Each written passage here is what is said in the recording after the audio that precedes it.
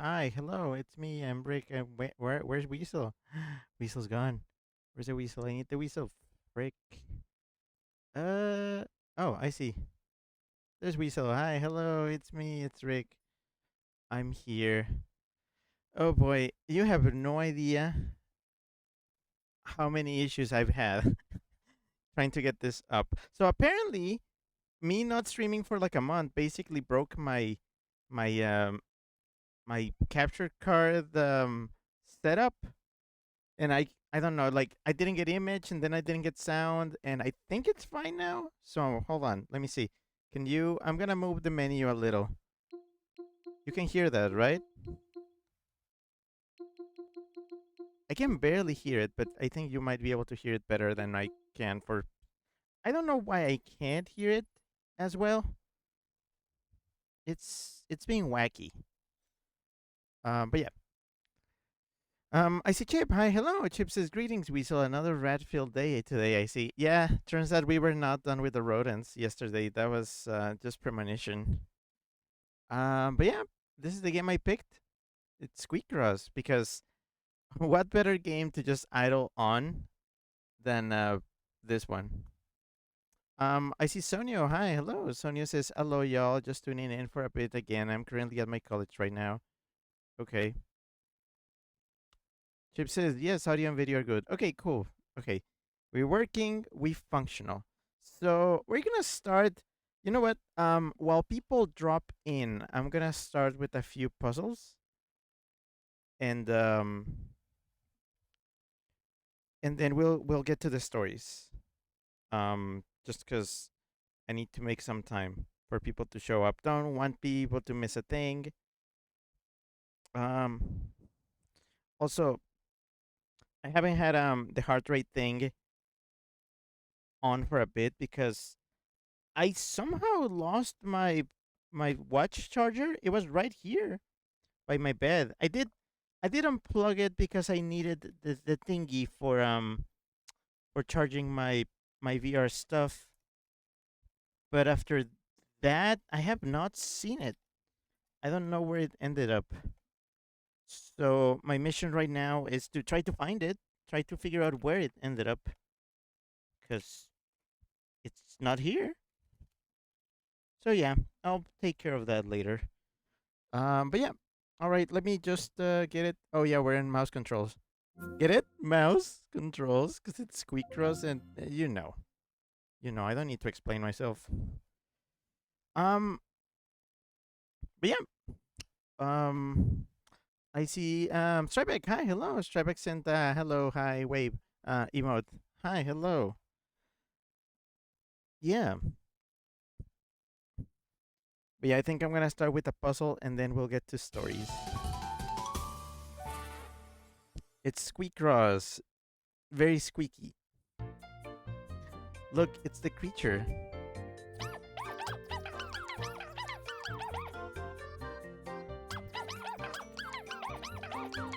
Anyways, puzzles. Wow, yeah. I I have a lot of puzzles to do still. I love how last time we did like a single page of objects. Um, let's see. I forgot how do you play this with mouse and keyboard? Um, yeah, how do you do this? Let me test. 12 or 11 and then 10. Uh-huh.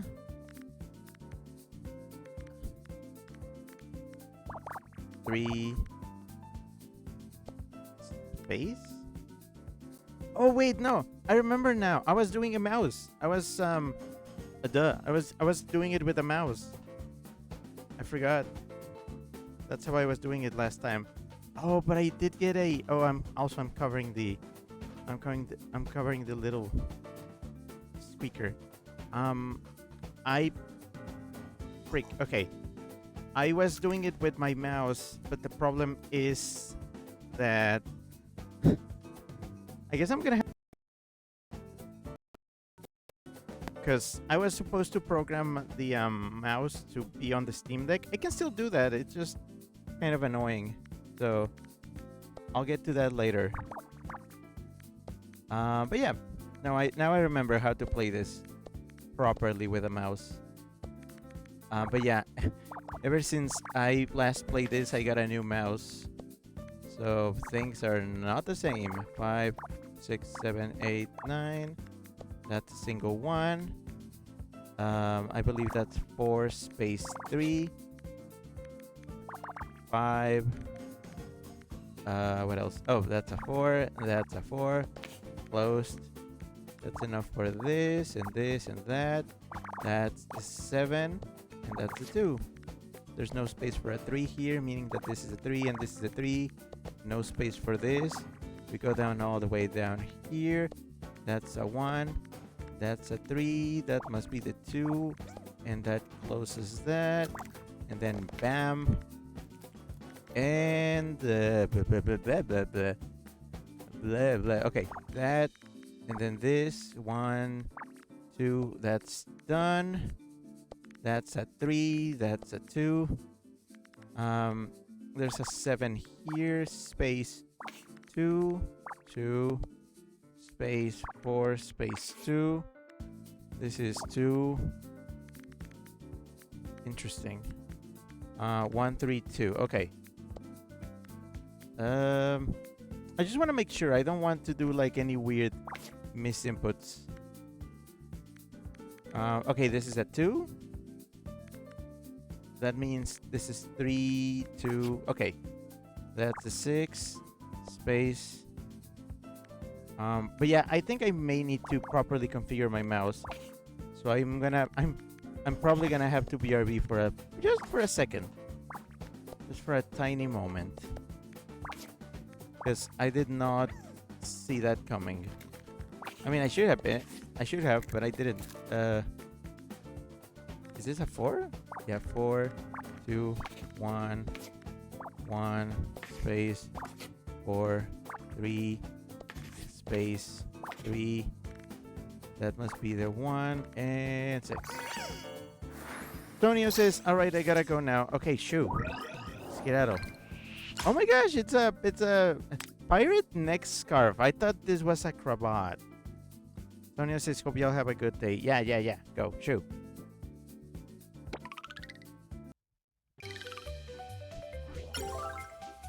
Yeah, let me configure this. It says same thing. Same. Yeah, I mean, okay, it's fine. It's fine. It's the same thing. But yeah, let me configure the mouse so I can switch back and forth from it on the fly without having to plug things in. So give me just a little sec.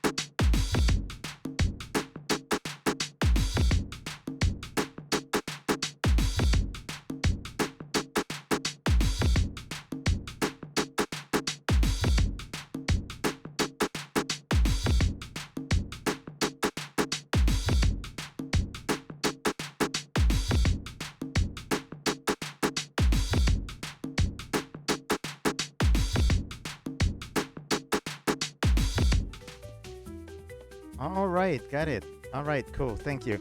Sorry for the drums.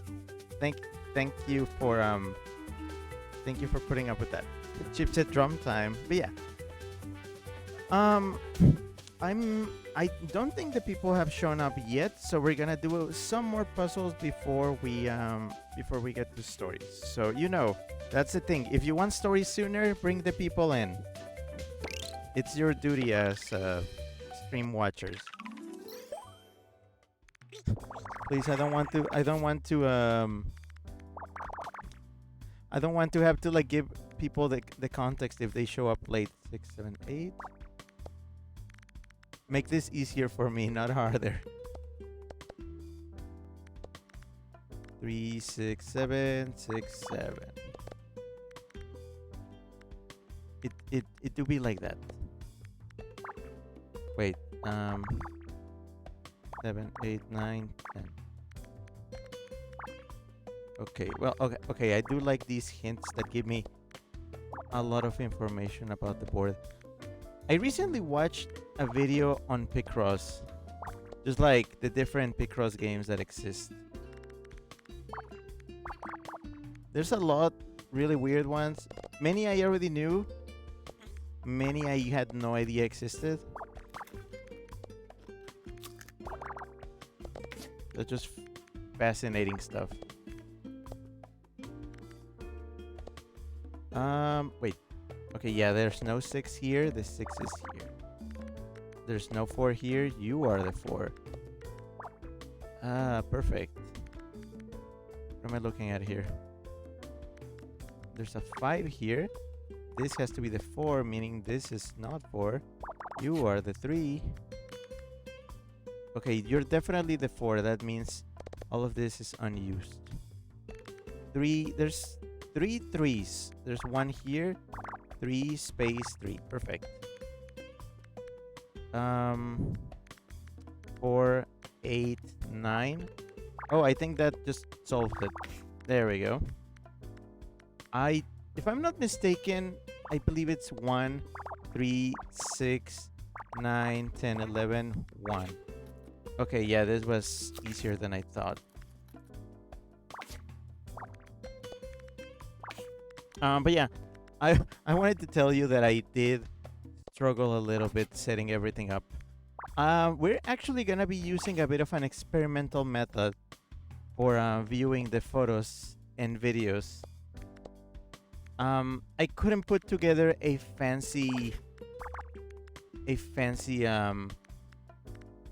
slideshow inside of OBS like last time.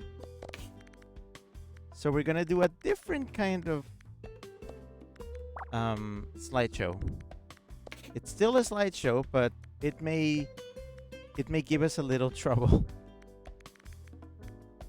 5, 10, 11, that's 12. Oh, that's a 1, that's a 2. And there's a 4 over here. Nothing. And that's it. Ryudo, hi, hello. Ryudo says hello. Also, Haru, hi, hello. Haru says, hey, C403. Hi, hello, it's me. I'm the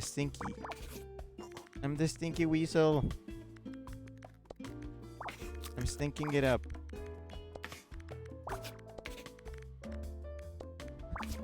I do wonder for the people that have no context.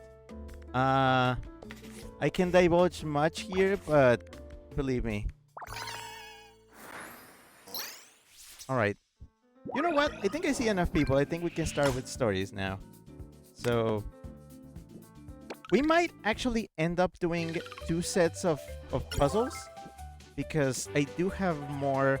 Well, I mean, aside from these stories being longer, we do have a few more subdivisions. I checked, and this time my trip has 8 acts, so I think it's gonna fit well. But yeah. Harry says you don't have to divulge. It's fun keeping them guessing. All right. No, yeah, I definitely get that. But yeah. Okay, so how are we gonna do this? Can I pause this game? I think I can. I can just. I mean, yeah, I can do that, but I don't want to exit the game every time I I'm moving into pictures and stuff. You know what? Maybe I'll just keep it as yeah, I'll just keep it in the background, and then I'm just gonna. Where's the volume? Can I just? Yeah, I can do that. Perfect. Okay, so um, welcome to my stories, my summer stories. I don't have visuals for everything, and I don't even have maps this time. So you're gonna have to trust my word, my spoken word. Um, this first part is gonna go without visuals, and then we're gonna jump into visuals as soon as I have something to show.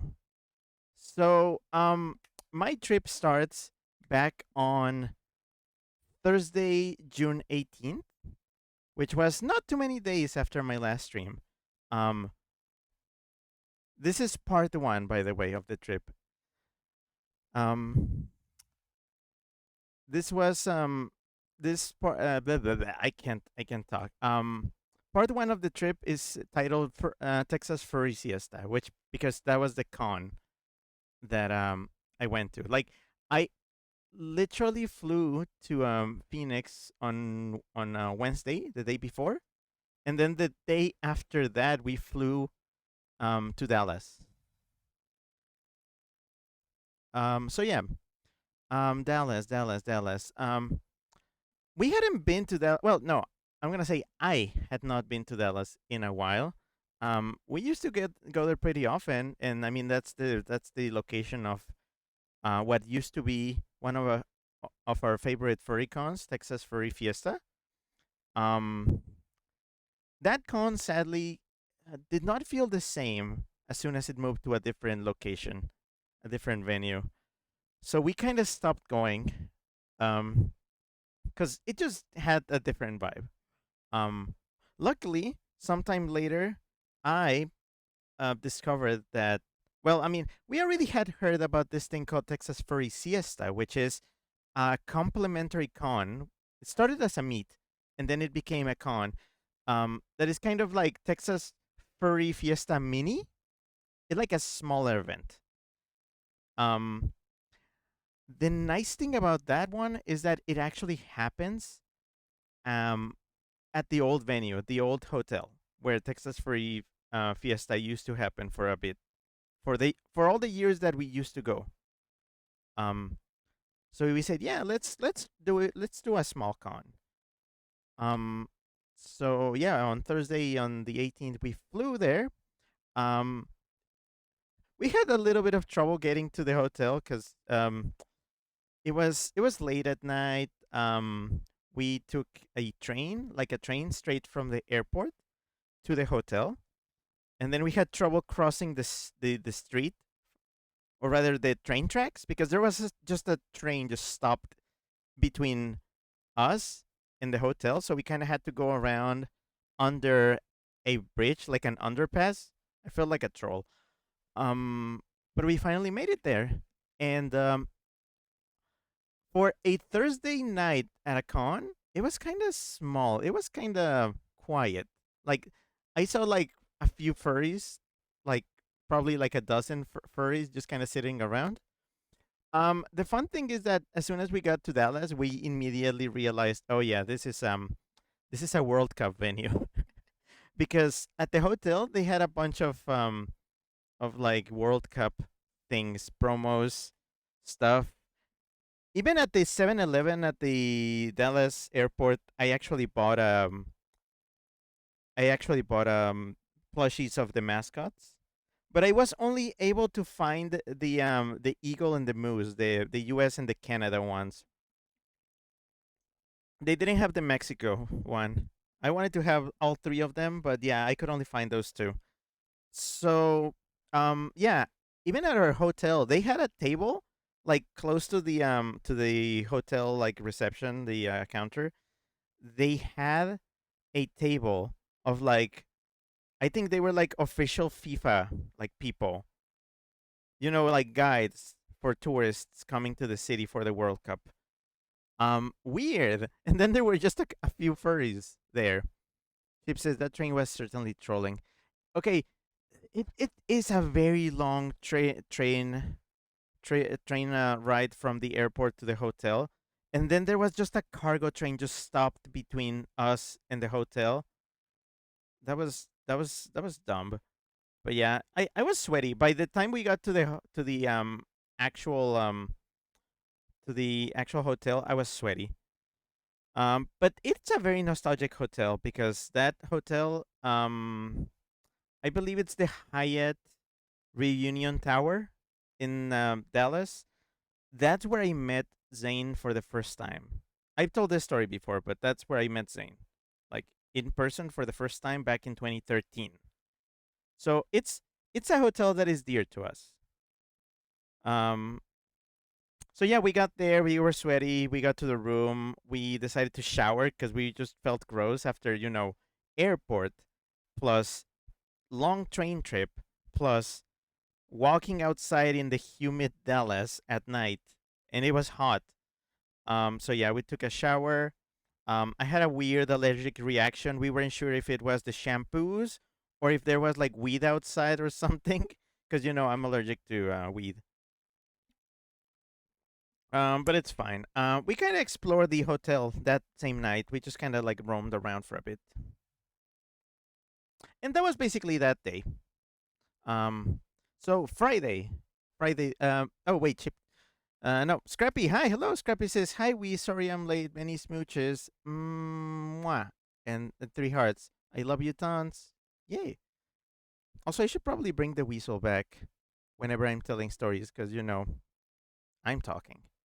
Um, I'm just gonna leave him there.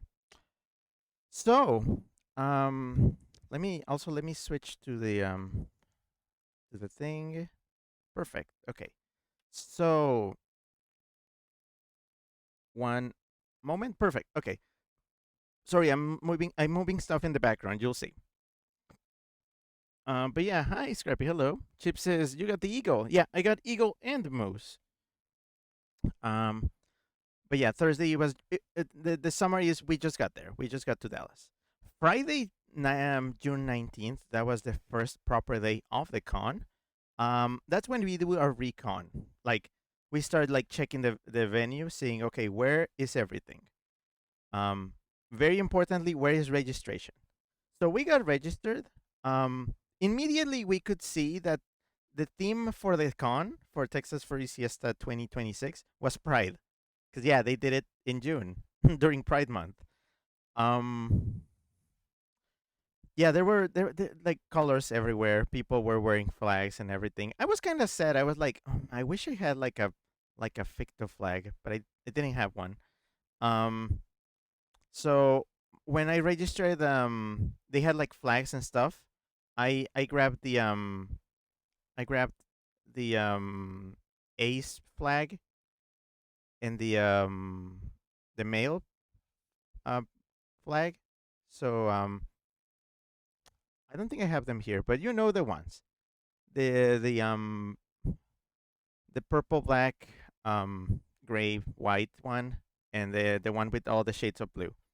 Chip said the way allergy is bad. Yeah, yeah. That it's fine. I got better the next day. But yeah, so registered, grab a couple of flags, and just went around. I started socializing very quickly. Like we struck it up with a guy that was wearing a cool suit. Um, and I don't know how we just like started talking with the guy. He's like, I wouldn't call him a gray muzzle, but he's clearly been in the fandom for a while. And he told us about how he just straight up has a fennec fox as a pet. I was like, huh, I didn't know that was a thing, but yeah, apparently. So yeah, registered. There was Pride stuff everywhere. We wandered around for a bit, and then sometime later, I was like, oh yeah, okay. I had to go to a panel that I wanted to go to. Um, you know what that panel was? Oh, Chip says MLM flag. Yeah, that's the one. All right, slideshow go. And slideshow. Let me put the whistle. Let me stick the whistle. in the front of this. Where is the weasel? Weasel, weasel, weasel, weasel. Weasel. There we go. But yeah, it's Fecto. I brought Fecto back. Because the panel I was attending was a synth panel. Um, just synths, just a synth meet and greet. Chip says Weasel hiding. I'm here. I'm here now. But yeah, Fecto. Um, Also, Chip, you're a little behind on me talking. Um, because yeah, like, Chip says it's Fecto. Yeah. Check how long it takes me to read your messages, so you'll see what the delay is. But yeah, I brought Fecto out, and he's carrying his little proto bean plush. Very very cute. Chip says sorry, yes, story is because of delay. Oh, okay, okay. uh, but yeah, like so cool Fecto with cool leather gear and his tail. Look, he has a tail now. He has been updated. He finally found his tail. You know how I said that Fecto was like weird and he kept selling his own body parts for some unknown reason? Yeah, he has a tail now. So cool. But yeah. So we're Fecto and it was fun. But here's the thing. It was a synth meetup, but I was literally the only synth in that room. There were about like 18 people there because I remember because we took some photos. There was there was a meetup. I mean, obviously there was a meetup, but like they took photos at the meetup, and yeah, fact, I was literally the only synth. So I was like, what's the point? I kind of wanted to get angry. There were a few protogens that kind of snuck in there and a bunch of weird kids, but literally the only synth. And I was like, okay, cool, I guess. Yeah. Well, at least now we know Fecto is wearable. He can go out. So I might bring him to more things now. But yeah, what else? What else happened that day? On that day, um oh, we also played Jackbox games. It was fun. It was kind of fun. Um I remember getting really angry because people were doing like I don't remember what it was. It was like a poll one. They were doing it wrong. Um but yeah, it's Jackbox. And because again, it was a small con, there was not a lot going on, so we are just trying to find something to do. And Jackbox was just fine. Now you're gonna see my cursor, cause yeah, we are doing this screen wise. So next picture is oh yeah, it's just the Dallas nightscape. I believe that was taken that same night on Friday. We were kind of checking the venue around because again there was not much else to do at night, so we explored the hotel and I love the Dallas skyline mostly because of this building in particular that reminds me a lot of Black City from Pokemon Black and White. If you know what I'm talking about, you know the things, but I'm just gonna remind you. I'm gonna remind you, but by again putting because I feel like I always do this comparison.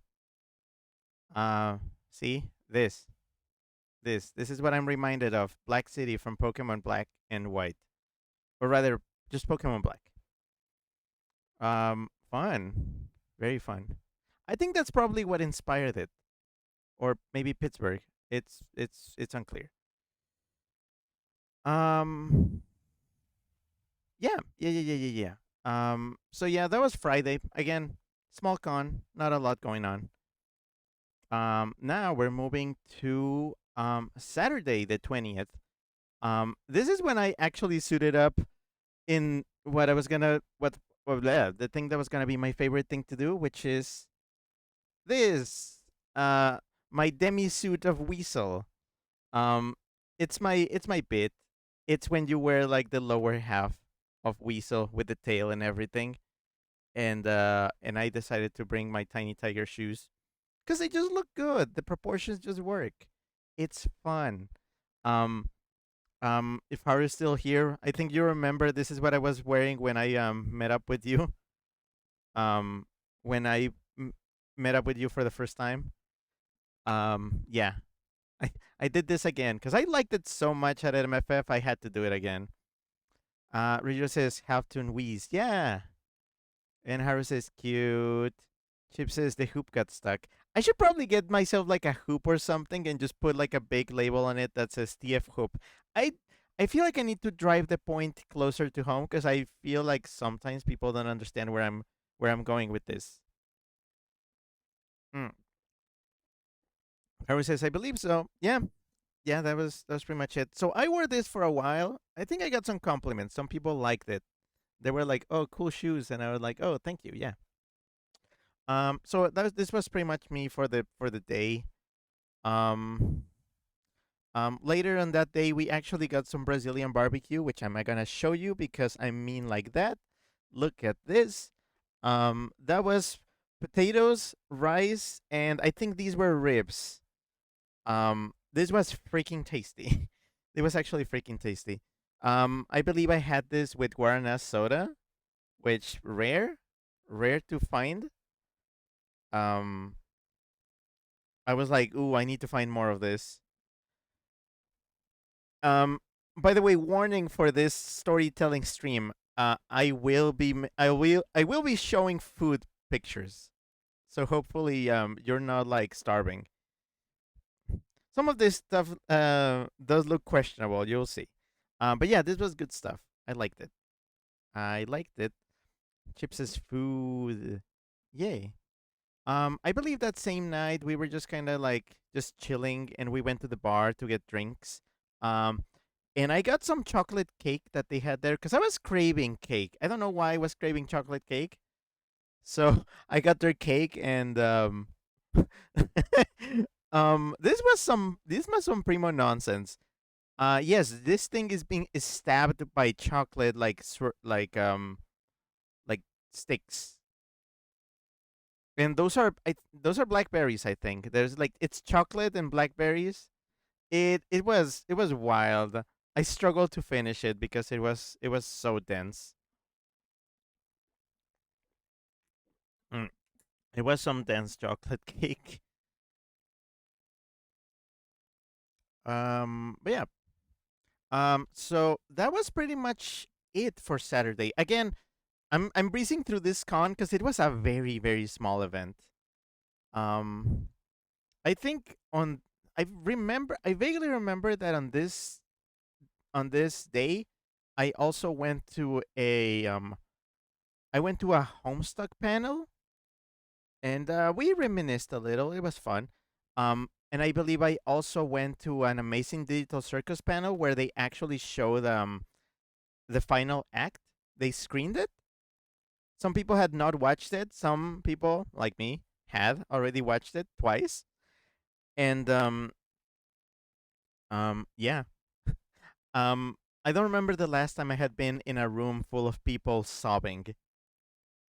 I did tear up a little though, because it did. Some parts of that get me emotional. Um, I believe we also got we got a voice message from what's the name of this guy? I always forget his name. John Chiplock. Yeah, yeah. Cause he does Kinger, and he basically just said like, "Hey, you're watching the thing at that con. Hi." It was enough for people to be like, "Oh, poggers." The audience was a lot of like very young people. I felt kind of old in that room, I gotta say. Um. Anyways, after they screened the final act, they started getting into discourse, and I didn't care for that, so I just left. I left early. Chip says, "Ah, yes, Sean the Furry." I mean, considering the guy did stuff like Bedfellows before he got big, yeah, yeah. So yeah, again, that was all of Saturday. Um, on Sunday the 21st, June 21st, we explored the hotel a little bit more to trying to like scrape by and find stuff to do before the end of the con. Um, they had this thing at the in the gaming room. They had a setup of indie games. Developers were showing off their indie games, and they were doing this thing that if you tested, I think it was like 5 or 6 different games. You got like your card. You got a card that you got stamped, and if you got 5 or 6, I think they gave you a blind bag keychain. Um, so yeah, we sat down. We tested a bunch of games. One game I tested was a thing called Creature Creation Station, which was it's like a me maker but furry. It's really cute. I'm gonna show you some images of it. Scrappy says cringe ass kids, says the guy in his 20s. Yeah, I mean, no, they were cringe kids. Horace says, I forgot, but I missed it beginning. Is this at AC? No, no, no, I did not go to AC. This is Texas Furry Siesta. It's a small sibling con to Texas Furry Fiesta. And it was like 2,000 people. It was small. It was a very small event. Zane and I wanted something smaller at a hotel that's nostalgic for us. Um, and yeah, less crowded, less full of people. We wanted something chill, so we went to this little con. So there was not a lot to do, and we didn't know anybody. Like there was nobody there that we knew. It was just Zane and I, basically. But yeah, this game Creature Creation Station that I played. Oh, it's big. It's basically a furry me maker. You can make this sort of stuff there, and I actually I actually made the weasel in this thing. I want to show you. Let me see if I can get this. If I can show you. Bup, bup, bup, bup, creature creator, because you can store the characters in basically just a text message. Creature creation station. I'm probably gonna open the game here on. Like I'm not gonna stream it, but I'm gonna I'm gonna I'm gonna see if I can show you the weasel because I do have his code, so I can show you. I'm gonna take a quick screenshot of him. Um, how do I do this? Background. No. Load. How do I load new creature? No, it's not a new creature. How do I load a creature? Sorry, hold on. I'm trying to do this. Uh, quit, quit, quit. Yeah, quit. How do I load a creature?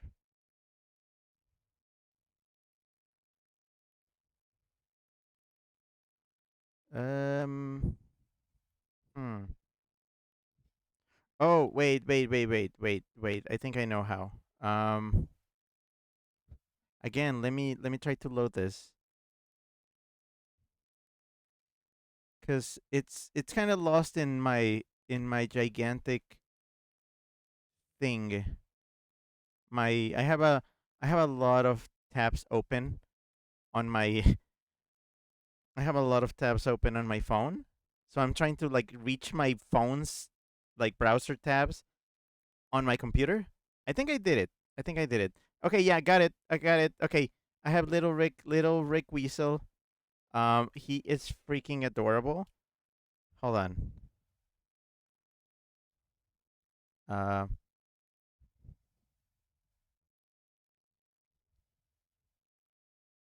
oh no, he blinked. Okay, one sec. I want to get a good picture of him cuz he did blink. Uh I think you can hear the game.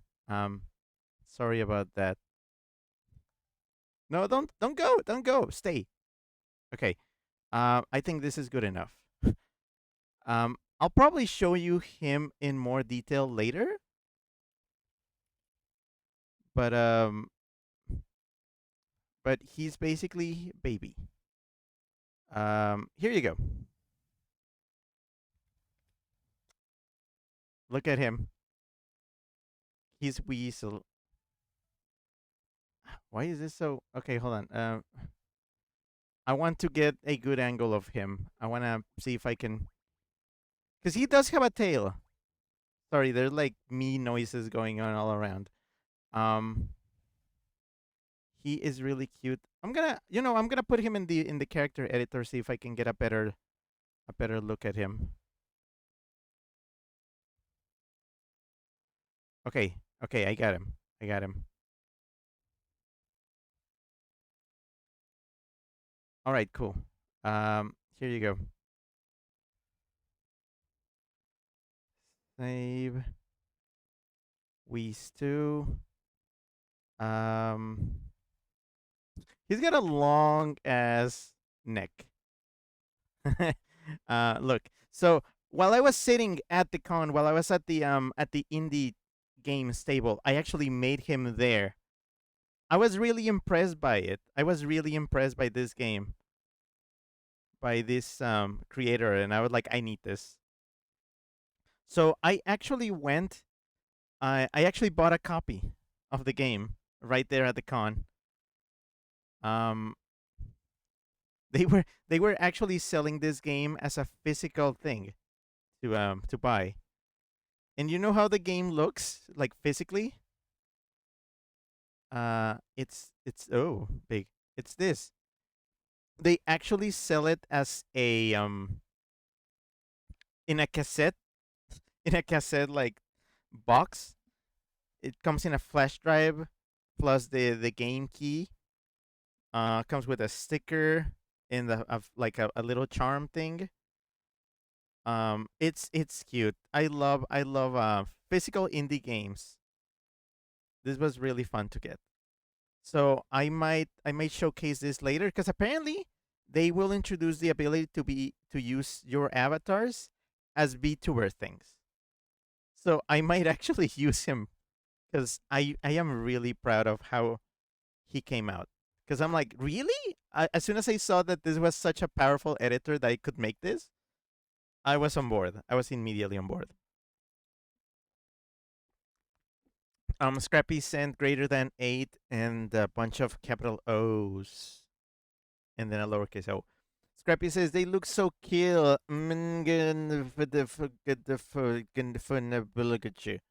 Yeah. And Scrappy says, Horror says snoot. And Chip says, him. And Chip says, yay. But yeah, no. So I absolutely loved the indie games. The section that was very entertaining to do. Um, I played some other stuff. Like there was a game that was chess, but with like extra strategy, like extra moves. It was weird. I put it in my wish list. I'm probably checking it out later. There was one that is really interesting. It's like I cannot describe it. Did I put it in my Steam wish list? I'm trying to remember if I did. Um, but ooh, I don't think I did actually. Okay, I'm a little behind on the games that I found there because I haven't located all my business cards and stuff. Um, but believe me, you will see it. You will see it later. Rijo says, kind of giving Trey from Rock Dog. I know, I kind of like that. Um, but yeah, another one is I think it's a roguelite, but it's more like a deck builder, but it has like the evasion combat maneuvers of insert game here that must not be named. It's a whole other thing. I think those were the games that stood out to me. In that same game room, there was also a guy that was using the new Steam controller to play games on his computer back home. He was just streaming them. Um, there was another guy that had a Famicom, and like we could like test different games and stuff. He also had a rare copy of Tetris from Russia, which is absolutely cursed. It's like the worst Tetris I've ever played.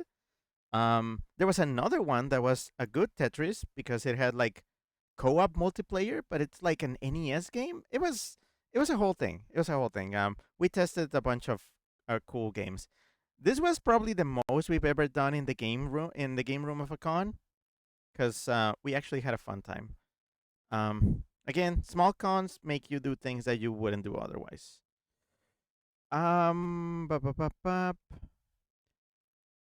So yeah, we kind of ended up just kind of wandering around the con a little before closing ceremonies, and you know what I found? Um, in one, you know how in at cons, I'm not sure, depending on if you've gone to cons or not. There's like tables or like just places where people just leave like flyers and like business cards and stickers and just random crap for you to give out. Those are the areas where I used to leave the Six Legends flyers when I was doing that promotional campaign. Um, there was this one place where I saw something speaking out, and I was like, "Wait, what is that?" And I got closer, and I saw this. I was like, "Wait, Battleborn? Like the Battleborn?" Um, yeah, Battleborn Digital Deluxe. Full game plus season pass plus digital bonuses. I was like, what? What is this? PAX 2017? So I looked it up. No, like I picked them up. They were like flyers, but then I turned them around, and they had game codes. Like they actually had like Steam keys, and I was like, oh, that's dumb.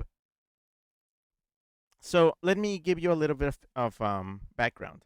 Battleborn. It's a game that I played a little bit. It's one of those failed. I don't remember if it was a MOBA or if it was just like an arena fighter. It was something. It was something. You know those games that didn't really make it that far.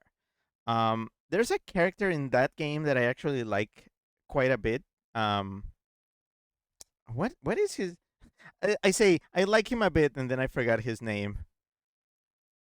Um, is it Egbert or am I like hallucinating? It's the bird guy. It's a bird guy with boots. He's cool. I believe I posted him as my husbando of the week, like a week before I went to this con or the Friday before.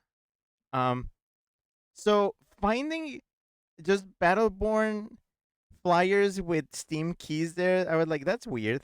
So I actually never got to get Battleborn on Steam. They removed the game long time ago from purchase. You cannot buy it on Steam anymore. Um, and I mean the game is not even playable anymore. So it's not. I don't think like it doesn't matter. It doesn't really matter. I only played like the free trial version, but yeah. I said, "Oh, cool, Steam keys." I doubt these still work, but I was curious, so I got on my phone and then I picked one of the Steam keys and I put it in, and it registered Battleborn Digital Deluxe to my account. So I guess I acquired Battleborn in 2026 for some reason. Um, Apparently the game can be modded to be playable again. But it's really funny that how do you end up getting a game on your account years after it was delisted? That's probably one of the most amusing things that happened to me at this con, honestly. Um, really whack. Um, yeah, I think it's funny. But yeah, so then we went to closing ceremonies for the con. It was short and sweet. They were like, "Okay, thanks." It was just a little thing, not a big deal. And then they revealed the theme for the next year, which is gonna be like retro group. It's 70s. I love this style. It looks so fun.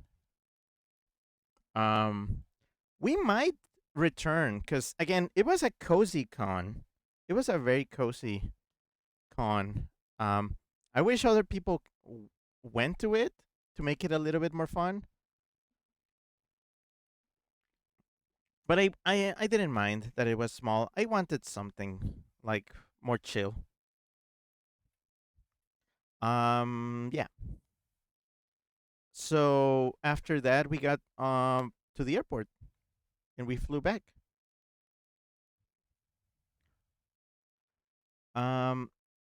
Oh wait! Before we left, we actually had dinner, which is code for we ordered food and then we went to some secluded tables in the basement of the hotel to eat.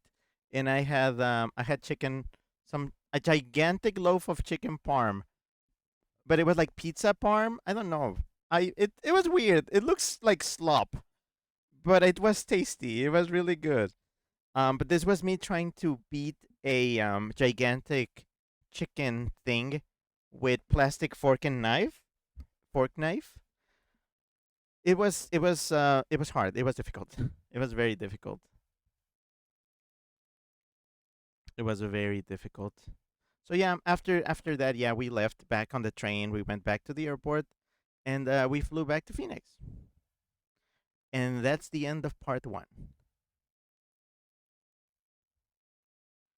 Um let me just let me just okay, cool. There we go. So, let's do one more puzzle. Where's the game audio? Okay, there it is. Sorry. Um, I also have to change the channel on my TV. This setup is a little bit of a mess. I'm trying. I'm trying. I'm really trying. Um, I'm just gonna do one little puzzle just to clear my mind. Also, it, I feel like it's gonna rain. Yeah, it's blowing. The air is blowing outside. I can see lightning. I think it's gonna rain. I hope this doesn't fuck up the stream. But if I cut off all of a sudden, it's probably the rain. So just be on your guard for that. Be on your lion guard. Oh, this one's easy. It's just three, three, three, three, three, three, three, three, three, three, three, 2. 2, 3. Oh, whoa, that's Jeez, okay, that's thunder. It's actually thundering. Chip says very wonky. I'm sorry for my wonky setup. I tried. I tried. If we had less photos, I would have done something more professional. But a lot of photos, honestly. Too many photos to juggle. So bear with me.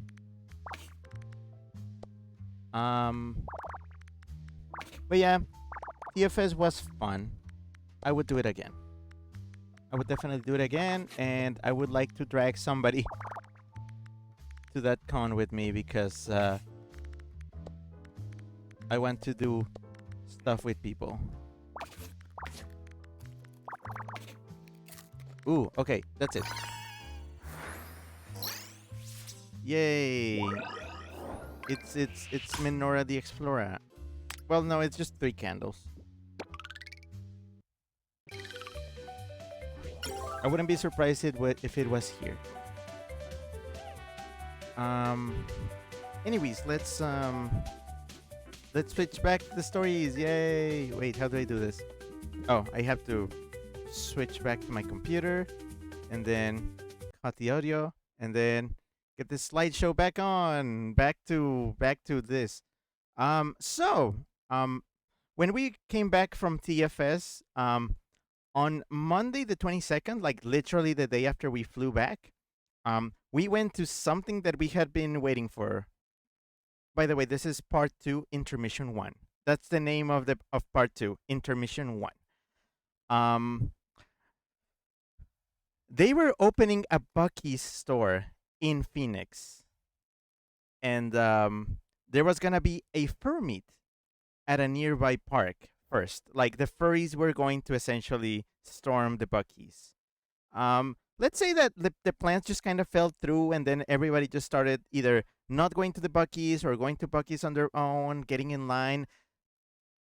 There was a gigantic line to get into this place. Not a people line, a car line. A line to get into the parking lot of the Bucky's. It was just nonsense. Let me show you the Bucky's. Let me show you the Bucky's. Is there a picture of it finished? I cannot tell actually. Um, do they have a photo of the Bucky's? I wanted a photo of the Bucky's.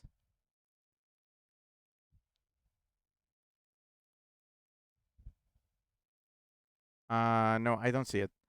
Uh, Never mind. You'll see. Chip says, "Oh boy, the Bucky's experience." So yeah, Bucky's is like a big, like literally big, gas station from Texas that is very notorious because it has a little beaver as a mascot, and there's many things about Bucky's that stand out. Like, first of all, Bucky's tend to be huge. Like they are like bigger than you would ever expect a gas station to be. Um, they have extremely clean restrooms. They have all kinds of food, like just about any. It's like gas station food plus. It's really good for gas station food, or so. Like that's what the stories were like. They have brisket on the board. Yeah, they serve brisket and stuff. They have the beaver nuggets, which are not chicken nuggets. They are actually like corn, like puffs that taste exactly like caramel popcorn, but without the popcorn. It's confusing, but it makes sense. So, before we went to the Bucky's, I actually tried to go to the furry meet at the park, and you know, you know what I did? Um, I nanakied. I wore nanaki. I wanted to wear him because Pepper, Coyote, and more were gonna be there, and they like Red 13, so I wanted to show them the suit. So I brought him over to the place, and yeah, he cute. Chips is beloved Red. Yeah, he is. Okay, so this is like I don't think I have many like very clear shots of him like from the front. Yeah, that's me. That's me wearing him. Doesn't he look cute? I love his this suit. I cannot believe I got him for $500. Like this for $500. That's insane. Also, this is a good way to show the great job that Conan did with those bracers, or rather the anklet, the ankle bangles. Um, he modeled them after the actual like front paw bracelets to look pretty much the same, and they really do look the same. So he did a great job. Um, yeah, no. So yeah, the problem is that this wearing of Nanaki was kind of rocky because one, I forgot my balaclava, and two, I forgot to put a battery in the in the internal fan because that head is so big that it fits a computer fan inside. Like it actually is running a computer fan. It had no battery because it doesn't run on like rechargeable battery. This suit is so old the fan runs on a 9 volt battery, like an actual 9 volt battery you had to clip in. Um, I forgot to put one in, so no balaclava, no fan. Arizona outside. I was roasting. I wasn't roasting. I was sweating. Um, luckily nothing touching the inside of the head because the head is so big. Like it doesn't. My head doesn't really touch it. It's confusing, but yeah. Scrappy said smooch. Yeah, but isn't he cute? Look at the baby. Look at him. I took no, Zane took another picture later that same night. Look, with the chess piece. It's the king. It's the white king. Um he looks great at night too. Look at him. Fun fact, I actually spent the night before this when we landed in Phoenix after TFS. Um I got in bed with the head and I started untangling his hair just because I wanted to like get it all nice and neat because I was redoing his braids on the side of the head and I was untangling his hair. I actually fell asleep doing that. I fell asleep with his head on my lap untangling him. It was kind of cute. Like if I do say so myself, it was kind of cute. It paid off. He looked great the next day. But yeah. Yeah. So this was before Bucky's. So I showed up to the meet in regular clothes, and then I got in the truck and just changed into a nanaki, and then I changed back into my regular clothes to go to the Bucky's. So it was kind of wild. Chip says sitting and playing with your boyfriend's hair. Yeah, that was basically the mood. I mean, it's what I do for him. He's in the polycule. He's also he's a boyfriend. He counts as a boyfriend. He's inanimate, but he counts. Um, okay, so when we went to the Bucky's, it was a little bit wild. Content warning. You're about to hear.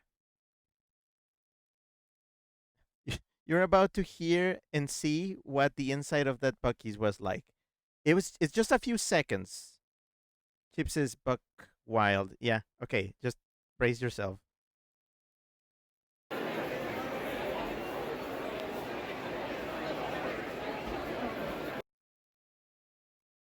Okay. Oh yeah. Sorry.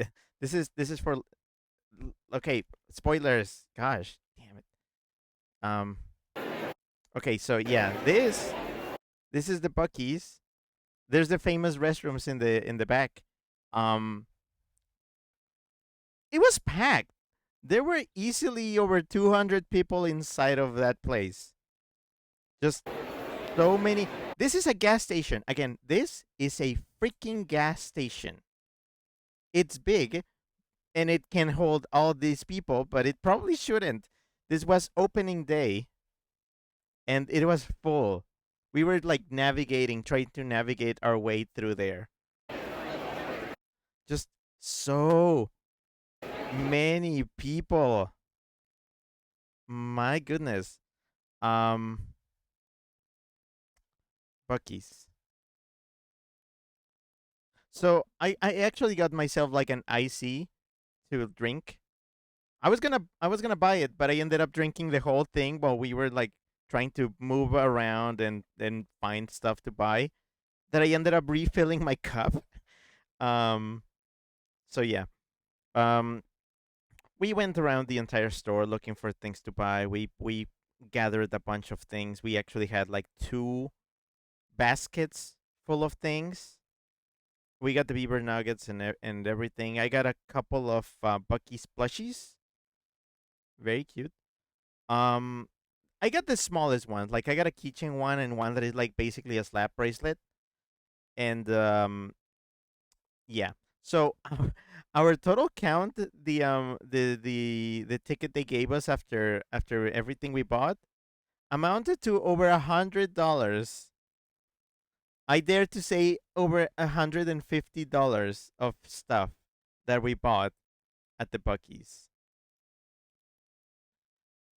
Wild, just absolutely wild. Um, yeah, we returned to Zane's place and we just kind of chilled after that. That was it. That was it. Oh yeah, by the way, remember how I said there was a giant line of cars to go in? Apparently people were being kind of silly and they didn't know that there were two lanes instead of one, so everybody was just on one lane trying to get in. So we took the other empty lane and we raced all the way to the front and we got into the parking lot. We avoided like having the car in line for hours because apparently you were not supposed to be there for hours. People just ignored that there were two lanes to go in. So yeah, we won basically. And yeah, that was it. That was for Monday 22nd. Um I'm going to go really fast for the next few cuz these were basically just filler days. On Tuesday the 23rd after that, I basically just chilled. I finally got to chill after, several days of traveling and the Bucky's aneurysm that happened there. We watched Final Space in the server. The first part of season 3 of Final Space. And then on Wednesday the 24th, we watched Yas movies on the server. I think we remember those. That was weird. That was weird. And then Thursday 25th, we watched the last batch of Final Space episodes. And I also bought we got some Panda Express for dinner. And that's where this thing comes in. This. We went to the Panda Express and they had this thing just drawn on the board. This is like this is more than advertising. This is like just straight up just artistic. This is really good. This is really really good. So I wanted to preserve it because I'm sure they're gonna end up erasing it and like redoing it later. Chip said people be and then dumb Rick emote, and Chip says gay movies. They were gay movies. We were doing gay movies because of Pride Month. Basically, the end of Pride Month. But yeah, it was Final Space and Pride movies those few days, and that's the end of part 2.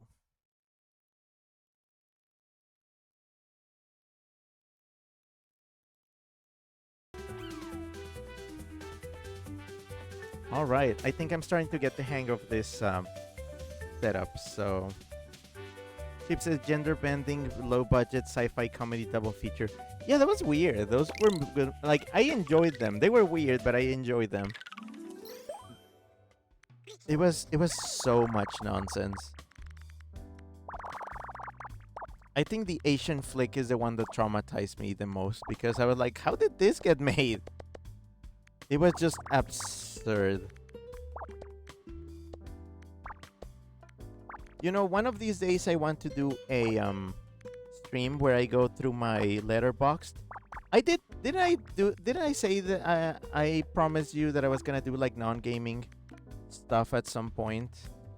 I just haven't figured out the way to do it properly. So I'm still promising it for later, for eventually, for some point in the future.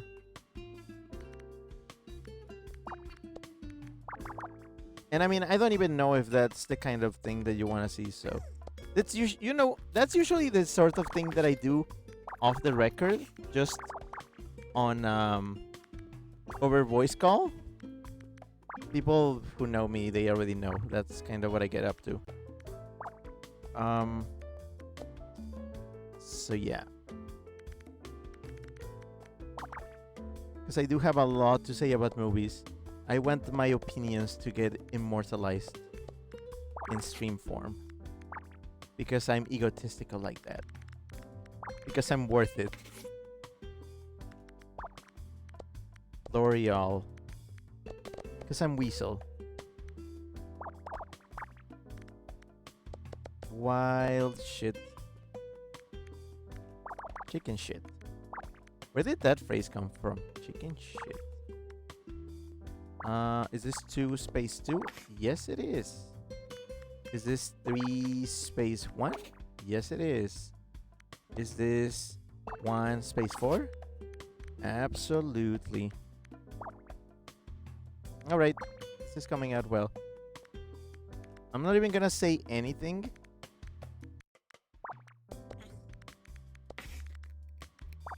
No, okay, yeah, no, I'm not gonna... Well, you don't know what I'm talking about, but, like... I'm just saying it's fine. Oop, no, never mind. That's not a... That is not what I'm doing here. It's not that. It's this.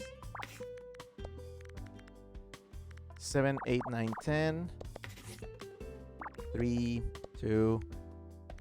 Is that a 2? 2, 4. 4. That's the 3. Okay. 4. 2. Nothing. Done. 2. 2. That's a 6. And that's a 4. And that's a 1. Bam. Bam. Bam. That's the 5. All of this is done. This 3 needs completing. That's the 2. This is done. That, there, that, there, that, there, that. Chip says, I'm definitely interested. And Scrappy says, Ishi chickens. Wait, was it chickens? Oh, look at that. Ah, the baby. Haru says, Rick, do I have you added on Telegram? And are you in my group? Haru, you contacted me over Telegram yesterday when I gave you refs. Wait, why do I have 26 notifications on Telegram now? Okay, 1 second.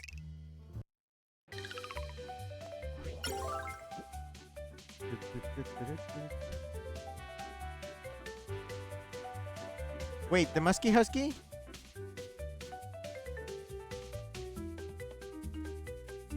Haru says, I have a poll I'd like you to vote in. Pip says, Ishi chicken shit. Oh, yeah, that. I said that. Sorry. Haru says, oh. And Scrappy says, yeah. Haru says, right. Sorry, my mind is scrambled like eggs. I can't think. Lol. Haru says, yes, the Musky Husky. Yeah, I see it. I see the poll. Let me check. Let me check this real quick.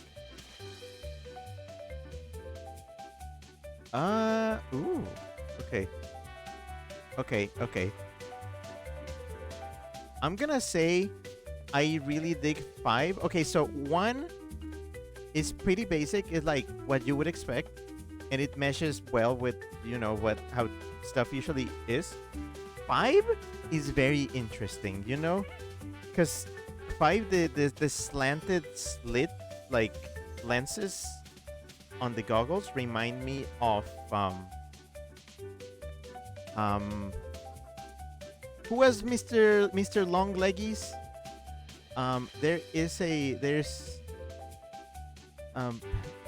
Sorry, I'm all over the place. Let me find.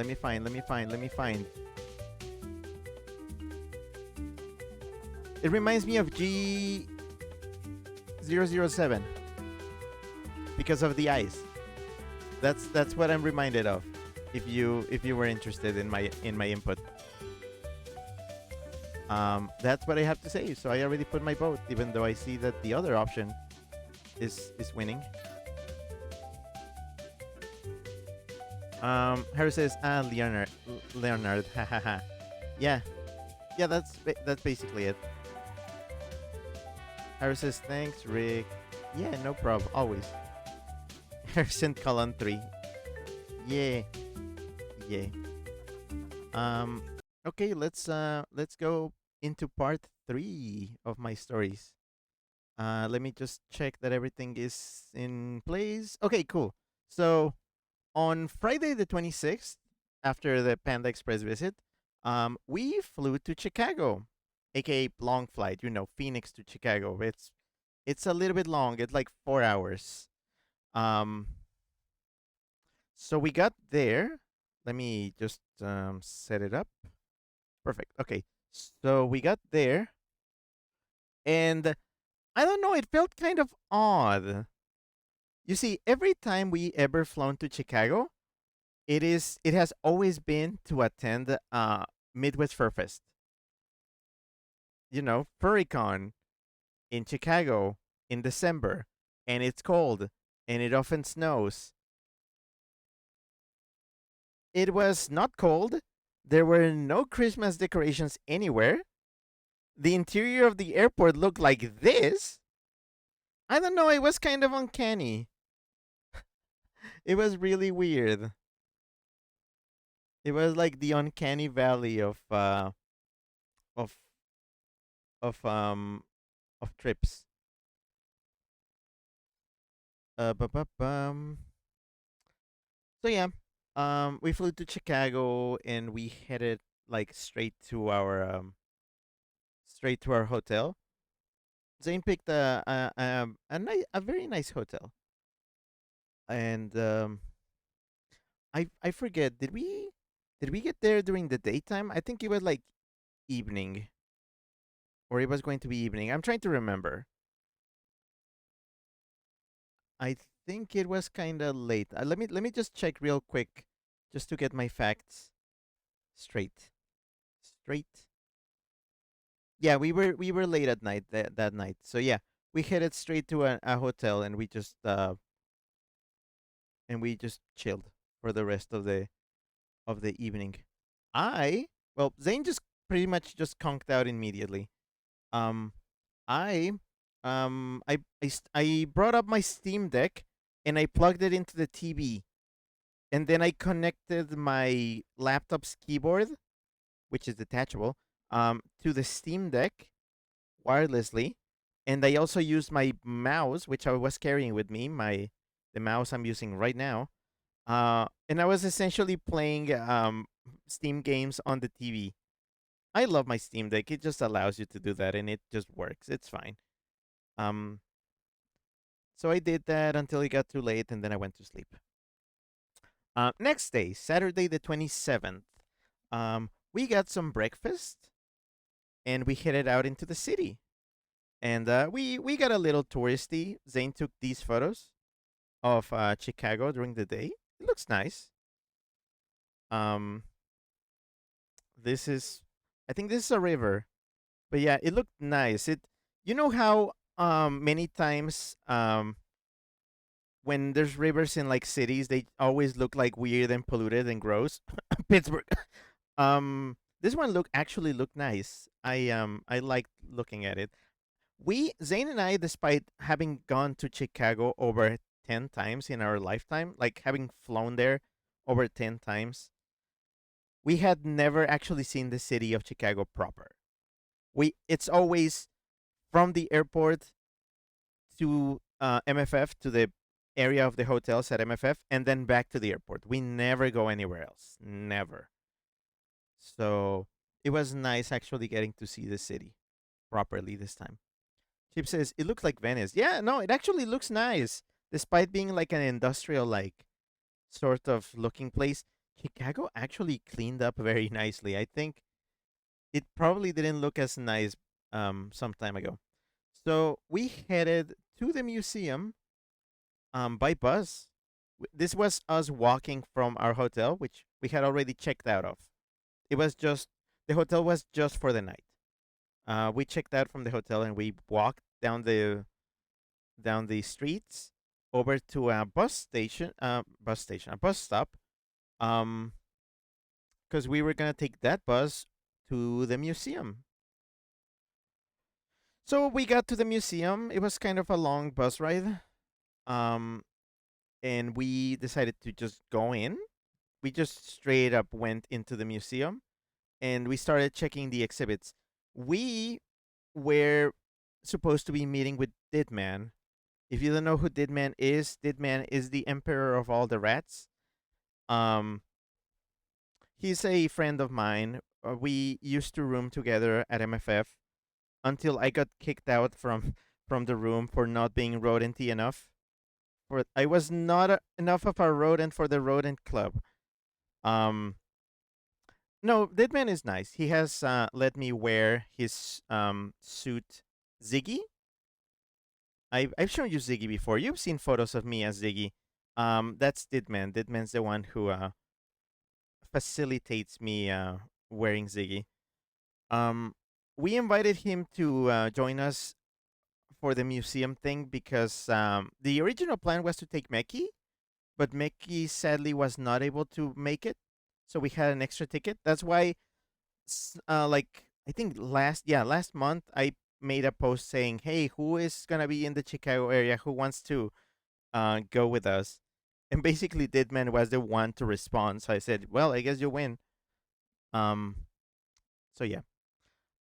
So we went into the museum while we were waiting for Deadman to show up, and we started checking some of the exhibits. Um, they have this um dinosaurs, dinosaurs. They have a lot of dinosaur fossils at this museum. Um, by the way, these are not all the photos I have. I'm basically just gonna be showing you like 5% of the photos we have.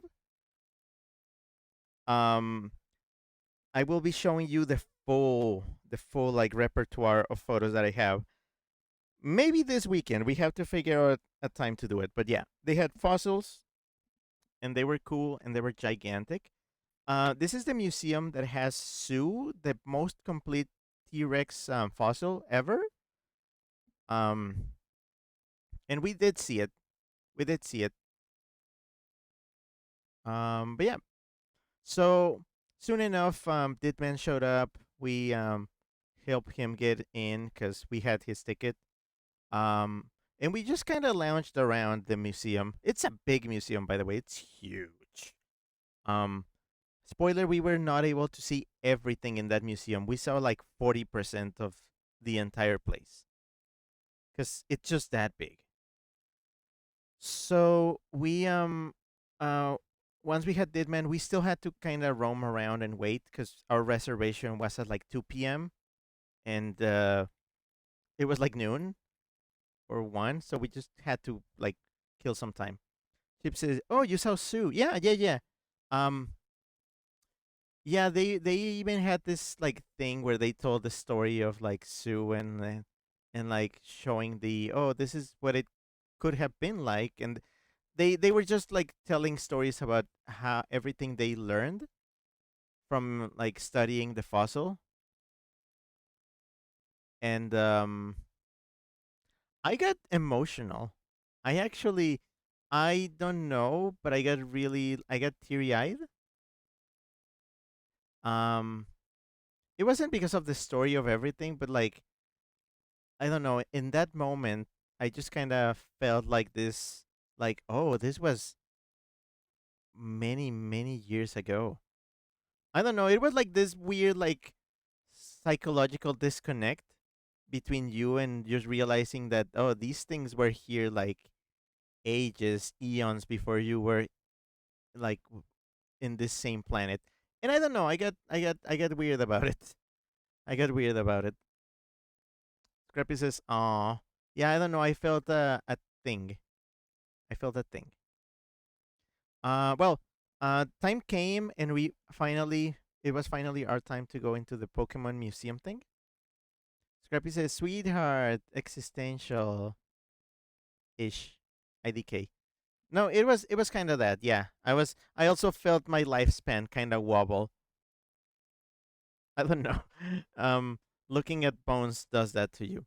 But yeah, it was finally our time to go into the Pokemon thing, and they I like that they start the exhibit by telling you like doing this thing of like what is Pokemon, and they just give you a crash course on Pokemon and the games, and they had like a big thing that was projecting all the intros to every Pokemon game in chronological sequence. They had an exhibit of Pokeballs and stuff. I didn't put that picture in here, but I'll show it to you later. Um, and then they went into the fossils proper, where they start showing, like they like tell you, hey, what is the Pokemon Fossil Museum, and then they just like give you these examples. These were cool. Like I touched them, I was like, ooh, that's what they feel like. Um, they had all the examples of the fossils that they have, and a big explanation. Um, they had a lot. There was a lot of text, and the purpose of the exhibit was to marry both like the Pokemon side and the real life side of fossils and stuff like that. So they throughout the exhibit they had both. They had stuff like fictional Pokemon stuff in blue and real fossil stuff in red. I did take photos of most exhibits and the information, so I'll be showing that to you later. Um, and then they finally like we finally saw the fossil sculptures, where they show you the fossil and what the skeleton of the Pokemon that it comes from looks like. These were really cool to see up close. Really, really cool. Um, I don't know. These are just I don't know. I like seeing them. There were a few others like what? How do you say this one? Tyrantrum. Tyrantrum. Yeah. Um, big. This one was big, like bigo. Very, very, very, very cool.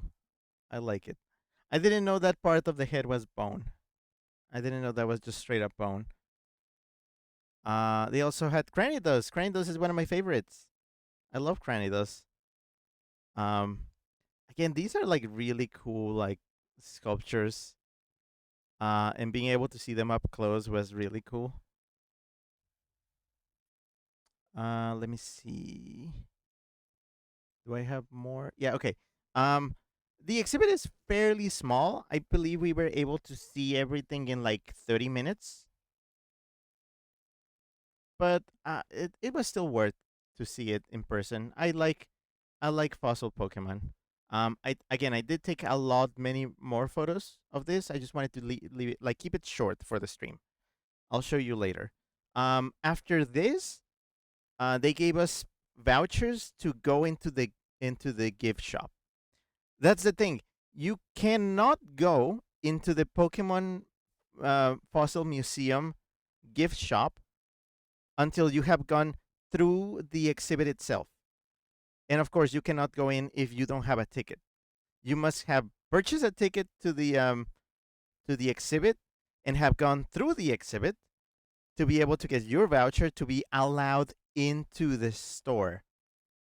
And then in the shop, they only allow you to buy 5 things, just 5 things. And with your voucher, you are allowed to buy one of these. The are what would you call these? Um Archaeologist Pikachu. The plush. They have it. They also have it there. Which is $35. But you can only buy one per voucher, one per person. Wild, just kind of wild. Um, Also a big problem is that they didn't have a lot of things. They did have like Pokemon merch, but most of it was just stuff like it was like Pokemon stuff that you can get anywhere else. It was not exclusive. They did have exclusive things, which were mostly shirts, pretty much just shirts. And I was confused because I knew there were a bunch more like merch, like badges and like a set of like mini fossils and things. I think there were like other plushies. Um, Apparently the place was completely ransacked and there was like no restocking. There was absolutely no restocking. We did ask. There was a shirt that I really wanted, but they only had like sizes for kids, and in medium they only had like two kinds of shirt, and I just went with one of them. Um, It wasn't my favorite, but I still liked it. Um, Apparently, it wasn't until later that I learned that we went at the worst possible moment because they restocked with new merch just a few days after we were there. Yeah. Who knows that? Who is supposed to know that in advance? So I felt kind of cheapened. The experience felt a little bit cheapened because of that, sadly. Um but hey, what can you do? Yeah, Chip said that's to prevent scalpers, I'm guessing. Yeah, it was anti scalpers and yet the shit was scalped. Or rather, it was just gone. It was just straight up gone. There was barely anything to pick from. It was kind of sad. Zane and I pretty much just got a shirt each. That was it. Chip says, "Way, I hate that." It was not fun, but again, what you gonna do? This was already pretty expensive. And then we did buy like a Pikachu, um, an archaeologist Pikachu each. So I have mine still in bag. I'm like, can I scalp this? No, I'm just keeping it. I'm just keeping it in its protected bag. So after we did our very simple shopping, we got out and we got back to checking the rest of the museum. Um, there were a lot of things to see. We made a brief stop at the Egyptian stuff, and I was like, "Ooh, this is cool." So yeah, they did have genuine Egyptian artifacts and stuff there. Um, Mummies, I think, among other things. I do have photos of this. I just wanted to include one thing, just to exemplify what kind of stuff there was there. So yeah, we checked out like some more exhibits at the museum. They had a really cool like history of the entire world, and it goes like from the first microorganisms up like until like modern life. We kind of had to rush through the last bit of that, but it was cool. It's cool. We might return to that museum properly later in the future. We basically stuck around at the museum until it closed, I believe, around 5.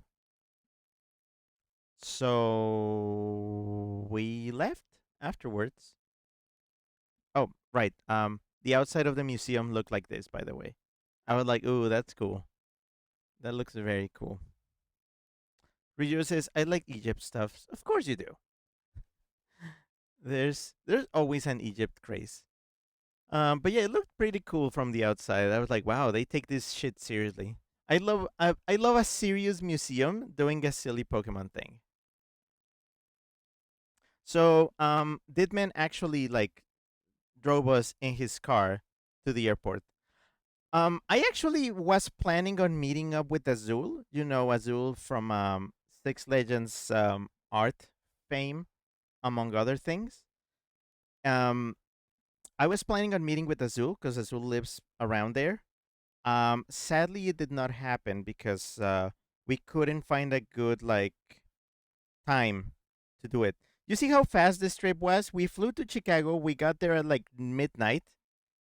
Um, and then we woke up early to go to the museum. And then after the museum, we got driven to the airport. It was just a flash, like 2 days, like probably less than 24-hour trip. Um, so yeah, sadly I couldn't meet up with Azul. Hopefully I can see him later this year. Scrappy says 1920s Egypt, and Scrappy says Art Deco. Chip says return the slab. Yeah, there was a slab there. I should post the slab. Um, so yeah, we got to the airport and we flew back. Oh, by the way, he was at the airport, and I took a picture of him because I like his shoes. All right, that's it for that. So back to the game. Just for a second.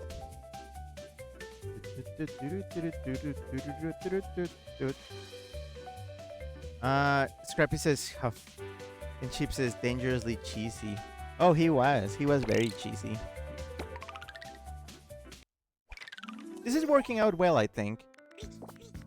Wait, 20? What do you mean 20? 5, 10, 15, 20, 6? Okay, I guess like this? No, no, no, no. That's not it. It's like this. And then I need to leave 6. There we go. That's more like it. 16 is this. And then I must leave 10. There we go. 9. That's 9. And then 3. Okay. Okay, it's taking shape. But yeah, that was a very, very short trip to Chicago. Again, Zane and I, we have the proclivity to just do very short trips, as you know. As you know. And we had been planning this one for a while because we had to buy the tickets in advance. Because they were getting just swiped the fuck up. This exhibit is very popular, despite being so small. 5, 10, 15, 20, 2. Okay. How do I do 18? 6, 12, 18. Leaving 5 on both sides. Cool, okay. That's 4, 4, 4, 4. 5, 4, 5. Minus 5. Alright, what is this? 7, 8, 9, 10, 11, 12. Okay, that's 5 on the other side. Again, these are like the arcane Picross techniques. If you understand them, you have transcended. Which I have. I am beyond your comprehension right now. I am operating in logics that you could not possibly comprehend. I'm gonna do a mini tangent while I solve this puzzle. I'm sure you people are aware with me saying that just my brain runs kind of fast. How to me it feels like the world is kind of in like slow-mo. If that makes any sense. And that was kind of a theme during this trip.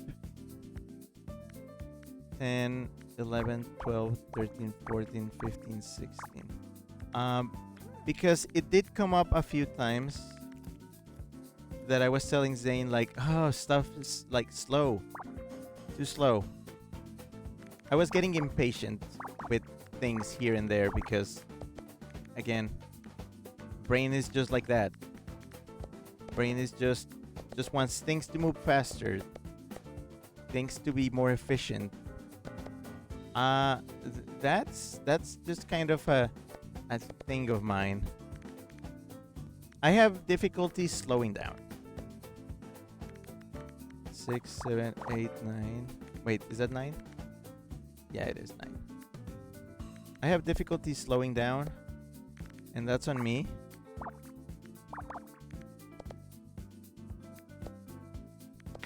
I don't know, it's this thing that I cannot help.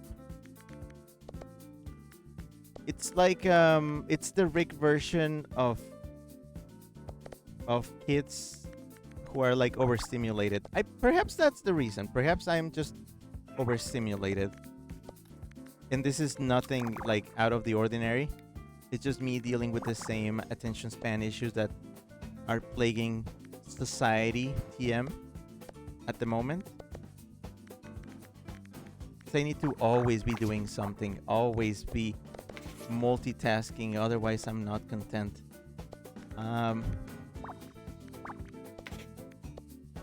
Yeah, it's just that sort of thing.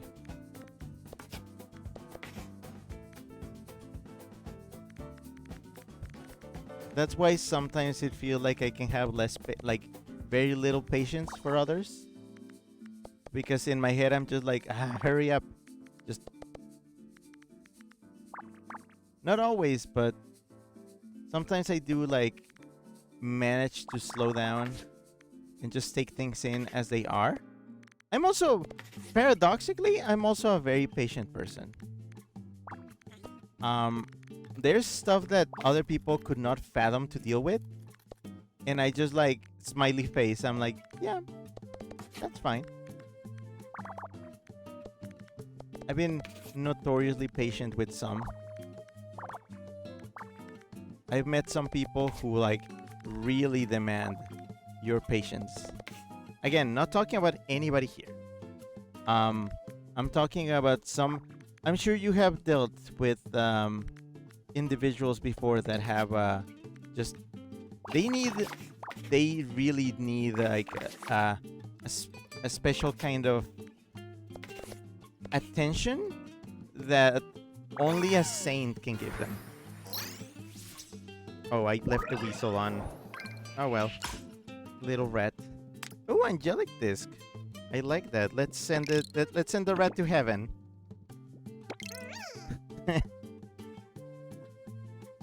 or rodent, whatever you are. I think I made him a little rat-like. But yeah, that was that tangent. Sorry about that. Let's go back to this. This is technically a gaming stream because I am playing a game, even though it's chopped up like this. So, this is part 4, intermission 2. Um, the day after that trip, after we came back from Chicago, the day after that was a Sunday. It was Sunday, June 28th. And we decided to take it chill. Like, it was a Sunday and we were just chilling. So we went for shaved ice. And it was let me put my screen. Oh, never mind. Freaking okay. There it is. Okay. So we went for shaved ice right here. I got grape and sweet cream. It's from this place called Bahama. What is the name of the place? Bahama Ice. Bahama Bucks. They have shaved ice, snow cones, and really wacky drinks. Their menu is gigantic, and it is like shaved ice slop. Um, but it's really good. It's really good. I like this place a lot. Um, it's you know how sometimes when you get shaved ice, it's like you get a little bit of syrup and you slurp it up, and you're left with a cup of just plain ice. That's the bad shaved ice. This was not like it. Like all the way through, my ice was thoroughly syruped. I don't remember what Zane got, but yeah, these are also the They also had the little paper umbrellas because you need you gotta have those. You gotta have those. Um.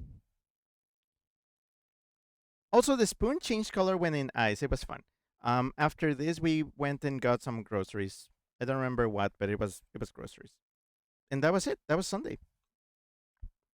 Monday the 29th. Uh, do you know what we did on Monday the 29th? um, we got shaved ice again, but not just any shaved ice. It was shaved ice that I can only describe as co-op multiplayer raid. Like this was raid worthy. It's not something that you solo. Chip says shape wheeze. Yeah. Okay, so you see these little cones. This was like, this is perfectly fine single player shaved ice. I'm gonna show you the raid multiplayer shaved ice. This nonsense. So, this is from a what? I forget what the name of the place is, but this is a mountain of shaved ice with sweet cream, and then on one side you have strawberries and strawberry uh, uh, syrup or something, and then on the other side it's mango and mango syrup. And then there's like a ball of vanilla ice cream on top. You cannot eat this on your own unless you try really hard. Chip says, "How is that supposed to be edible?" It's a lot. Okay, so it's strategic also because if you eat it the wrong way, the whole thing will collapse. I believe the first time I did this years ago, it happened. We dug too far on one end, and the ball of ice cream fell to the like outside of the plate. It was a disaster. So this requires strategy. You have to start eating to kind of like allow the ice to start falling down. You can also take the ice cream ball from up top, but where's the fun in that? This is a challenge. Um, I multiplayered this with Meki. Um, and yeah, it was a lot. I believe I did end up eating most of it, like 65% of it, because I love this stuff. This is one of my favorite things, by the way.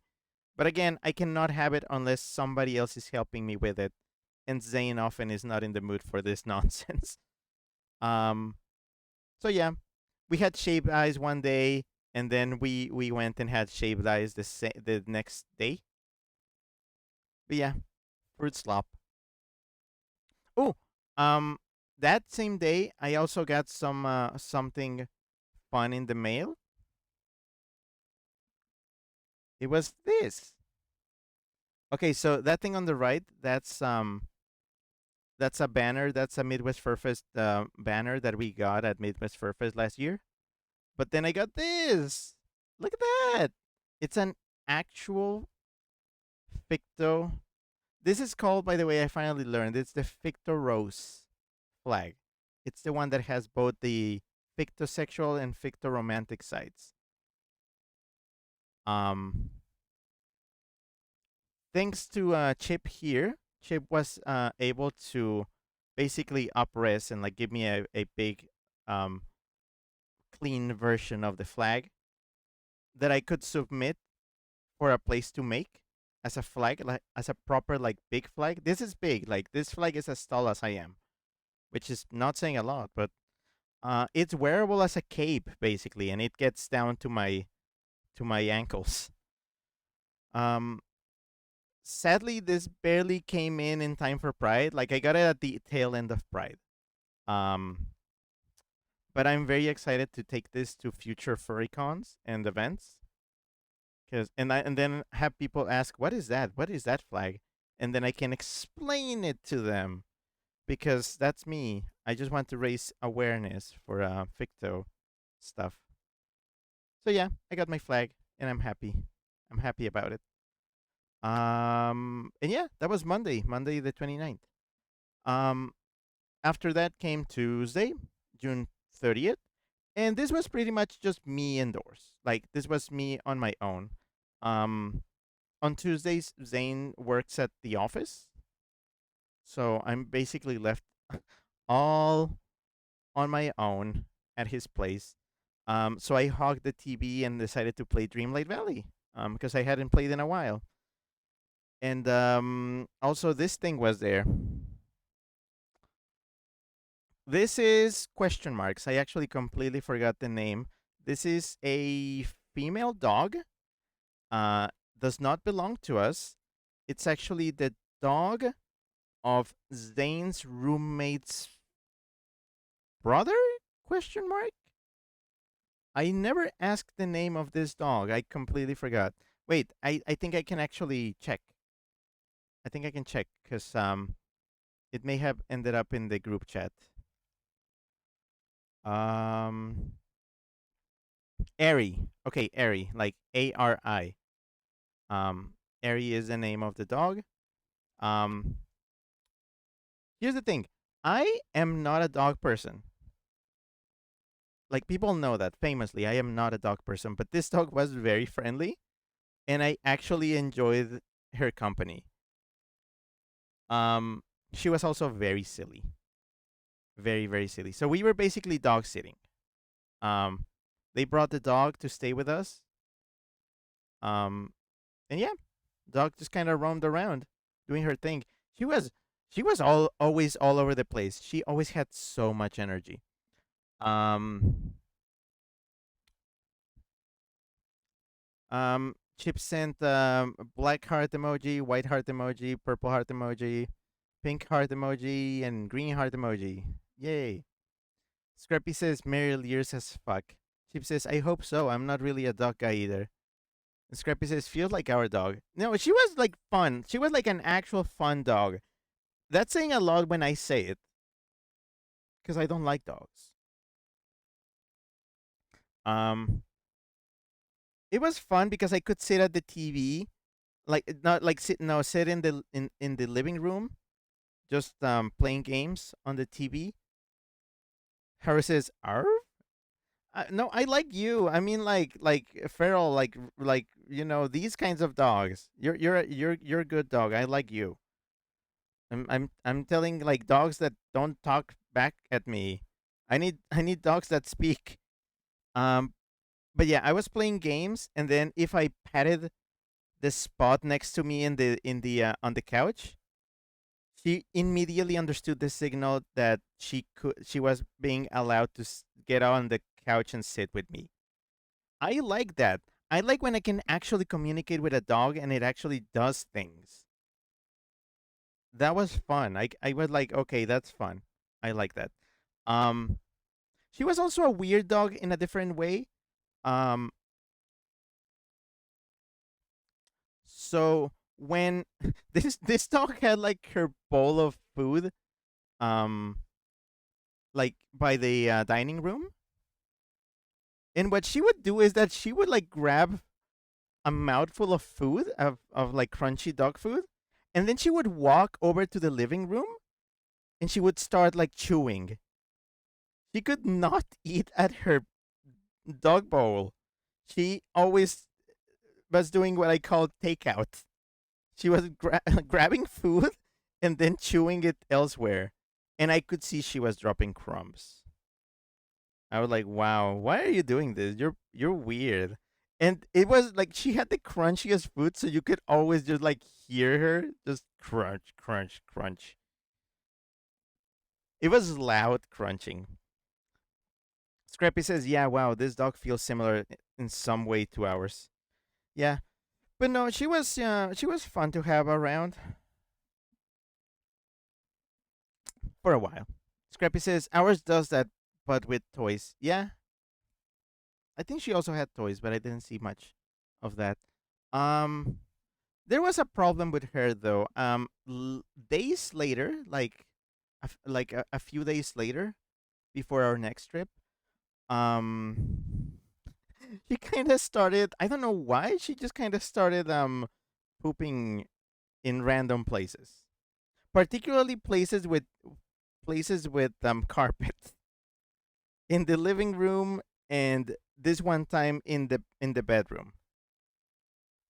I'm glad I noticed because of the color of the carpet. It kind of blended in very well.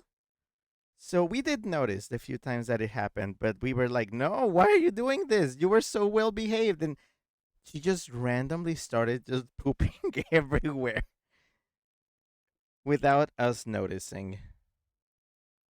Um so yeah, that was kind of a problem, and we sadly ended up giving her back basically. We it was not us, but it was Zane's roommate who basically had to like give her back. So before my last trip, I never saw her again.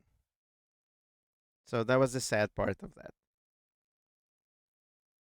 Uh, anyways, what else did I do on this day on Tuesday? Oh yeah, yeah, yeah, yeah. I had a little snack.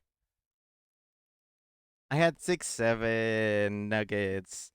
Yeah, I specifically asked Zane to get me the 6-7 nuggets because I wanted 6-7 nuggets. So I had 6-7 nuggets. I put them in the air fryer and then I ate my 6-7 nuggets. These go great with tartar sauce. I don't know why, they just do. Um, 6, 7 nuggets. Cause I am dumb like that. Also that same day, we watched Toy Story 4. Um, with Mickey, cause he had not watched it. Um, in preparation for the one that just came out. It had been years since I last watched it. It's not as bad as I remember it being. Um, it's it's a serviceable Toy Story movie. Is all I can say. Um, and that was that day. Uh, the next day was Wednesday the 1st, July 1st. It was finally okay. So it was finally July. We're finally rolling into July. Um, on July 1st, we went thrifting, and I found this very strange. Oh wait, 6, 7 nuggets, 6, 7 nuggets. I always had to prepare them in batches of sixes and sevens. I couldn't just have sixes. That would make them satanic nuggets, and that's not the mood I'm in. Chip tried his best to post 6, 7 emojis. I don't think this combo works for my Twitch chat thing. But yeah, so we went thrifting the next day on July 1st, and is this Chinese Richard Scarry? I believe this is Chinese Richard Scarry. This was at the Goodwill, at the local Goodwill, and this was very interesting. It was just an interesting thing that I saw. Chip says all sixes and sevens. Yeah. So, that's it. I didn't buy it. I just saw it there. There's a lot of Chinese stuff in the local Goodwills, which is not surprising at all. But it's always interesting to see. What else did we do that day? Thrifting, found this book. Oh, we also got Culver's. Culver's, the Wisconsin burgers. Um, actually, really good. I had it before a long time ago. Um, but it was fun having it again. So I got myself a little squished down burger with, I believe that's Swiss cheese. I love Swiss cheese. And I got the squeaky cheese curd there, and they were squeaky. Um, tasty. They're better, honestly, better than getting fries. Better than getting tater tots. I don't like tater tots. So yeah, Culver's fun. I probably Chip. You should make a note. I need to take you to Culver's. Good. It's good. They also have like ice cream things. They're kind of like Dairy Queen, but better in general. Um, yeah, we have to do that. That same night, we also went to watch Toy Story 5 in theaters. It was Zane, Meki, and I. And I gotta say, with no spoilers, pretty good. Pretty good. Be- better than 4. Unsure if better than 3. Probably not. It's like, yeah, it's like 4 is at the bottom, but 5 is still good. Chip says Culver's got it. Yeah. But yeah, Toy Story 5, pretty good. We liked it. Very interesting. Chip says Toy Story 5 ruined me. I can imagine. People have gotten interesting about that one. But yeah, that was it for my July 1st. July 2nd. On July 2nd, we went to Olive Garden. Um, and I got myself a funky little drink. I believe this was prickly pear lemonade thing, something. I don't know. I liked it. It was tasty. Um, tasty and fun. And I had to get myself the tour of Italy because I was feeling like just having everything. Also featuring half-eaten breadsticks in the background. So I got the chicken parmigiana and the Alfredo, the fettuccine Alfredo, and a slice of lasagna. Chip said Fabuloso drink. It did look like Fabuloso. But yeah, also all this. So back in the day, I used to eat some of this and then take the rest as leftovers. I ate all of this in one sitting. I straight up ate all of this. Oh, and you know what was happening while I was at Olive Garden eating all this? In my server, they were watching Tear Along the Dotted Line, that weird ass Italian show. Um, I was watching it and listening to it on my phone with one earbud while eating this. Very interesting experience. It was actually really funny that we went to Olive Garden, to have Italian food while watching the Italian show. I was having the full experience. Well, Italian in quotes because it's Olive Garden, but come on, it still counts. It still counts. Chip says the authentic Italian experience. It was very authentic. My goodness. It felt so authentic. Um so yeah, after we had Olive Garden and I had my funky drink, we went back to Zane's place and we started packing for probably the biggest trip that we did. That's the end of part 4, intermission 2. Uh,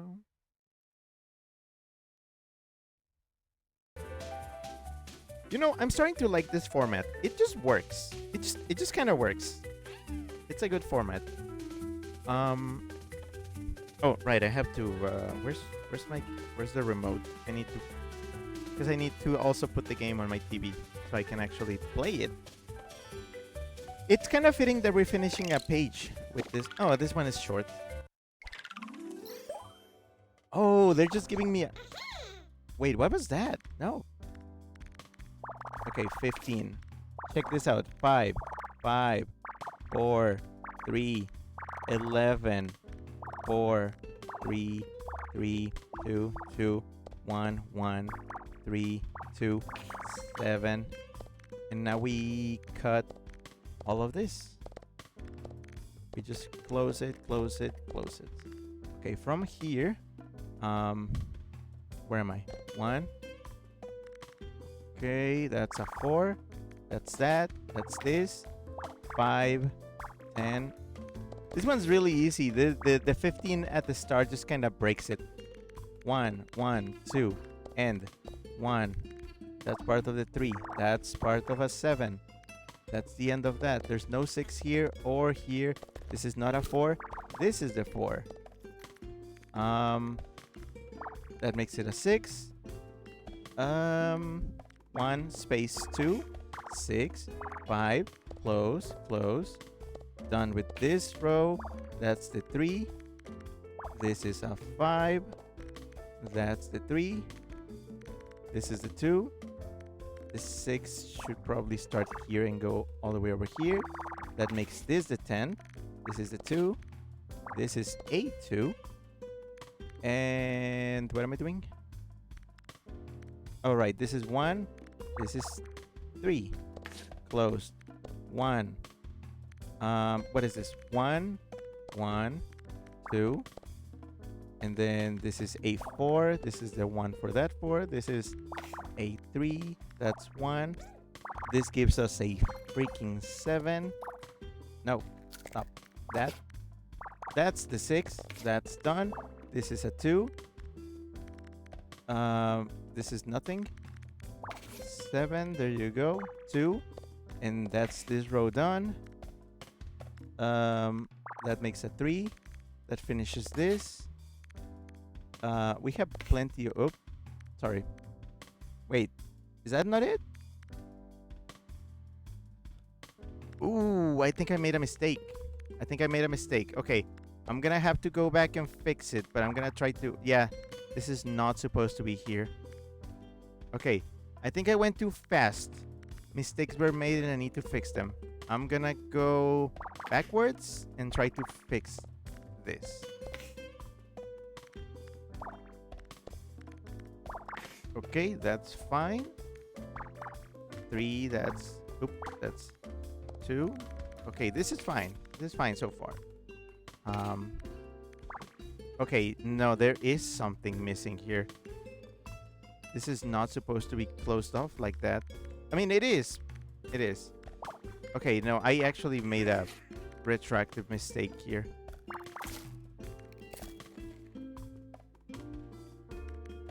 There is something. Okay, no, this is supposed to be a 4. But for this to be a 4, I think. Yeah, okay, that makes more sense.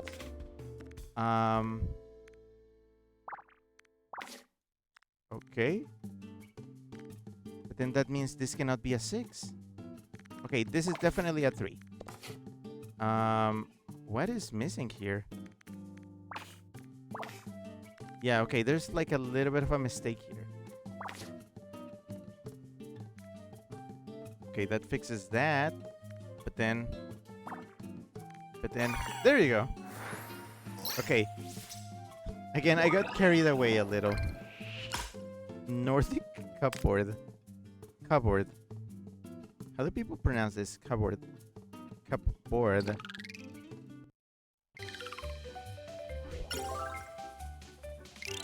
Congratulations. Alright, that's one page done. That leaves another page. And this is where we go into the biggest segment. Our features segment of the night.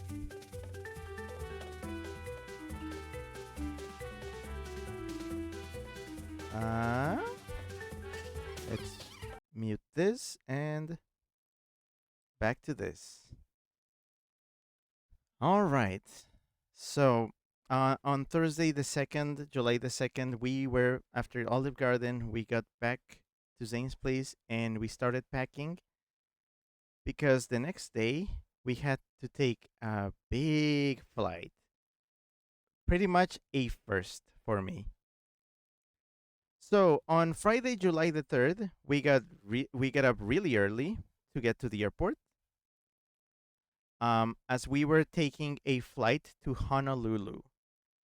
This was officially my first time leaving the continent. I have been on this continent my entire life up to that moment. When we luckily managed to get seats on the plane. Because that's what makes or breaks plans. Do we have seats? Can we get on the plane? And we did. So we got on the plane and immediately realized, oh, we don't have a hotel. Because that's how we did this trip. Basically, Zane did not want to commit to reserving a hotel if we were not gonna make it. If we were not actually flying. And now that we were actually flying, Zane immediately scrambled to try to book a hotel room. Because we're silly like that. Flying without a hotel reservation. Chip says tropical summer vacation. Yeah, yeah. I haven't changed the image. You're still looking at my tour of Italy because I haven't gotten to the point of the trip. So, we were on the plane and we officially took off on our 6-hour flight. Officially the longest flight I've done so far. It was a little cramped because yeah, again, I got a middle seat. 6-hour flight middle seat, imagine that. I pretty much just watched videos that I downloaded on my tablet. Like that's all I did. For 6 hours I just sat there watching videos. Honestly it worked out for me. It felt like I was placing myself in the mindset of like when I go to work and there's nothing going on. That is literally just sitting down for 6 hours. I think I did have to get up once because they had to go to the restroom, but not me. Not me. Even on 6-hour flights, I don't need to go to the restroom. Like my I can contain myself. Or rather, I purposefully did not drink enough liquids to need that because I have a record to maintain. To this day, people who know me to this day, I have never ever, even though I do about around 50 flights a year, I have never used a plane restroom. 50 flights a year, never, never. So yeah, it was 6 hours later. We were landing on a little group of islands, or rather, in one of the islands. Um, we landed in Oahu, basically the airport over there, and we landed around noon because of time zone stuff. We actually went a little bit back in time, I think.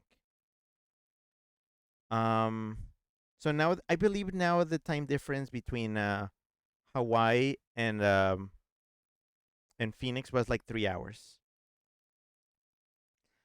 So yeah, we landed around noon, and got to the airport, which is very outdoorsy, by the way. The Honolulu airport was very like open air. Like you walked away from your gates, and then like you, it was just nature. Like there were birds flying in and out at the airport. Very wacky. Scrappy says, "Good. If there's one thing I hate about plane trips is, it's no. I'm gonna have to be dehydrated. I mean, it's fine. I by the end of the plane trip, I start drinking, so that when I have to pee, I'm already off the plane. So yeah. We rented a car, and because it was not our check-in time for the hotel yet, we drove to a nearby mall. So we went to the mall of Ala Moana, um, which is a very large semi-indoor, semi-outdoors mall. Oh, right. Hold on. I need to put it on my TV so I can know what I'm looking at. And we were hungry. We had not eaten. We did not have breakfast. We went straight to the airport, so we were really hungry. So we went to a the food court at Ala Moana, and we were just checking out the food, and like, holy crap! Um, big chunks of meat, and fairly affordable too. Big chunks of meat. Scrappy says, "Yep, yep." Um, so I got myself. I believe I got myself some ribs and some rice, ribs and rice. Um, Freaking tasty. Like just really good, really good. This place is great. I feel like Zane knew what he was looking for because he was like going around the food court trying to find it, and then he found it, and yeah, we got the foods. I love that this place was so insano that you ask for the chicken, and then they just brought up a full chicken. I think you can see there the lady, she is actually chopping up a full chicken. Like they just chop them in half, and then they just give it to you. Chip says Hawaiians love their meat. I believe me, I realized. I realized. So so yeah, we had our food. Also got some drinks. I got myself some sugarcane drink. I liked it. I liked it a bit. I've had sugarcane stuff before. Um and then we kept exploring the mall, and we actually happened to be there just in time because it was like at 3. They were doing a hula show.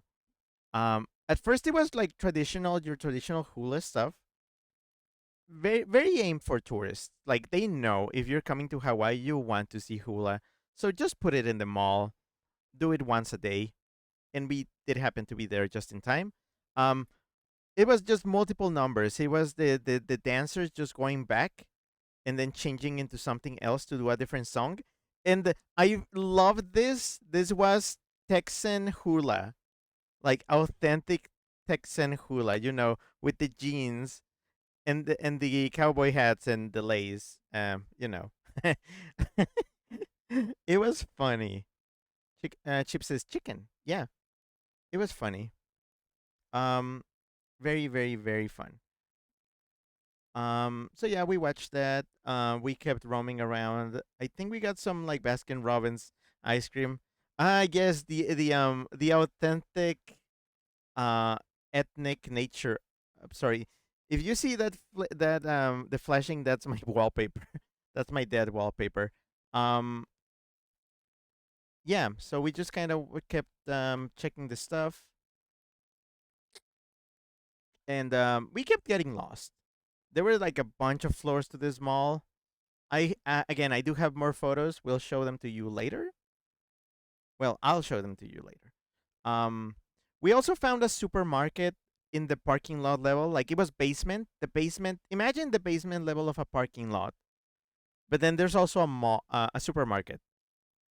We went to the supermarket and it was just full of people. They had a hot bar and just your usual like grocery store supermarket goods. So we stocked up on drinks and we bought a few things here and there to try. I think we got some mochi, some like squishy mochi stuff. And hold on, let me see if I have I have photos. No, I don't have photos of this. So yeah, we loaded up on a few drinks. I'll show you later. And we finally drove over to the hotel. Chip says Hawaii actually does have cowboys. They're called paniolos. Yeah, but I believe they actually said like they went like, oh no, this is full on Texan. This is Texan hula. They were in on the joke. I think it was because you see the decoration in the background that like okay, it's 4th of July ish. Because yeah, this was July 3rd. It was the eve of 4th of July. Duh. So yeah, we finally got out of there. We drove all the way to our hotel. It was very nice. Our hotel was really really nice. The room was really nice. I was surprised. I think both me and Zane were really surprised that we managed to get that in short notice, and it wasn't that expensive. It was not like insanely priced. It was a very nice hotel, and it was in a very good area. It was in like the downtown zone of um of the city. It was and it was close to the beach. That's important for later. Let me see. Do I have a photo? Okay, I do have a photo. So yeah, when we were driving, um, it's no joke that Hawaii had like rainbows on their license plates and stuff, and like a bunch of their stuff. There are rainbows everywhere in Hawaii. It's like when they label this place as a paradise, they're not joking. They are not joking. There are rainbows everywhere because it actually rains. It drizzles very gently, a few minutes every so often all day. Like if you're outside in any capacity or even just driving, you just get like whoosh a little bit of rain and then it stops. And it's always sunny. It's like sunny rain. Um Devil's beating his wife or something like that. Chip says, ah yes, that does explain it. So yeah. Absolutely rainbows everywhere. All across the sky all the time. I'm what else? So we got yeah again. So we got to the hotel. It was very nice.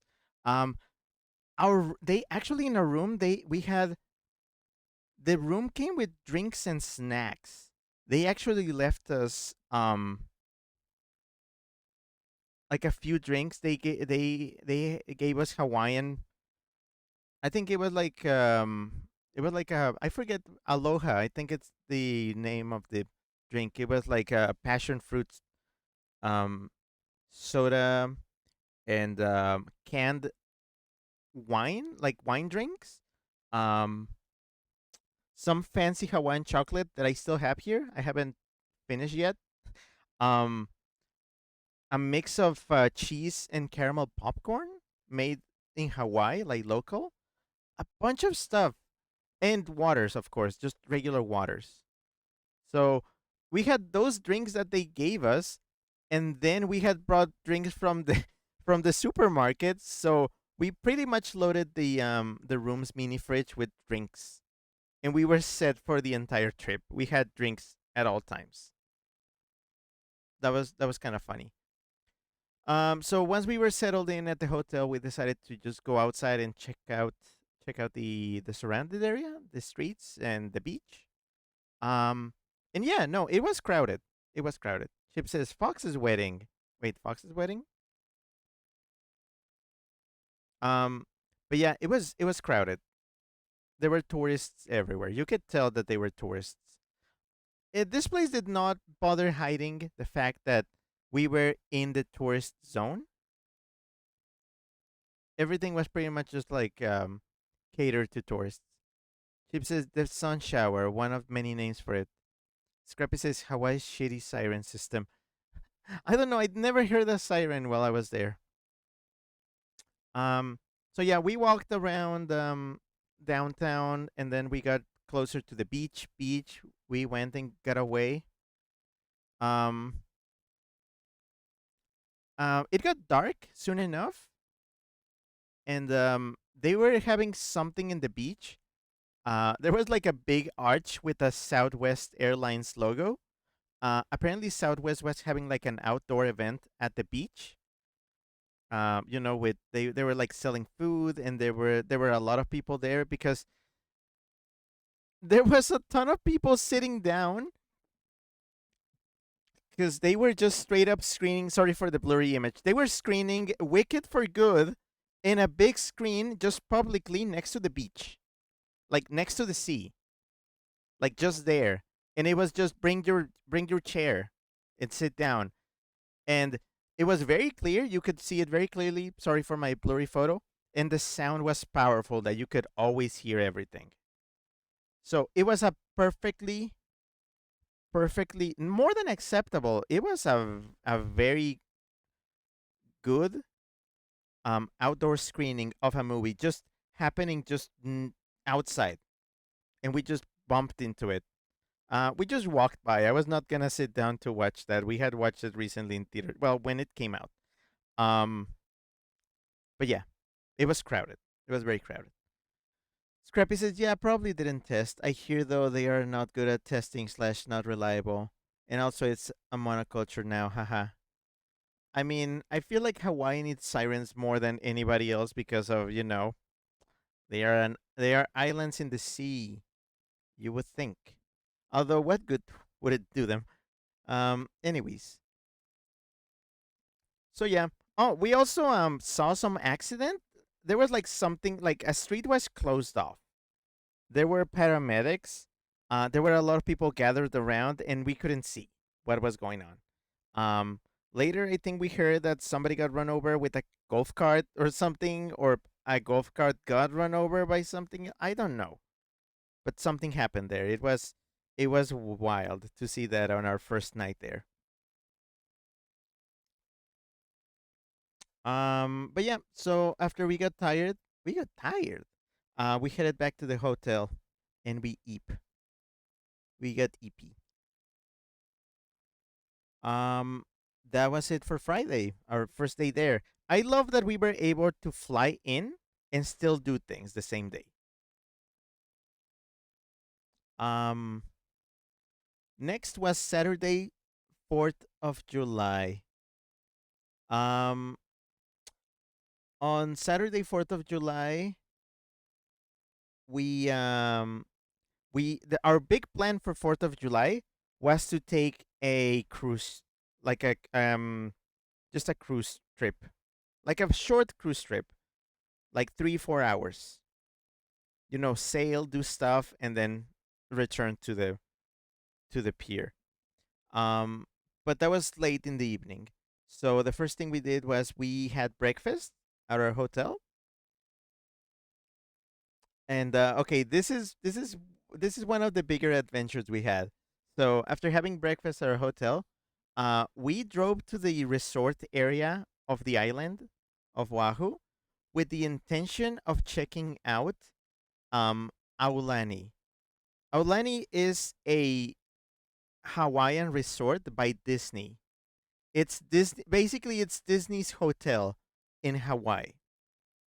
Um, because we wanted to check it out. We are Disney adults. We have to. Um, so we drove all the way there, and we couldn't find parking anywhere. Like Aulani does not allow you to park at the property if you're not staying there, which is kind of wild. Um, we were not allowed to park there. We tried looking around, maybe at the nearby hotels. Nothing. We tried finding like public parking or something, because there's public beaches around those resorts, and nothing, no parking. So that was kind of a problem. So I had the big brain idea of, hey, what if we park somewhere else? And then we just take a ride to the hotel. So that's what we did. We drove someplace away because also Zane had to use the restroom.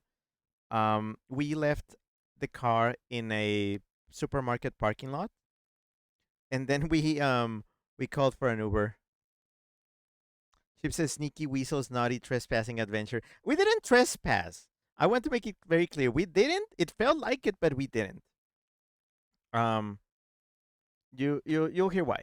So it was just we respected the rules. We didn't park there because we were not staying at the hotel, but we still wanted to check out the place. So again, we left the car in a supermarket. We got an Uber. The guy, I love that the guy what like the guy that drove us there struck conversation by asking, "So, how do you guys like the Aulani? How do you like the resort?" And we were like, we haven't been there." And he's like, "Oh, you're just like going." And I was like, "Yeah, we're just checking it out." And he was like, "Oh, okay." So he was like, I feel like it took him a bit to process our little plan of what we were doing. He thought we were just in a supermarket run and going back to the hotel, but eh. Um, so it was kind of scary because when we got to the Aulani, at the front, um, they asked the driver like, "Oh, are you dropping them off? Are you checking in?" And we just said, "Yeah, yeah, yeah, yeah." Um, so he just dropped us off, and we were able to walk into the hotel. Um, at this point, I felt like I had a single GTA star on me. Um, so yeah, we got in there and we started checking out the place.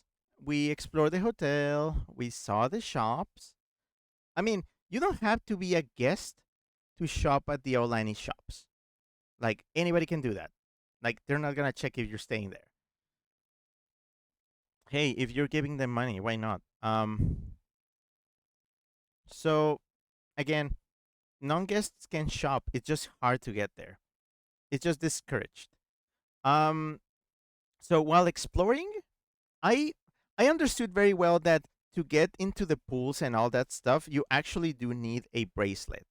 They do have like a system of bracelets for the day that they give you to make sure that you are a guest and you're staying at the hotel to use the facilities, the actual like pools and stuff. We had no intention of going into the pools. Like again, we were respecting the rules as much as possible. Um, I wasn't going to do that anyways. I didn't feel like it. So, but I said, oh, we probably can't get into the pool area because they probably check bracelets at the entrance. We went down to the pool level and the doors were just open. And I was like, oh, okay, I guess we can just go in, huh? Um, oh, oh, I may have missed a few pictures. Hold on. Okay, so this is from the International Marketplace. This is a little mall by our hotel. We brought Oshawott and Embor. These were our traveling buddies. Um, there's this rock seat here at the mall. By the way, in Hawaii, the architecture is it seems like it's always married with nature in one way or another. Because there's trees everywhere. Most malls are just outdoors, and they just have trees everywhere. There's birds everywhere. It's just nature. Very fun. Scrappy sent less than 8 capital D face. Yeah. Also, this is the breakfast I had that morning. At our hotel. Zane got some fat, like, um, French toast, kind of wild. That's a plate of pork in the middle, and I got this thick sandwich. It's like an egg bacon sandwich. Um, and I had some pineapple with some strange condiment that I actually bought. Some I actually brought Hawaiian, like, some Hawaiian condiment with me, so I can let you try some if you meet with me at some point. I'm always gonna have some in my backpack. So if you ever wanna try the weird condiment, I always have it on me. Very good sandwich. But I was confused on, like, why are they giving me syrup? What can I use syrup for? I'm guessing they thought I could just syrup my sandwich, but that would just make it sticky, so I didn't. Okay, so back to the Aulani nonsense. So the pool area was open, so we just walked in, being like, okay, it's fine, we can go in. We actually had one extra measure of sneakiness, which was Zane was wearing his Disneyland shirt, like a button up, like an open button up on top of a t-shirt, a Disneyland shirt. So we wanted to as we wanted to make sure that they knew we are Disney adults and we're checking this place in good faith. Like, we just want to, like, hang out in the area. Um, so yeah, right at the entrance of the pool area, they had a koi pool, and we're gonna watch that now. We're gonna watch fishies. Look at the kois. They had fishies all around. Fishy fishies. Scrappy says fish killer. Very fishies. But yeah, that's the pools at Aulani. Scrappy says, "Oh, H. Scrappy says, "I love it." In a heart. Chip says, "Fishies, big goldfish." So yeah, they had a little cute koi pool. I liked it. They had a lazy river, where you get on a floaty tube, and then you just float along the river. They had pools like this one, and then you can see the sea. Do you notice how this image looks like it's AI generated because of how perfectly framed? I mean, I'm not saying, "Ooh, I framed this photo perfectly," but I'm like, all the elements in the photo are very, like, it's a very saturated image. But you gotta know this. This is exactly how it looked to my eyes. It actually looked like this. It was just bright and sunny and colorful. Hawaii, it's just like that. That's why I didn't get, like, Paris syndrome from Hawaii, because I was promised a colorful paradise. I got a colorful paradise when I got there. Um, but yeah, very pretty in general. Scrappy says nothing about this looks AI generated to me. TBH LMAO. Well, no, I'm just saying because it looks so saturated and like, okay, yeah, it looks like a image for It's not perfectly staged because you can see all the splashiness by the pool and, like, very random assortment of people. Like, this is not staged. You can see it's not staged, but it looks pretty. It looks pretty. That's why I used it as my surprise I'm in Hawaii image for my posts. Scrappy says, yeah, it definitely is like stock image ish, but not quite. Yeah, again, just saying. Um, oh yeah, they also had other fishies. They had this thing where, like, kids could actually go and scuba dive with the fish. The most picturesque stuff for your Disney vacation. Very, very, very Disney-ish. But yeah, they had, again, all this. They had pools. They had splash zones. And I finally decided to, hey, I want to actually try something, and buy, because we actually checked the merch shops. Aulani has a lot of Stitch, like Lilo and Stitch, and Moana merch. We didn't buy anything. um, but I finally went and got. Do you know what I got? Shaved ice. Of course, I got to get shaved ice. The Disney shaved ice. It is an Aulani. It's like, I don't know. Is it exclusive?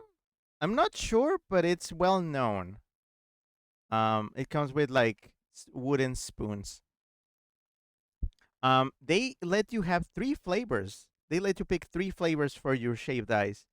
I picked in from left to right. I picked grape, lychee, and guava.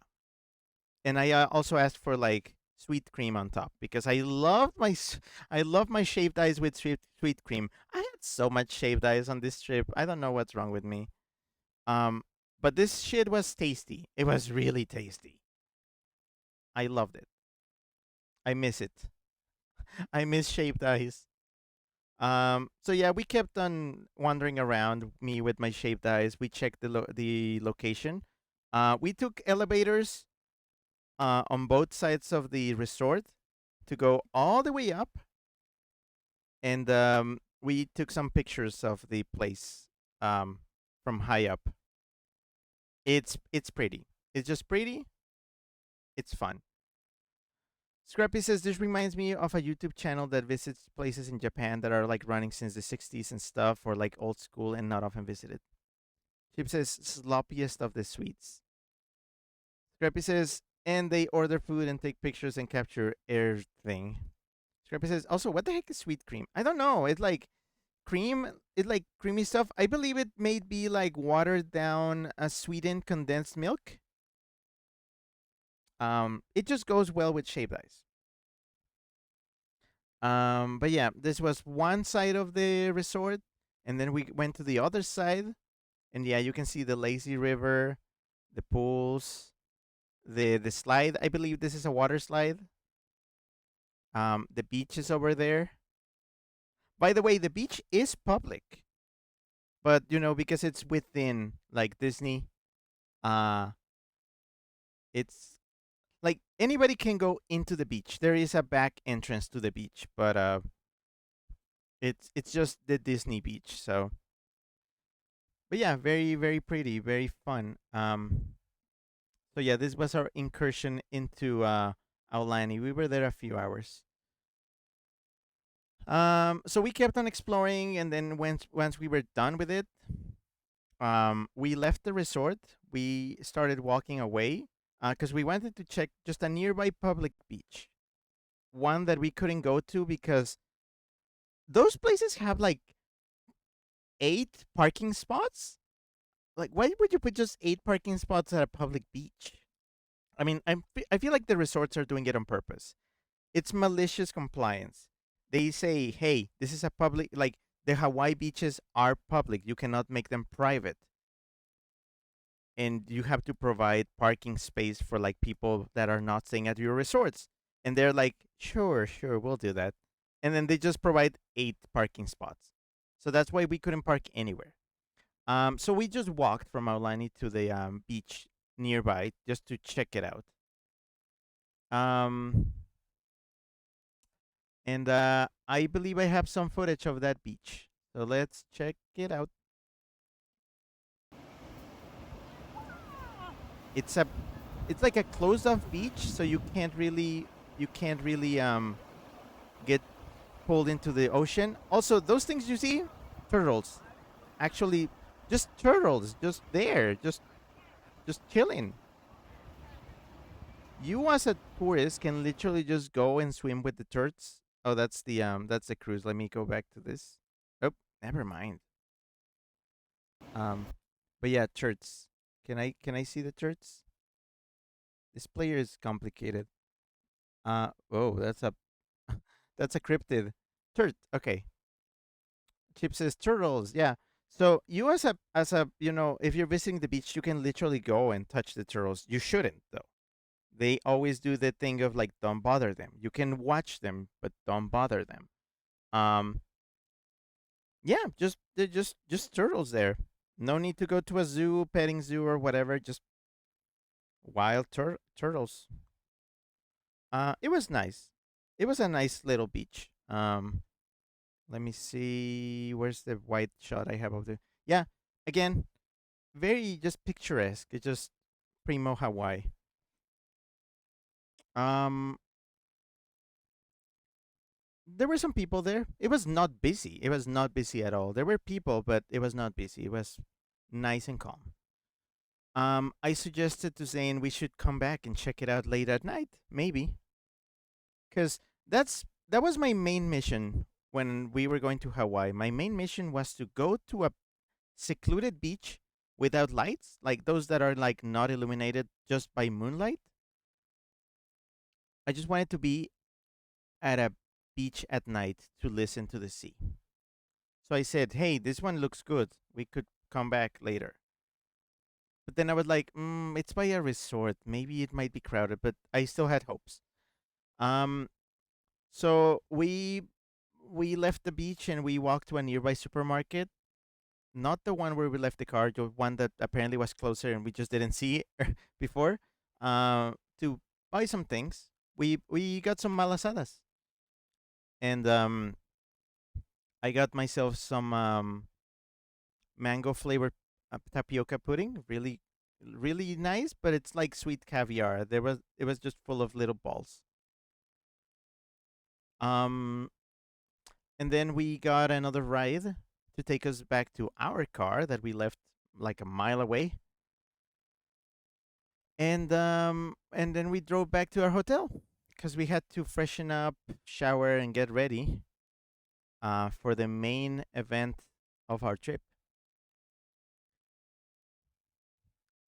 Which was let me see if I can skip to it. Can I?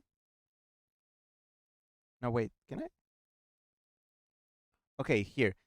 This is the Star of Honolulu. This is the cruise ship that we were gonna be getting on. We basically got in line to um to ride on into the cruise ship. I dressed up fairly okay. Like at first when we first started looking into it, we were hearing that it's a formal event. It's a formal cruise. You need to dress up nice. But then we checked later and like, oh, the option we're going for is actually a casual cruise, so you can just wear whatever. So I dressed up as trashy weasel as usual. I'll show you later. Um, yeah. So we actually got had to get a ride to here because we didn't know if there was gonna be parking, and then we didn't want to be late. Even though we ended up almost scarily like almost being late because we were waiting for a bus that never came. But yeah, no, we made it in time. So we got onto the cruise ship. First time I was doing a big boat. I've done boats before. Chip said, "Did you dress up patriotically?" I dressed up in blue, mostly blue. Oh, sorry, that that was the 3DS capture. I don't know why that went up. Um, I dressed up in blues. But yeah, we got sat down at a table. So we didn't really reserve a spot at the cruise ship, so we just got sat down with randos. In our case, this was really funny.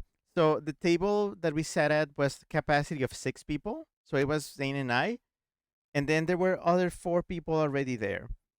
There was a couple, like a man and a woman, young, and then it was the guy's parents. Um, so throughout the evening, we got this subplot of this family. I believe the um the guy is stationed at a military base there in Hawaii. And then the girl was his girlfriend, and the parents were visiting him or rather them, for the 4th of July or and something else. I'm not sure. They were friendly. They were all friendly, although the girl looked kind of I don't know, shy, awkward. Chip says there's some uncanny things happening here. Yeah, I know. It was kind of awkward and strange. Um, but it's fine. No, the dad was very friendly. He was very chatty, doing dad jokes and stuff. Um, but I don't know. The girl seemed kind of awkward. Also, they were like a biracial couple. So the guy was pretty white, and the parents were pretty white. Um, and the girl was like black actually. So I did notice like something going on, but I would like no, it's still like amicable. It seems fine. Um oh yeah, they got us a welcome Mai Tai. Also flowers. These flowers I actually kept. I actually kept these flowers and I dried them and pressed them down and now I have them. But yeah, Mai Tai kind of strong. And we finally sailed. Um, I do have photos and stuff of the sailing, but I didn't put them here. Um, the the cruise was pretty packed. It was like full. This is what it looked like on board. So we were sitting at a table, and these were like other tables around us. They had live music. They had a guy playing and singing on the right side, and yeah, this was yeah, families, couples, just things. It was again a very casual um dinner cruise experience sort of deal. But yeah, we sailed and then they served the buffet. Uh oh yeah, I'm gonna show you this the how it looked while we were sailing away. Um, pretty, very pretty. I had to do a wide thing. Um, yeah, that is the coast of Oahu, the south coast. Yeah, lots of buildings, but you can still see the sea, the mountains, the clouds. Chip says, did you mention you and Zane were a couple to the other people at the table? No, we did not. No, we did not. I kind of tried to like lean onto it by literally leaning onto Zane to kind of try to signal, hey, we are a thing. I'm not sure if it ever crossed or if they were actually paying attention to us that much. So it was just very just casual like that. But yeah, we were sailing off. Um, that's where the port was. Also, there is another cruise ship, a bigger one, like a big proper cruise ship over there. That one was sailing later. But yeah, very pretty. After we sailed proper and they had the buffet going, I went and got myself some food. I got pretty much a little bit of everything.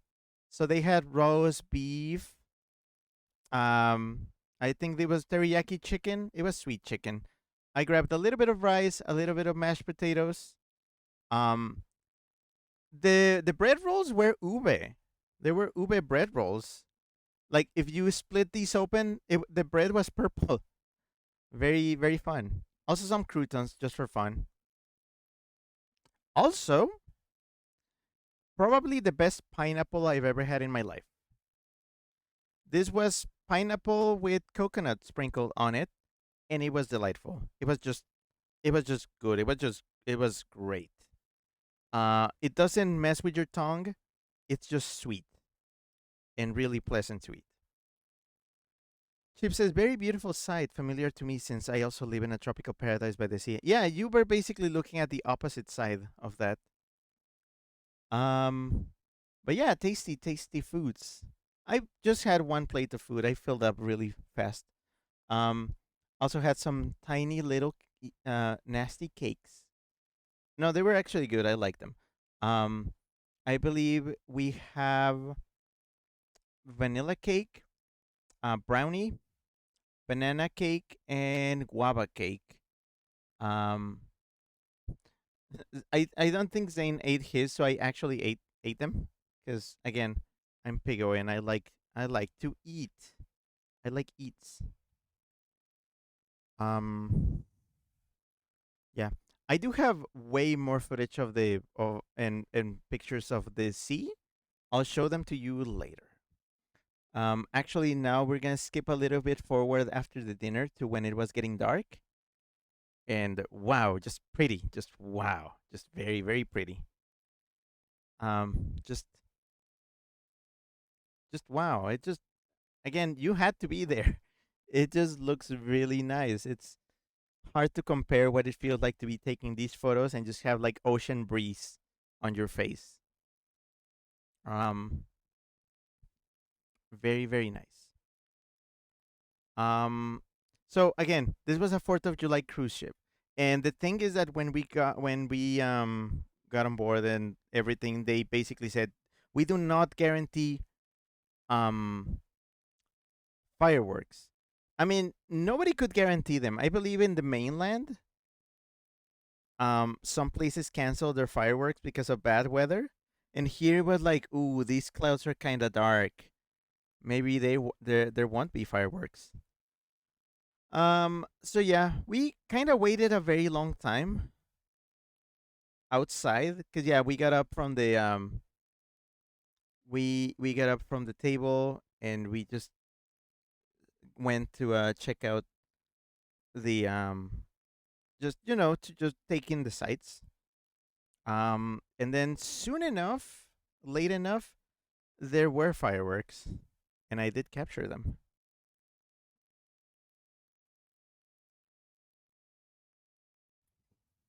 Ooh, I think I disabled the sound.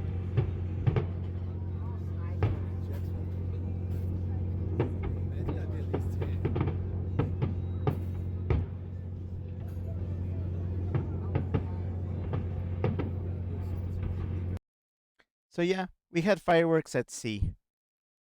Also, this is a cruise ship that was leaving, like a proper like days into the ocean cruise ship that was leaving right after us. And yeah, it was bright. It was bright as heck. They were leaving right as we were like finishing and wrapping up our cruise.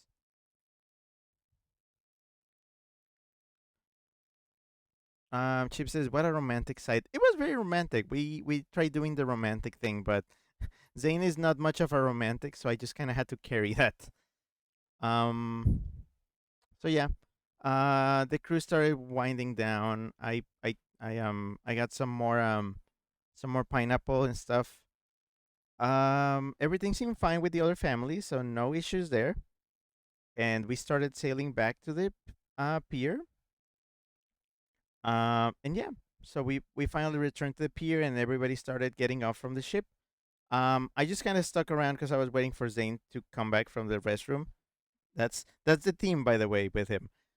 And the waitress did catch that we were a couple. So she grabbed my menu, the menu that we had, for the dinner, and she started drawing a map. She said like you should take him here, and she started drawing me a map of a secret beach. Um, and I was like, ooh, yeah, okay, because I told her, yeah, I was looking for a secluded beach. Thank you. So yeah, she was very kind. She was very very nice with us. She was really funny too. Um, so yeah, I after we disembarked from the cruise and we started heading back to the we went to take a bus. We were gonna take a bus back to the our hotel. I started examining the map that she gave me. She says that's like something straight out of a movie. I know. Okay, no, it gets more like a movie because this is all real. This is all entirely real. I am not joking. I am not embellishing. I promise on my life. Um, I started comparing the map that she gave me And then I started like checking on Google Maps. I was like, okay, hold on. How do you get here? Beyond, she said, beyond the beach by downtown, a little bit further down, and then like like because I and she mentioned some resorts and stuff, and I was like cross checking, and I realized that the beach she pointed me to was the exact beach that we went to that day earlier, the one with the turtles. I was like, oh, that was the one. We were already planning on going there. So, we made it to the hotel, and we dropped off some things that we got from the cruise. And oh, I cracked open a can of this stuff. This stuff is amazing, by the way. Sparkling coconut water, watermelon, and the other flavors too. Super good. I am bummed that apparently you cannot find this outside of Hawaii. It's I didn't know coconut water could be like, carbonated. It's amazing, and it has no calories and no artificial sweeteners. It's a miracle drink. Chip says it was like fate. It was. So I just drank a can of this because I was like thirsty after the cruise. Um, and then I felt a little bit guilty, but yeah, this was me dragging. This was me dragging Zane. Let me check the timestamp. I was dragging Zane onto the road, so he got the car. By the way, we were having trouble with parking because we couldn't quite park at our hotel. We kind of had to park away, but this time I think we did get a spot at the hotel, and now we were like giving it up just to do a drive late at night because I was. Um, Zane started driving me to this beach I wanted to check out again, the secret beach at 11 p.m. at night. We had been at the cruise. We had had a long day already, and I was making Zane drive me to a secret beach. So we did. Um, we drove all the way back to Aulani, not to Aulani proper, but to the beach next to it. And we were like, okay, maybe there's nobody there anymore. Maybe there's just nobody. I prayed the entire trip because it was a long trip. It's like 20 or 30 minute drive. I was like, please be empty, please be empty. So we finally like drove into the parking lot, and it was completely deserted. There were like earlier in the day, it was just full of cars. There was nobody there, but also there were no street lights. There were no street lights at all. It was dark. It was very dark. So we parked the car, and I actually changed into my water boots because I was like, maybe I'll actually like go a little bit into the sea. I didn't change into like swimming trunks. I was not gonna swim in at the sea. I didn't feel like it. Because there were no showers or anything there. I didn't want to drive back in like soaked um shorts and stuff. So I just said, if I just get my boots into the water. So we started walking down the very dark path from the parking lot to the beach proper, and it was dark, completely dark. We had to like light up the path with our phones because when we finally made it to the beach, it was looking like this. This is a little like it's probably a bit of a trick of the camera, but it was darker than this. It was much darker than this. Um, Again, this was midnight. This was past midnight. It was a dark night, and you could only hear the ocean. Even the moon was not helping much. The moon was really not helping because it was just simply very dark. And yeah, so I took in this the like the little sights that I had, but also mostly the sounds and the breeze of the wind. It just the calm. There was nothing else but the beach and the ocean. And I did something I had been wanting to do for a while, and that was I oh, another site. Yeah, the beach. So I pulled out my phone and I started playing an album, a music album, which was this. One of my favorite albums of all time. Hawaii Part 2, very fitting. But also the cover of this album reminded me a lot of what I was looking at. Again, like very dark beach to the point where things were monochrome. There was no color. Um, I just stood by the coast and I let the waves just come and go. And sometimes they roared big, sometimes they just ebbed and from side to side of this beach. They kept on going like whoosh, and then sometimes whoosh that way. Um, I started playing the album from start all the way to the end. I played the entire album back to back, and while I played it, I, me like a dork, I raised my arms and I just tried to like guide the waves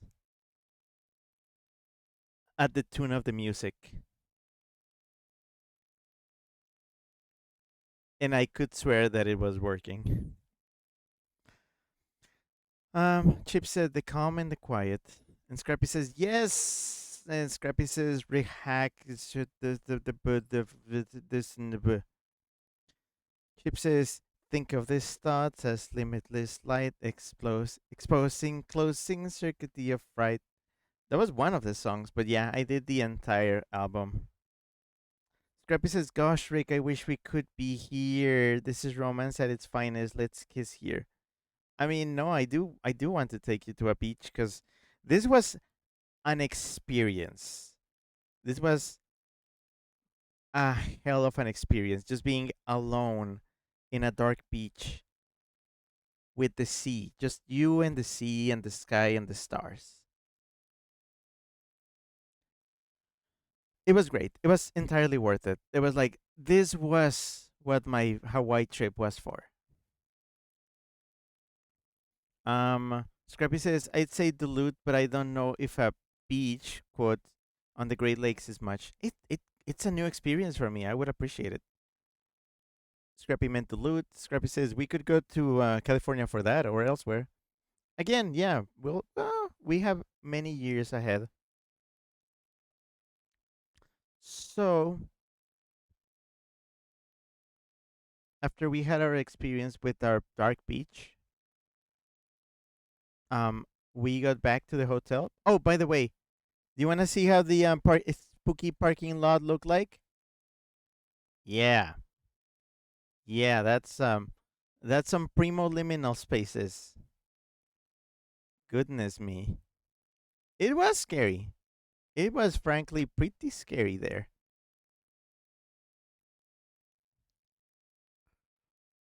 Chip says the stars and you and I.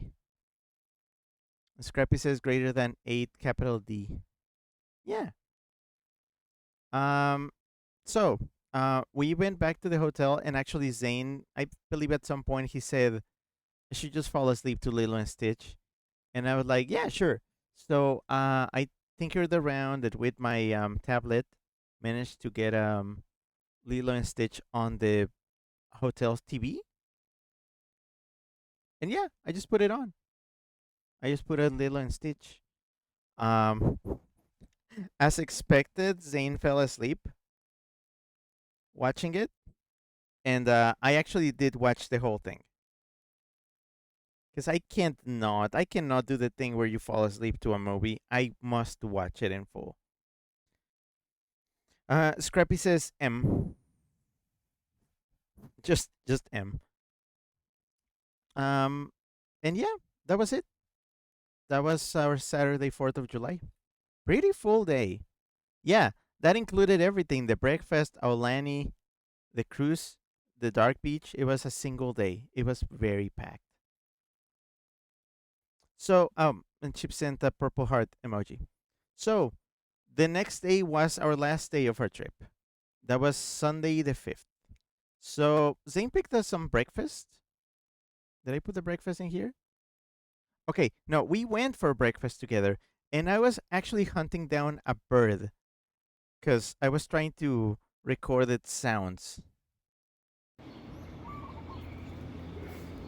That, I believe that's just some pigeon or something, but the sounds it makes remind me of the Fortnite um, reboot ban. I don't know why, but it just does. Anyways, this was the breakfast. Um, yeah, eggs and rice and spam and toast and guava jelly. They gave us so little guava jelly. Look at that little cup. That barely has anything. So stingy. But I still liked it. Um so yeah, the last thing we did at our hotel was have the breakfast. We did go through most of our drink backlog, by the way, throughout the entire stay at the hotel. We ended up with just one drink left, which I actually put in the I put in my backpack and then I drank later. Chip says, unfortunately, I must be going now. Okay, that's fine. Again, yeah, this was going to go on for a while. Scrappy says, mmm. And Scrappy says, Kudulu. Chip says, I'll watch everything else later tonight. Thank you for everything, Whis. Yay. Yeah, thanks. See you later for the full thing then. Scrappy says it was a zebra dove, if I recall correctly. Also, if you want help, this is 3 hours, 14 minutes in. Scrappy says it was a zebra dove, if I recall correctly, which, funny enough, are an introduced species from Asia. Haha. I think that's what they were. Yeah. Um. So after we had breakfast and we checked out from the hotel, um, we decided to take a car trip around the island, just checking out the sights, and we took some photos. Like this one. It's Embor in a scenic view. The mountains, the clouds, the highway on a rock. Very fun. Um Also, at some point I found a pole with stickers and I decided to leave a rick there. So now there is a cool rick living in Hawaii. Yay. I gotta tell the Nanaki seller where this sticker is to see if he wants to check it out. Cause yeah. So there is a rick in Hawaii now. Oh, Chip says bye bye. Love you. Yeah, love you too. Thanks for coming. I appreciate it. Um. Oh, I do have a video of the sticker and where it is.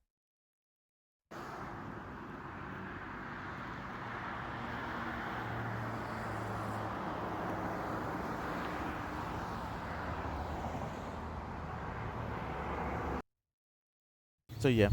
Oh. Oh. Okay. Okay. Hold on. I'll get to this. I'll get to this joke in a sec. Um. Chicken.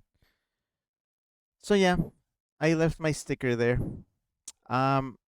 Actually, right now. So we kept on driving, and Zane wanted to check out a a place in Hawaii just to see what the differences were. Um, and that's where we found this chicken and the little chicks. And I'm just gonna let the video like do the explanation. Get your rotisserie chicken at Costco. I sound so dorky there, but yes. Um, Ishi chickens at the Costco parking lot for some reason. Just wild chickens. I'm not used to seeing wild chickens. Um, I don't know. I just thought that was funny. We headed to the airport, and we had to go through an agricultural checkpoint. You know, where they actually, before you even go into the airport proper and get your tickets and check bags, they have to check your stuff to see that you're not smuggling nature and local fruits and flowers and things from Hawaii. Um, so yeah, we went to the agricultural checkpoint. We got stickers on our bags. I still keep mine as a mark of pride. And then we just kind of waited at the airport. We waited. Scrappy says, Scrappy says, RH Tuss as fuck. Okay, sure. Um, but yeah, so we just kind of hung around like after going through security at the airport, which was hot and long. My goodness. Um, we went inside and then we saw a sign that said, gardens over here, and we were like, gardens? So we went to the gardens and we found this. This is inside the airport, past security. Like, you can be here while waiting for your flight. It's just a garden. They actually had three gardens together. They were a Japanese, Chinese, Hawaiian garden combination. They were like next to each other, all three. Kind of wild. I'm not used to just seeing just open spaces at an airport. It was fun. Scrappy says, "Era." Yeah. Also, who else is here? Can y'all chime in? I just want to check. I just want to check who is around. So yeah, we checked out the gardens. And then we kind of waited because our flight was gonna be overnight. We were gonna be getting onto the plane at like 9, and then we were gonna end up in Phoenix at like 6 a.m. Like very early in Phoenix. I was already dreading it. I did bring my like neck pillow and stuff, but I was dreading it. I brushed my teeth at the airport and all. Um, but it was not looking good. Oh, Haru says sniff snorf. Hi, hello. Scrappy says Steamkey. Yeah, he's Steamkey. Haru says, I'm here. I'm just doing my own thing while listening. Thank you. I appreciate it. So, it was not looking like we were going to be getting on to the flight, which was bad because we actually had two options for flights. The problem is that the other flight that was gonna be our basically our backup got delayed for the next day. So instead of having two options of flights that night, the first one full, and the second one delayed until 3 p.m. the next day. Um, Actually, the our first like the one flight that we had for that night had one empty seat, and the gate agent basically asked us, "Do you guys want to split?" Like that means one of us goes, the other one stays behind. And Zane wanted to send me to Phoenix, and he was gonna stay and take the next flight. And I said, no, no, I'm sticking around because one, I love you. I can't leave you here on your own. Two, I don't want to do this overnight flight on my own. It's scary, like sleeping on my own, just unguarded and everything, and not knowing like who's gonna pick me up at the airport in the morning when I'm groggy and stuff. And three, he was staying in Hawaii an extra night. I'm not giving that up to just end up stinky in Phoenix. Then I mean, stinky in the bad way, as in haven't slept enough, and just feeling like shit. Um, Ending up in Phoenix while Zane is still in Hawaii. So I said, no, I'm staying with you. So they gave the seat to another girl who was also with another girl, but I think they safely split.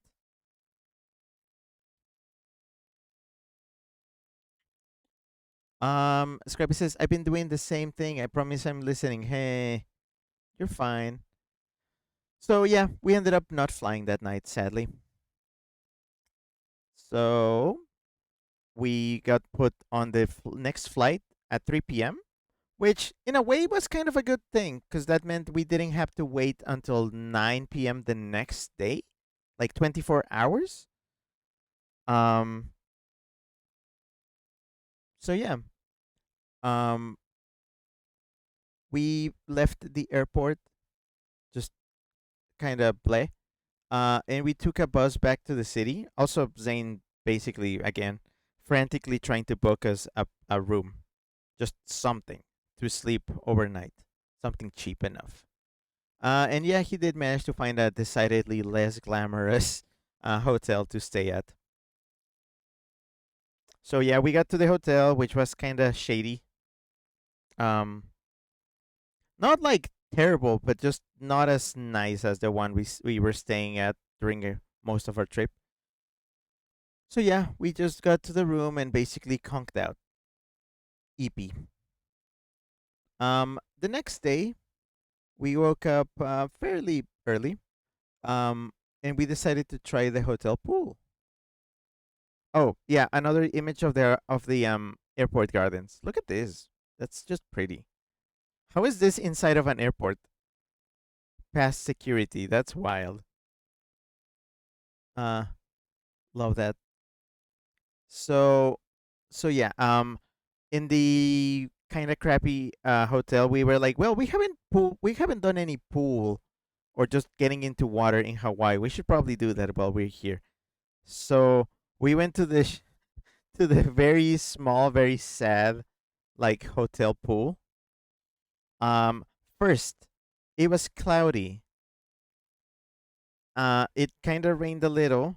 There was not much sun shining here, so we got into the pool and the water was cold. Very cold. Not pleasantly, oh, it's cool in a hot day, but not just cold. Scrappy says Crunky Motel. It wasn't that bad, but it was not like super nice. It felt more like a Holiday Inn than anything, or like just like your typical low tier hotel. Not not Roach Motel, just low tier, basic as fuck hotel. Scrappy says, I hate cloudy days because you know the pool will be freezing no matter what, LMAO. Yeah, it was freezing. It was cold. It was not a fun pool experience, but hey, at least we did it. Also, we had to dry out the swimming trunks before leaving.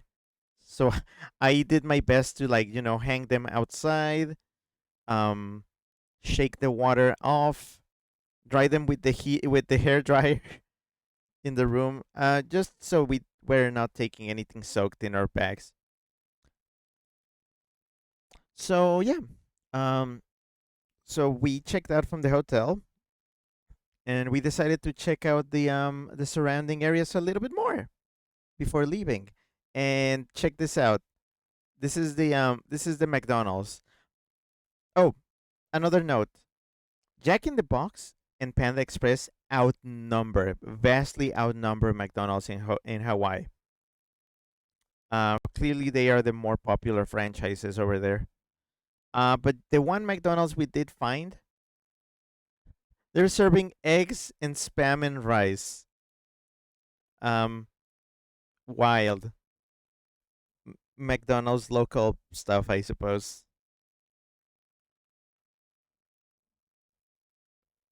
Oh, but yeah, we checked out the beach by downtown by the hotel, and yeah, it was just a nice beach. Nice beach on a Monday morning. Was it Monday morning or am I yeah, it was Monday morning. So yeah, we checked out the beach. really fast. Oh, there were also Ichi chickens, just wild chickens at this beach.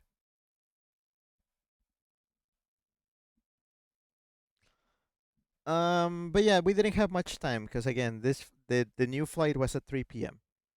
So we sorry, I'm trying to read. Because I did make a bunch of notes. So again, airport, agricultural check, security checkpoint, and then going to the gate. And it was deserted. Our gate was deserted. There were like probably like six, seven, uh, no kidding, people there. And then while we were checking, we realized, oh, this flight is like empty, empty. Like we are for sure getting on. And we were wondering, why is it empty? Because when the previous flight was like super full. And then I realized, oh, I know why. So my guess is that the people who were taking a flight, to Phoenix from Hawaii to the mainland, they were not staying in Phoenix. They were making a connection. They were taking another flight from Phoenix to wherever else they were from. Meaning that their like late evening flight getting delayed until 3 p.m. the next day, which is a weird time to put it on. Their connections would make no sense. Like no sense at all. Meaning that that flight was useless for most people. So that's why it was empty. You want to know how empty it was? It was about this empty. Those are all just that's how we were flying. This is not, oh, I'm on the plane early and the other people have to come. That's it. It was just mostly empty. They pretty much spread everybody throughout the plane for, balance reasons. So empty. Um Scrappy said, yeah.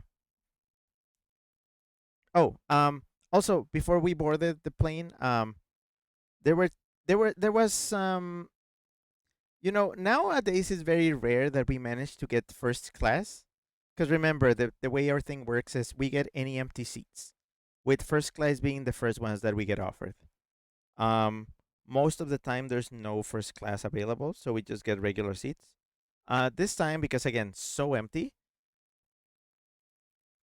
there was one first class seat available, and I decided to give it to Zane because he brought us here. He deserves to be comfy on the 6 hour flight back home. And I decided to take a regular seat. And hey, to my advantage, that meant an entire row of seats to myself. So I basically spread myself out. And it was so comfy. It was not like when I came in to Hawaii, which was like I was just in a middle seat, just cramped. This was a whole row for myself. No people behind me, no people in front of me, just all by myself. Comfy, very comfy. So yeah, 6 hours. I pretty much spent them um, watching videos, playing games on my Steam Deck or the Switch. Tomodachi Life. It was very comfortable. And guess what? I also didn't have to use the restroom on the plane. 6 hours. So my record of not using them continues. So yeah, even though our flight was like 3 p.m. Hawaii, we landed pretty late in Phoenix. So we pretty much just got picked up and taken to Zane's place. And that was it. We went home. Oh, and now I'll show you a few shots of us taking off. Just enjoy the view, I suppose.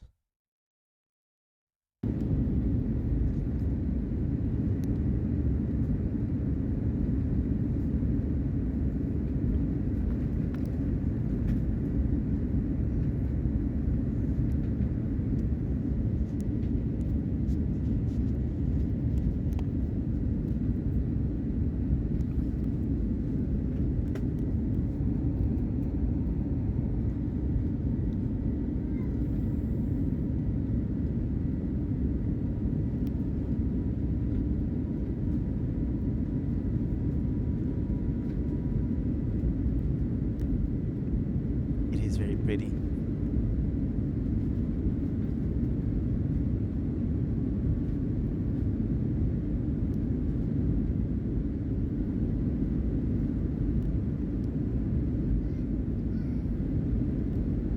You can hear a child because there was a child on the plane really far behind me.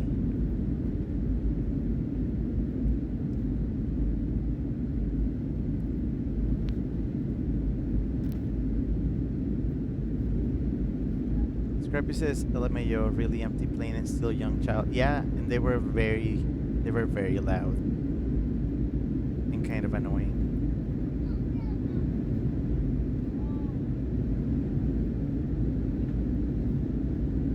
Dramatic transition into the clouds. And somebody coughing, I guess. Past the clouds a little bit higher.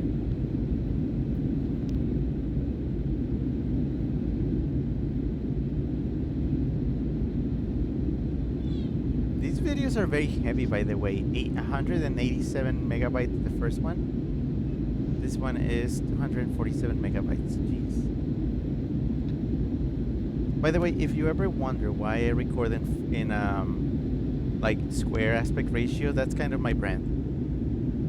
Initially, it began as me like a good way to take a boot pic, and then it just became my trademark. Square photos, 1:1 ratio. Look, it's the island. We were there.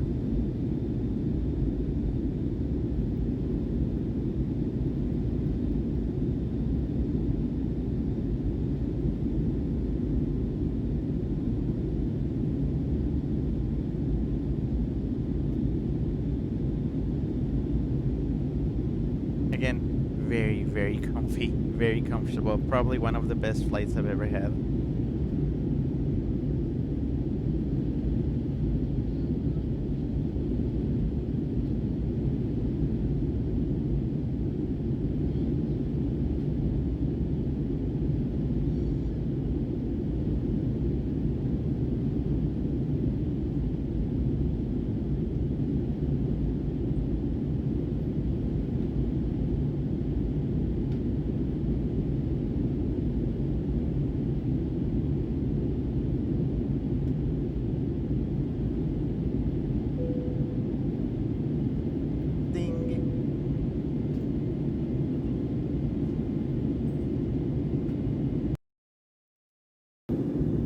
And finally one like overhead, like as we were getting higher up.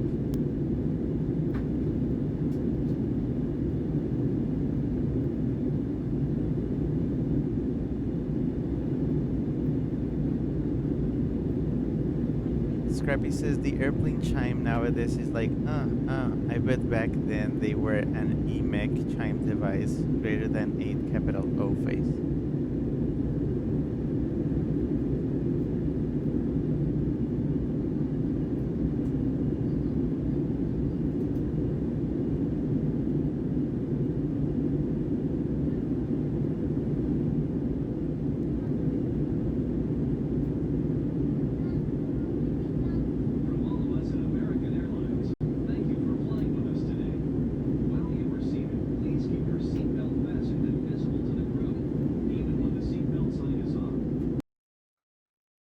Yeah. Also, Zane while sitting in his first class seat, this is the dinner that he got. Damn. I think it's funny that he get like packeted butter in a single little plate. It's funny. I didn't get food, but I didn't want food. He deserved it. I wouldn't have eaten all of this, honestly. In a way, I am glad that he's the one that got the first class, because I'm like mushrooms and like a salad. I'm not a salad guy. Scrappy says that announcement is like attention. Oh yay. But yeah, I'm glad he had a good one. Let me check. Yeah, that is it. That's it. That's it for Hawaii. That is officially the end of part 5. Basically, we we landed in Phoenix real late, and we headed home. Um, right. We were doing we were doing Picross. Okay. Where is it? Slideshow off. Oh, did they? I think the the Steam Deck fell asleep. Are you okay? Steam Deck, you good? Oh, okay. It was waiting for me. Okay. One quick Picross. I think we can shotgun pretty much the rest of this trip because the rest of the stuff is gonna go really fast. Really fast. But I still want to do the Picross because I need to decompress somehow. There's a lot of narration. I'm gonna drink like half of my weight in water after this stream. But okay, just like now, I just wanna say thank you. Thank you for sticking around and hearing my stories. I really enjoy talking about my trips. It's like I'm already lucky enough that I get to go on all these trips and Zane basically asks for nothing in return. I'm there to provide him with companionship in his traveling endeavors. And yeah, by the end of my break, I was basically saying like, "Hey, I'm tired. We've been traveling so much." I did tell him like straight up, I'm very tired. But no, I still appreciate all the traveling we did. Cause now I miss it. Now I'm like, hey, I wish I had done more things. But yeah, no, it was good. It was so worth it. 1 space 1 2 3 4 5 6 7 8 9 10 11 12. It was so worth it. I wasn't sure. I'm like, ooh, I don't know. Hawaii sounds scary. Now I'm like really glad I went and I want to go back. It was really worth it. Even though we didn't really do like all kinds of crazy stuff. Space 1 2 3. We didn't go like we didn't like go hiking or just like engage in traditional like culture stuff that much. I still enjoyed what I did and I want to go back, like precisely to be able to actually do the proper stuff now that I got all the touristy stuff out of the way. But yeah, if you ever get the chance to go to Hawaii, very recommended, and also take me with you.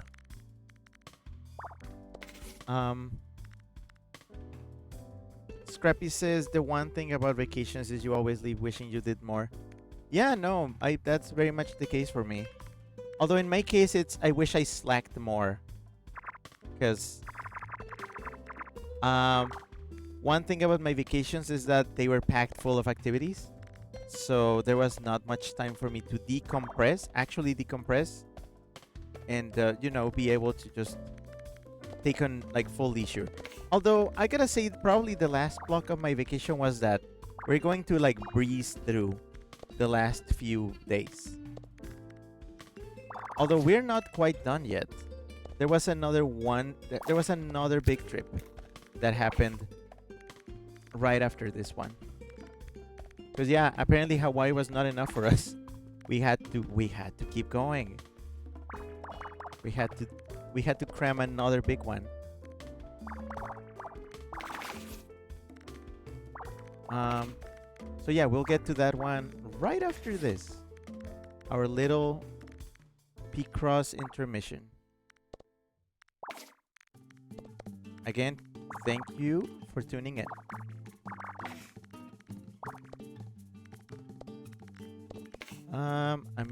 Hold on.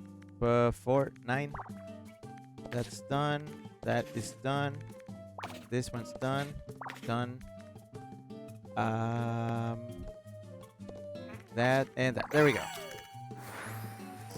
Crappy says, even with simple outings like just me going to an antique store, I'm like, I wish I looked for this. Yeah, again, that's kind of the kind of travels I want to do with you too at some point.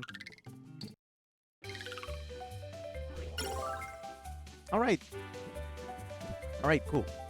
Let's get back to the trip stuff. Slideshow. All right, and oh yeah, my TV. All right, so by the way, that was Monday the 6th, July 6th. Um, s- the next day after that, after coming back from Hawaii, um, this is part 6, intermission 3. Tuesday the 7th, we actually decided to go out. We went to the big fancy mall and we had a fancy dinner at a fancy Chinese restaurant. Um, it was this stuff, just like you can see there a mound of ribs, some rice, a nice drink. I don't remember what that thing to the left is. Honestly, can't remember. Um, but yeah, we had dumplings. We also got dumplings, and weirdly enough, chocolate dumplings. And it was really funny because Zane and I both agreed that the chocolate dumplings, the afterthought dessert, was probably the best thing there. So I might just go back to just get like takeout of just chocolate dumplings whenever we're like craving them.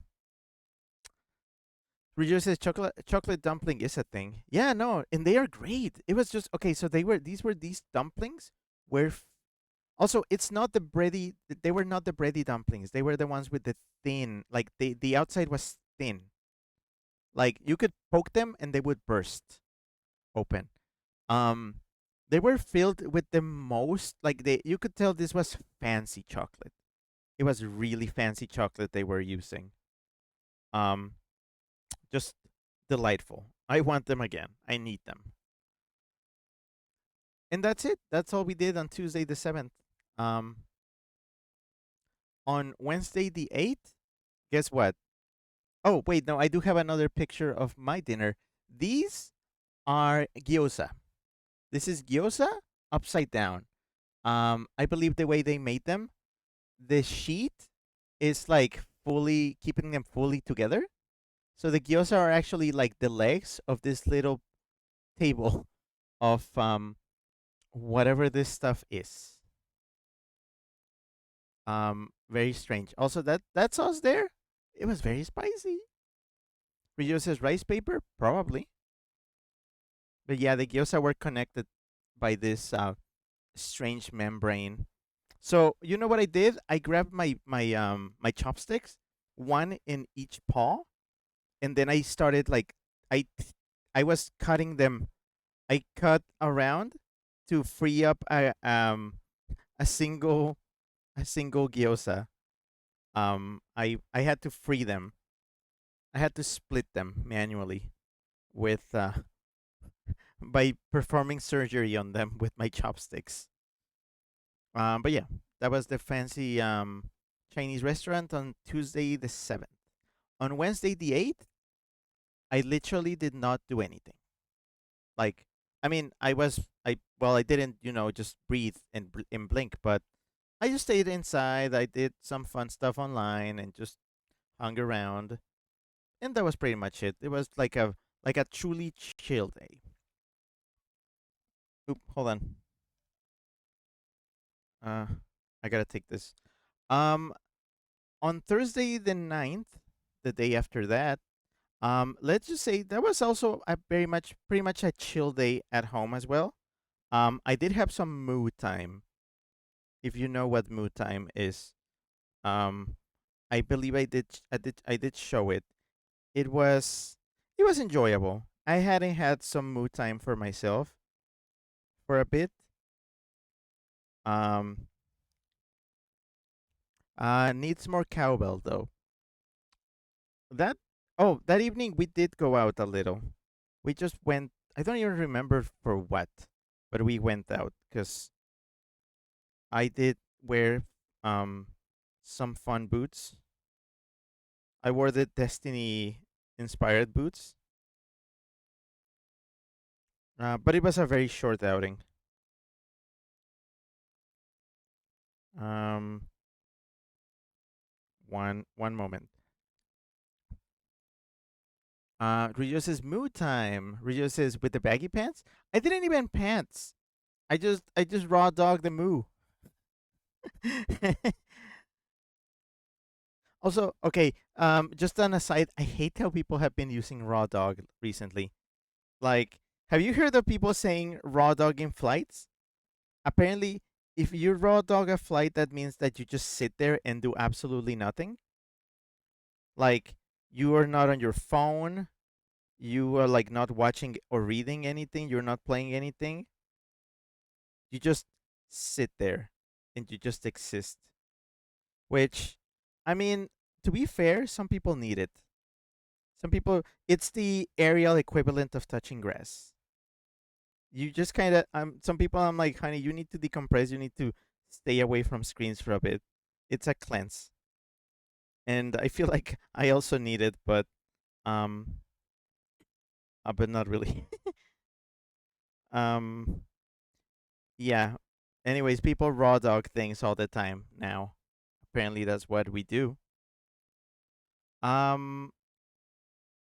Oh yeah, and that is the end of intermission 3. That was a very short one. Okay. And now, whoop, and back to this. Really, it was that short. It was just 3 days of downtime. It was the shortest downtime. Ooh, wings.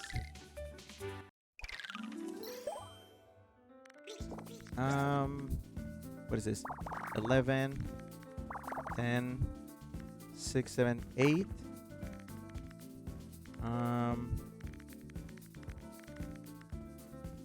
10.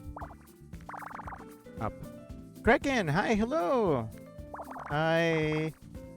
Kraken say I got the jelly bean, and Kraken says all's been good, I hope. Yeah, it has been. It has been good. Been talking for hours now, telling stories about my trips, my Hawaii trip, my Dallas trip, my Chicago trip. Everything within the same vacation. Because I'm wacky like that, I suppose. Again, I'm gonna say this. Some of these trips are my suggestions, but they end up being Zane's like plans. He's the one that comes up with most of these plans. He's my travel agent. That's why I said speak to my travel agent if you want to book me. He's the one that decides how and when we do it. Because, we mostly depend on his free time. Like if he gets time at work to travel. If he doesn't, it just doesn't happen. So, yeah. That's the secret.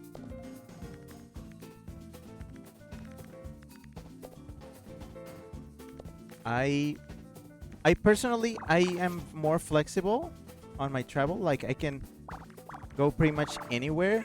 I just need a little bit of time before to, set things right at work. And then I'm basically good.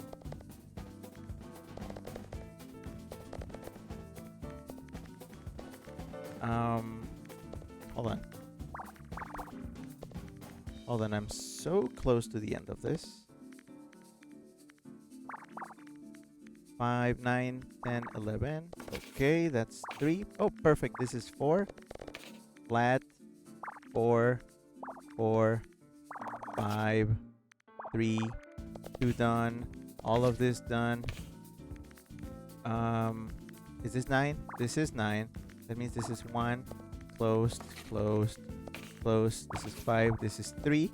Nope. This is 4. Wait, what did I do? Hold on. I did something stupid. 10. Closed. 2, 3. Okay. 3. This is 8. Okay. So that's not, you're not, and then you are. 1 second. Okay. Yes, and done. Kraken says, ooh, definitely want to go Hawaii. I greatly recommend it if you have not done it. Oh, oh my gosh, he earned his wings. You're going to heaven.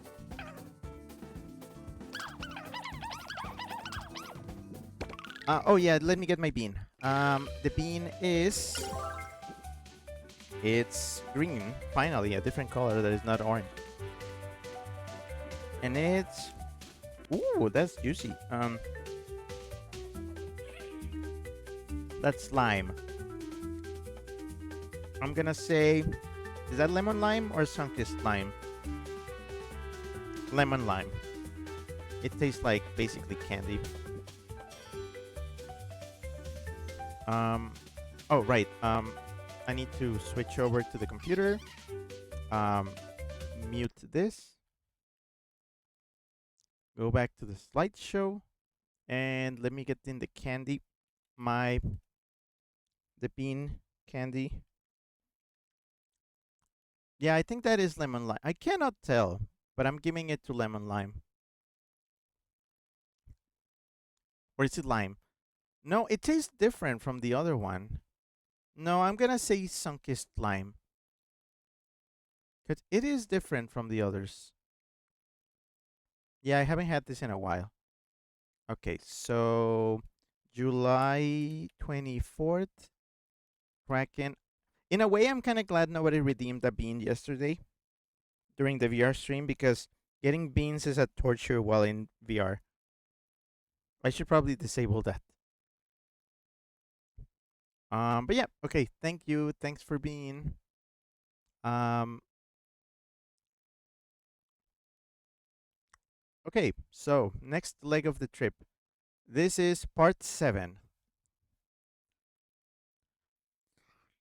On Friday the 10th, the day after Moo time, we flew to Monterey Bay. Monterey Bay is located in the north part of California state in the US. So it's a short trip. And we landed in possibly what I consider to this day the smallest airport I've ever been at. It is so tiny. It is extremely tiny. It's like a tiny, tiny airport. Like you land and you don't have like the bridge. You land and you have to get down from the plane to the tarmac. You don't really do that much anymore at most airports. But in this one, yeah, you have to just like get on the tarmac and just walk into the airport. Um so yeah, we went into the airport.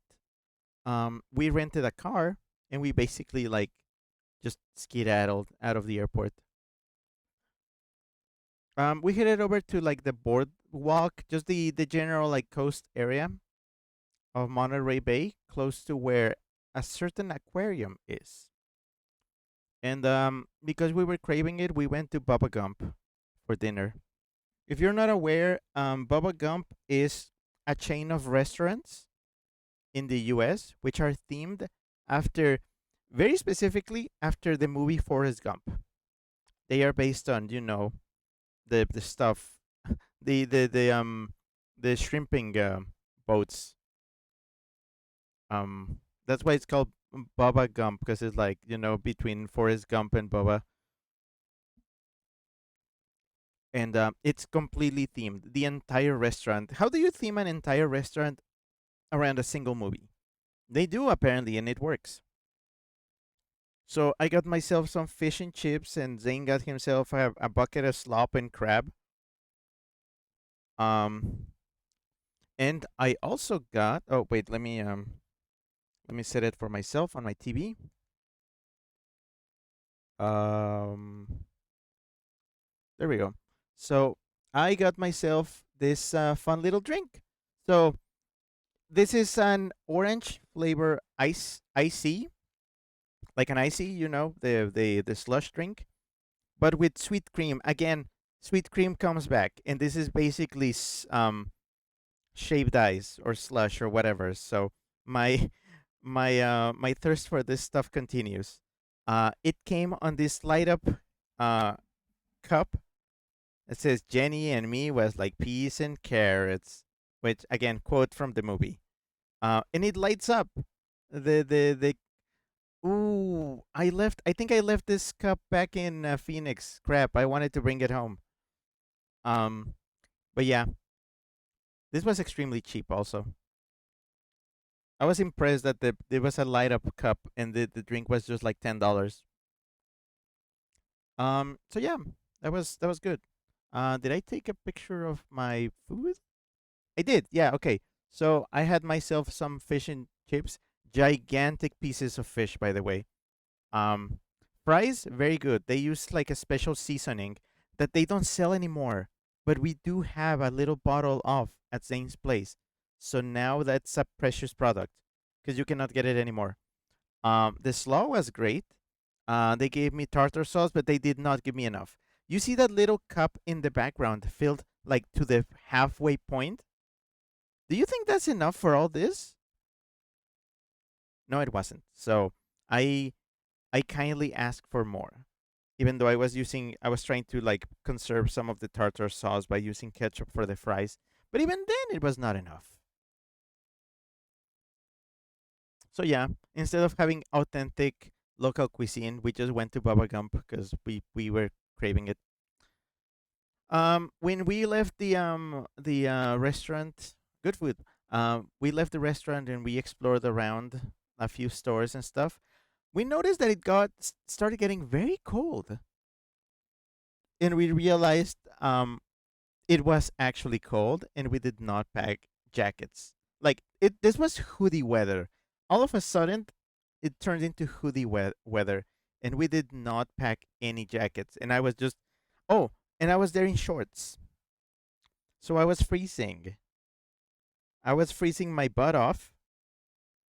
So we were unprepared. So I just told Zane, we need to go to the car. I need to go to the car. I'm cold. So yeah, we went back to the car, and then we drove off to the hotel, which is not that far away. Again, it's a small town, Monterey Bay, very small town. Um, and then surprise, the hotel that Zane booked for this short trip was basically a resort, another resort. So big, fancy hotel with many buildings. It, I don't remember. The place had a lot of buildings. Um, like two-story buildings full of hotel rooms. Also, the front desk at the hotel was giving out s'mores kits, and people outside, just outside behind the just in the hotel's backyard, they were around fire and they were just making s'mores. They were just like roasting marshmallows. We got some s'mores kits, and we made s'mores. Yeah, here's my little box of s'more kits, and that's the fire we were roasting them in. So, even though this was a summer trip, I still managed to get the experience of having a chilly night and just roasting marshmallows. It again, the full summer experience. That was fun because the s'mores feel like a cold weather like treat. Like eating hot scalding marshmallow during like a hot night. I'm not sure I vibe with that, but this just worked. Yeah. So I made a couple of s'mores. Very tasty. I did enjoy them. Um, we paced around the hotel grounds for a bit just to check out the place, and I bumped into this. This door was at the hotel. There's Faps inside. I was curious, but I was like, nah, I have Faps at home. I didn't need to get the hotel ones.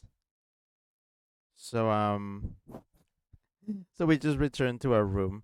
Very cozy room, by the way. Also, very cozy. But I think Zane just straight up just crashed because of course he did.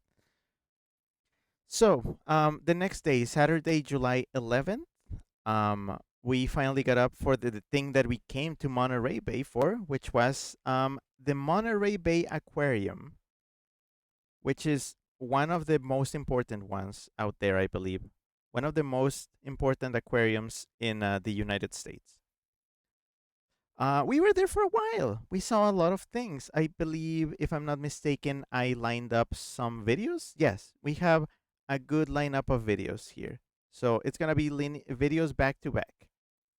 Um, I'm gonna commentate as best as I can. So let's see. There's otters. There were actual sea otters at Monterey Bay. There was a girl next to us. Um, look, otters. They were all like they had three females here.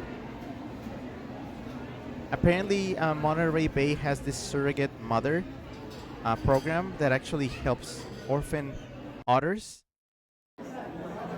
They had creatures, strange creatures. These were alive. These were actually alive in a tank, and we were looking at them. Freaky ass creatures. A picture of a different creature. Strange creatures. Yeah, one part of the aquarium was the deep sea, and they actually had these some of these um strange beings, and holy crap, they were so good to watch like up close. So fascinating, so good. Scrappy said odds and heart, and Scrappy says fucking blood cum jelly. They had one. Scrappy says the pressure must have had to be intense. Yeah, these tanks that they had all these creatures in were like, okay, some of them were built into the walls, so you can tell like they were like under extreme pressure, and some of them were like reinforced, like columns. Yeah, they had a bunch of these things, and just watching them up close, you could just like stand there and watch them for a long time. It was just absolutely fascinating. I love deep sea creatures. All right, let's go. Next one. Jellyfish. Very, very pretty jellyfish. Oh, they also had a big tank of the open sea, and yes, big school of fish. Look at them, they just go together. They just know where the others are moving. They just follow. And hammerhead. Just a hammerhead.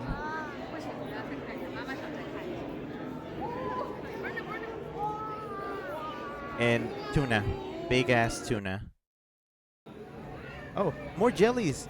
More jellies. So many jellies they had in this tank. They are almost transparent if you see them up close. Oh, these are the other weird like this one look I'm like, is this bacon? It looks like bacon. Bacon jelly.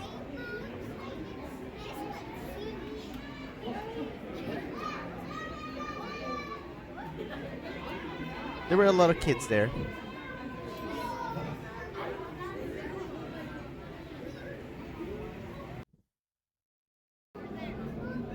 This thing, what the hell is this thing?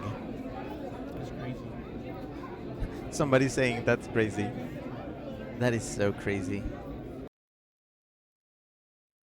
Oh, okay. But yeah, there were creatures. There were so many creatures. Again, we were there for a while. There were lots of fishies and really cool jellyfish. And again, otters. They just had otters, and like the otters were a big deal. There was so much otter merch. Um. Oh yeah, but what you got here is Oh, Scrappy says I want to take you to the Duluth Aquarium. Oh, I want to go. We want to go to more aquariums. Scrappy says that's also a cum jelly, just not a red one. Scrappy says, I love, love, love that crazy iridescent thing they do. Same. I was seeing it with my own eyes and I could like press my face against the tank and it was great. So, this is the food that we got at the aquarium. And I gotta say, it was a little expensive, but it was also really good. It was all really good. So on my plate, I got a grilled cheese with some interesting blends of cheeses, even cream cheese in it. Tomato soup, and I also got myself a dipped waffle, very good waffle. That is also on my drink. That's blood orange soda, very interesting. This place was selling like craft sodas that we haven't seen in many places. They are from this brand. I forget the name of the brand, but I've only seen them in Tucson, Arizona. That's the only other place I've seen them. And then Zane, of course, had to get his chicken and fries and beignets. They really sprinkled the sugar on those in front of him, like so hard. Scrappy says, I really wish there was a nightclub called the Cum Jelly and had lights or some kind of mirror light thing that made it look like a cum jelly does. You should draw that. That sounds like a fun idea. But yeah, that was the food. Food was good. Oh, I did take one more video,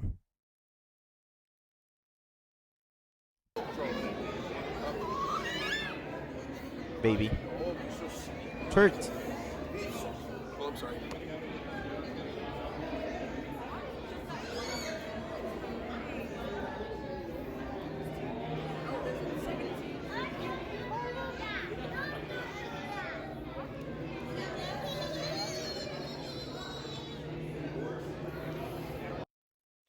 By the way, that tank was big. It was like the size of an IMAX screen, or probably bigger. It was huge.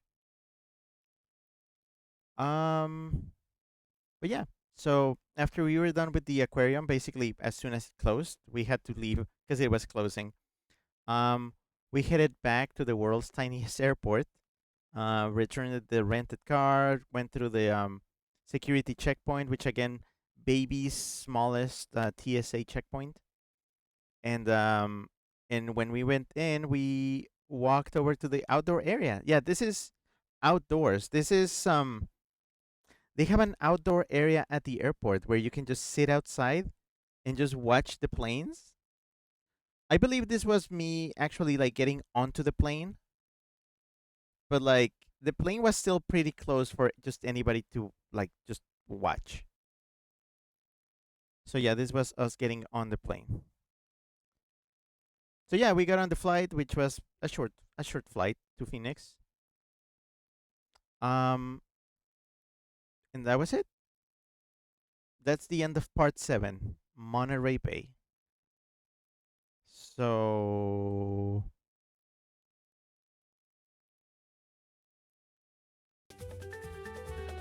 all right, one more puzzle, or maybe I can complete the page. We'll see.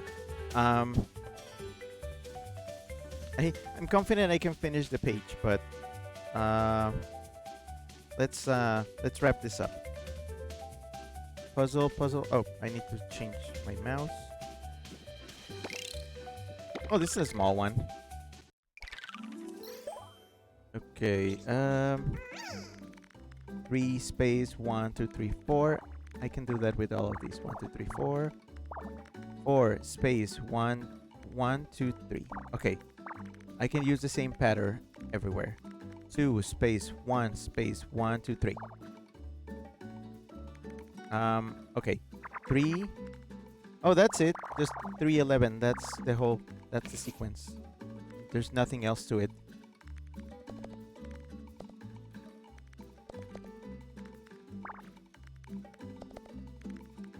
Two legs. There's nothing to it. As Nanaki would say before almost crashing on the floor. My poor baby. Still so funny to see him trying to walk on 2 legs.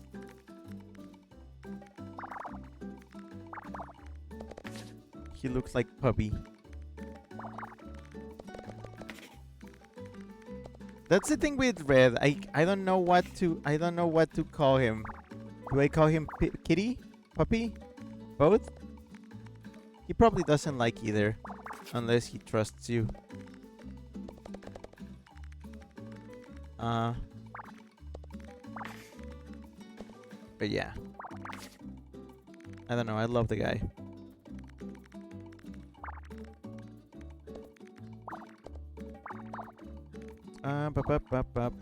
But yeah, that was basically my last big trip. That was the last thing we did. It was still a lot though. Imagine doing Hawaii and then that back to back.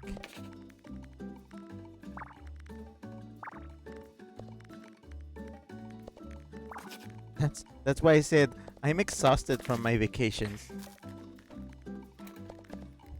In a way, I am glad to be back to just chill. Peaceful and chill.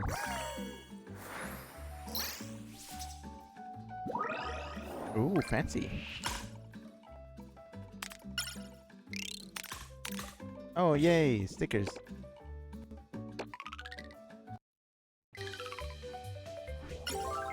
All right, let's get to the final part of this. Final part of the trip. This is gonna go really fast, by the way. Um this is the tail end. And you're gonna notice a pattern really quickly. So I still had 8 days of vacations. What happened in 8 days? So on Sunday the 12th, we basically got fed up with the mess because I did leave a big mess throughout my entire stay at Zane's place, and I feel bad about it. Um, I if I took off like clothes like pants or shirts, I would just like leave them like all over his couch and in random places. Also my boots. If I took off boots, I would just put them just wherever, and they started just lining up. Around the couch, in the kitchen, in the bedroom, by the stairs. So yeah, we used Sunday the 12th, the day after we came back from Monterey Bay, to just start picking up. So I did my job of just all my boots, putting them away in storage boxes, all my clothes, separating them between like stuff that needed laundry and stuff that I just had to put away. And that's it. I pretty much just we spent this Sunday just like cleaning up and just chilling. Just clean and chill. Monday, July 13th, I finally I it took me all this time that I was on vacations to finally renew my World of Warcraft subscription. So I used up this Monday to basically remember how to play the game. Just get myself refamiliarized with the game. So I could have spent several weeks of my vacation playing World of Warcraft, and I didn't because I was traveling. We That's the thing. All the travel did not allow me to play. So that's what I did on Monday, the 13th. See, I don't even have photos. Oh yeah, I didn't even enable the slideshow, but you don't need it because again, I haven't done any photos yet. On Tuesday, the 14th, I had a little bit of Nanaki time. I wanted to spend time with him, so I kind of I went basically, hey, can I put him on without help? And I was able to. Yeah. So I Nanakied a little at home, and I also played World of Warcraft. Not at the same time though. I would not be able to use a keyboard and mouse in suit. On Wednesday the 15th, the day after, I still played more World of Warcraft. Yeah, you can see the pattern here. Um, Also, I visited Meki's room, and this is what his mini fridge in his room looks like. Can we talk to this man? Is that how many bottles of Arizona is that? 4, 9, 10, 11 in the bottom wrong, and then 15, 19 bottles of Arizona, 2 bottles of water, and a tub of cottage cheese. I am strongly judging him. What is wrong with him? No, it was funny. He actually allowed me. He was like, "Hold on, let me put the cottage cheese facing the camera." He wanted me to show this. I did say this is gonna end up in my trip compilation. There we go. On Thursday, July 16th, this came in the mail. Nintendo Switch 2 camera. So before my Monterey Bay trip, there was something going on online where apparently GameStop was selling the Nintendo Switch 2 camera for $10. Just $10. Mind you, this camera originally sold retail price $50, 50, and GameStop dropped it to 10. It took some finessing of the website, which did not want to cooperate, but I managed to secure one, and I managed to get it delivered here. Free shipping, free shipping. I don't know how I got free shipping, but I got free shipping.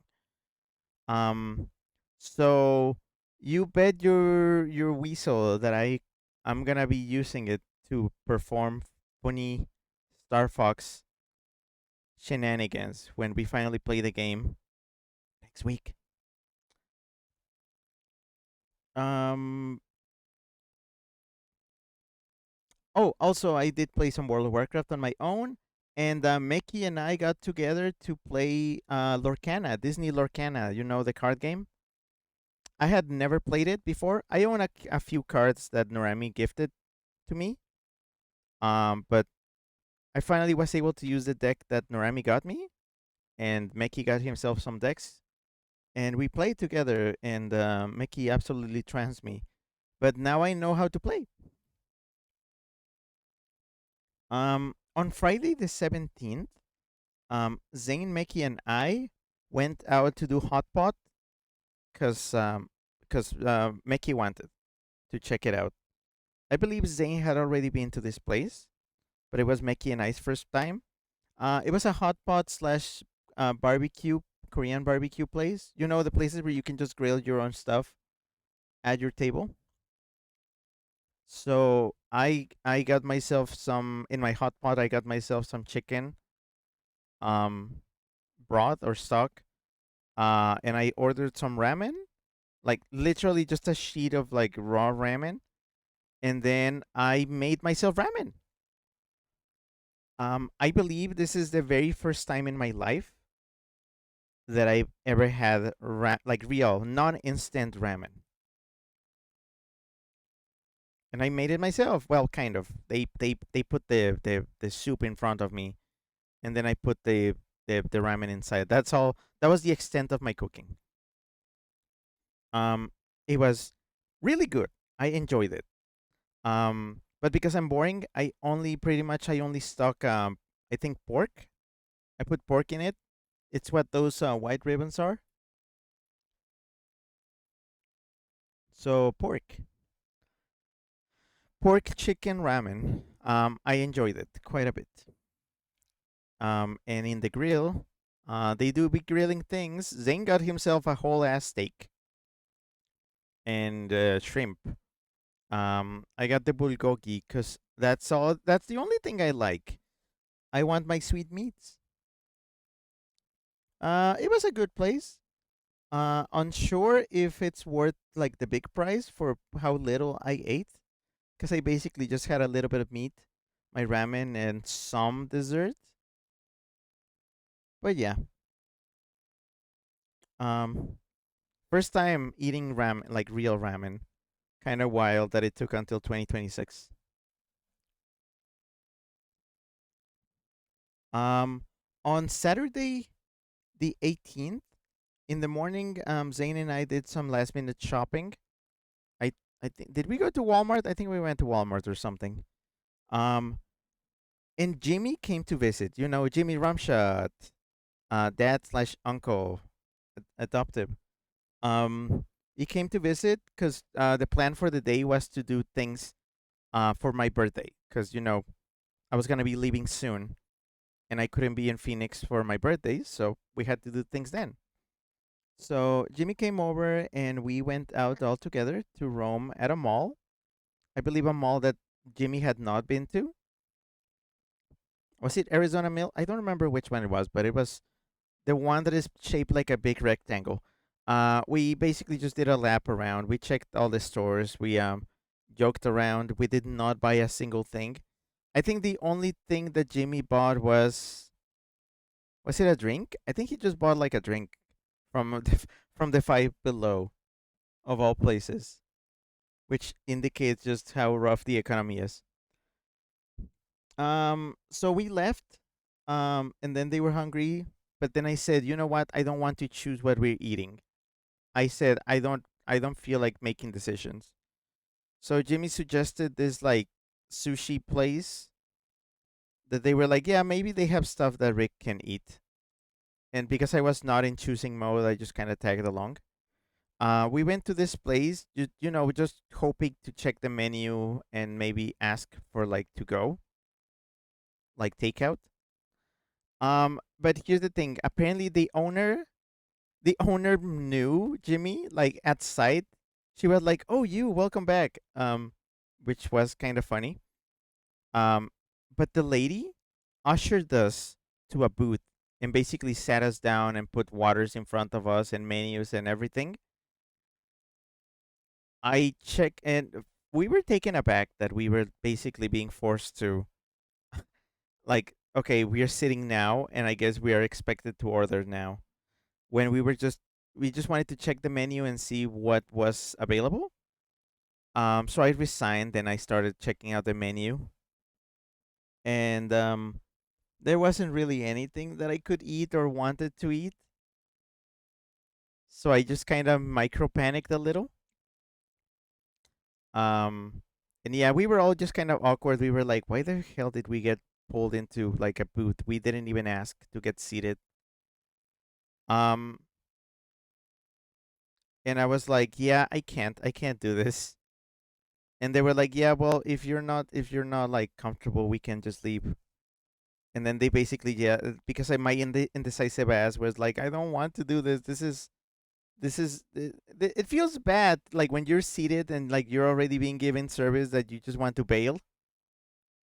I've only done it a couple of times and it has never felt well. It has never felt good to just leave from a sit down restaurant without ordering anything. It feels wrong. So I so yeah, basically Jimmy and Zane had to pull me out of there and take me out, and I just kind of walked off because I didn't want to be part of that whatever happened. But yeah, I think Jimmy took care of it, and yeah, we got back to the car, and then it we I think in this same place where that place was, Zane was like, "Oh, they have my favorite Mexican food here." And they decided on that. So we went over to Zane's favorite Mexican food place, and I checked the menu, and I was like, "Oh, that looks good." There was like a burrito with. They have a burrito that is like big, and then they put fries in it. There's fries in the burrito, apparently California style or something. I ordered that. So yeah, we sat down and we got the food, and this was the burrito. It was big. You cannot see it here in proportion to anything, but it was big. It was very big. It was tasty. I liked it. So I can see why it was Zane's favorite place. After we ate, we were so full. After we ate, we headed over to a Target shop because Zane had to pick up an order, and that order were my games for my birthday. So Zane got me Star Fox for Switch 2 and Rhythm Heaven Groove for Switch regular. So we returned home, and I said, "Hey, because I do have it's birthday. I have birthday rights. So I made everybody play Rhythm Heaven Groove with me. So I booted up the game and I gave everybody controllers. It was me, Zane, Zane's roommate, and Jimmy. It was four of us. We played Rhythm Heaven multiplayer and it got really intense. It got really intense. Like we really locked in. Everybody was like just captive by the game. They couldn't believe how hard it was. And yeah, it just it just got really wild. Um it got late, so Jimmy had to leave, so he left. Hugs and everything and yeah. So we were tired, so we went to bed. Sunday 19th was the last day. That was the day where I was scheduled to actually take my flight. Um, I got up and I started packing, pretty much picking all my stuff from all around the house, everything I was meaning to take. And let's just say that time started running out really fast. So I started packing in a frenzy because I was kind of late on my packing. So I packed as quickly as possible. I tried to pretty much get everything. Luckily, I didn't forget anything. I think the only thing I forgot was my Bubba Gump cup, but I that thing is fine there. Um. So yeah, packed all my stuff. We rushed to the airport, and then I just flew back home. And that's it. That was my summer vacation. Congratulations, you made it. Now, epilogue. The epilogue is this. So I had my birthday yesterday. Um, but yesterday at work, they kind of forgot about it. My boss did notice though, and she said, "Oh yeah, we'll get you cake. Don't worry." Um, so today I actually had cake at work. Haru says, "Happy Manufacture Day." Thank you. Thanks for manufacturing 403. Very appreciated. Very very appreciated. Um, Scrappy sent an '07 salute. Yeah. Well, here's the epilogue. I had cake at work today. They got me cake. This is I think it's a tres leches, but it was a little bit dry, so it was more like regular cake with lots of fruit on top. I liked it. But not just that, they also got me chocolate cake. So I actually had two cakes. It was literally the meme of, oh boy, two cakes. So I believe because my request, because my boss did ask, what kind of cake do you want? And I was like, I don't know, tres leches chocolate? Because I wanted a chocolate cake that was tres leches, like stupid moist and dripping. Um, my guess is that they couldn't find that, so they just got me two cakes, a tres leches one and a chocolate cake. So yay. Oop. Scrappy says by the power of eating two of them, greater than 8 capital O face. Yeah, I ate a little bit of both. I got the birthday song and everything. I did manage to survive it. It was not as awkward. I was making silly faces. But yeah, that's it. That's my slideshow. And those were my vacations. Thank you. Thank you for sticking around to my story to listen to my stories. Maybe I'm starting to feel like I oversold it. As in maybe I was making it sound like there were more stories. Oh, like I said, can I put the weasel? I'm gonna put the weasel away because I'm covering. I feel bad for covering the rat. Let the rat express himself. But yeah, I'm hoping I didn't oversell it. I had fun. Overall, I had fun. Um, it it does feel like I didn't have enough time to do everything I wanted to do. Like, lazy wise. I wanted to be more lazy. I wanted to just loaf her. I feel like that was basically the extent of my last week, though. You know how I just kept going, and I played World of Warcraft, and I played World of Warcraft. That was the extent of my laziness. But I still don't feel like I was properly lazy. That felt like competitive laziness, because it's World of Warcraft can be relaxing if you play it right, the way I showed you. But it was a lot of like, oh, I have quests to finish. I guess I'll get to them.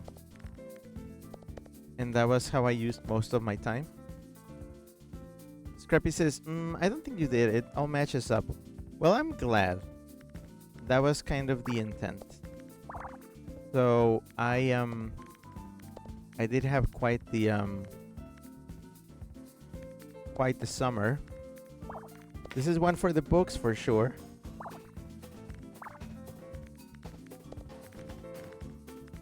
And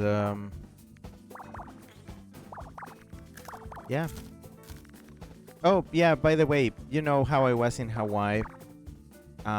So obviously because I did that, I did not go to Anthrocon. And I did mention it. I did say online, I was like, ooh, I'm gonna get some FOMO out of this because people that I wanted to see were going to Anthrocon. And I mean, not gonna lie, I did feel bad.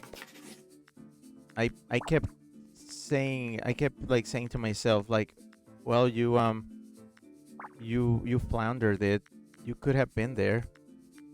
You could have talked to all these people. But I gotta say, as soon as I got to like the meat of my Hawaii trip, that's when I felt like, oh, actually, this was kind of worth it. I felt less bad about skipping Anthrocon as soon as I like really started taking in the Hawaii trip. I was like, hey, maybe I got it. I got something. I got what I needed. And yeah, I imagine like, hey, what if I had gone to Anthrocon and I was just miserable the entire time? Meanwhile, here I am in like tropical paradise, just chilling. No pressure, no pursuing, no just people. Just, I mean, there were people, but Scrappy says, Han, so hard on yourself, and a crying Rick. Scrappy says, that's relatable though. But no, I did turn around on it in the end. In the end, I was like, this was a good choice. This was the right choice. So I'm happy. I'm happy I went to Hawaii. I finally got to cross that off the list. But I still want to go back.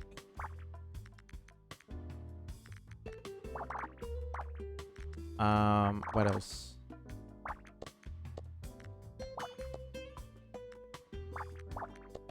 I mean, yeah, see, we did pretty much overload it. So let's recap. We did Dallas for a small furry con. We did Chicago for a museum trip. We did Hawaii for pretty much like an overall just touristy kind of trip slash 4th of July thing. And we finally went to Monterey Bay, one of the most impressive aquariums I've seen so far.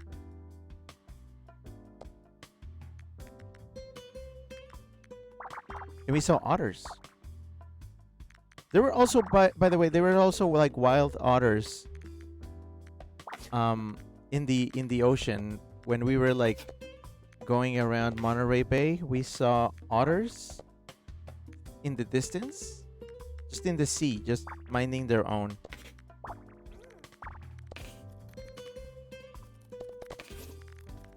And I got to play World of Warcraft, even if just a little bit. I got to eat a lot. That's the thing. I ate a little bit too much.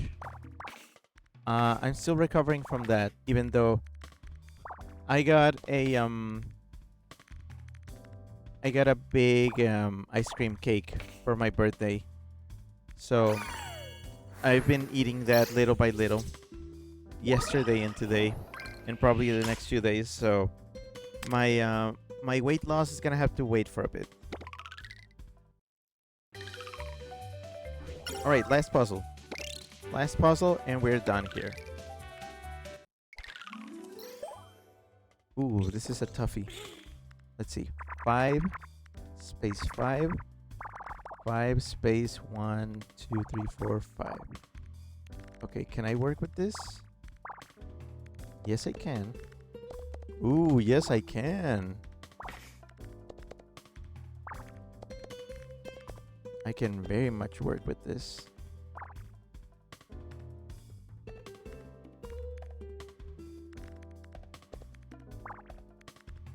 Interesting. Like the goblins in World of Warcraft. Interesting.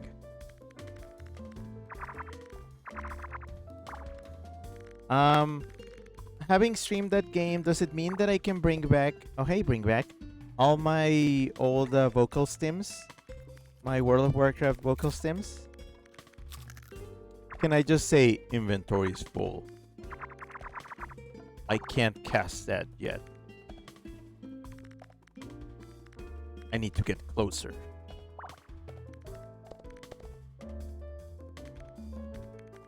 Spell isn't charged. Every now and then, not all the time.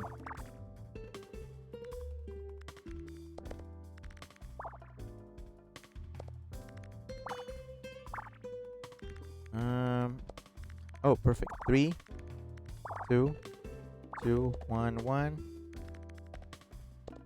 3, 3. 2 space 1. One thing though, I am looking forward to this weekend because I'm gonna give this weekend to myself.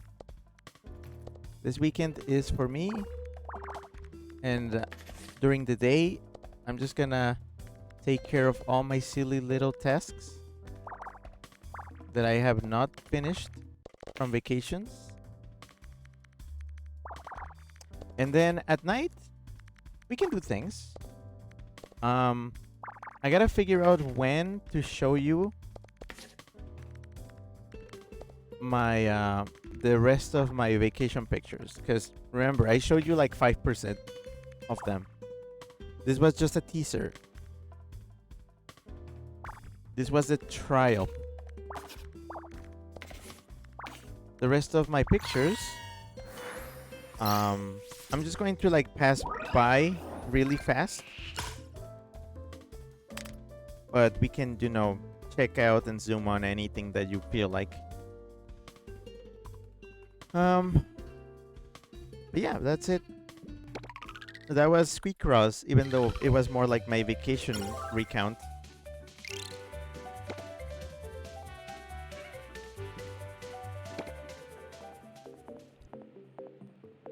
I'm not even gonna check the mail. I'm gonna check the mail next time I play this, when I'm not, you know, telling stories. Because I might just do just a regular stream of this if I have stuff to talk about.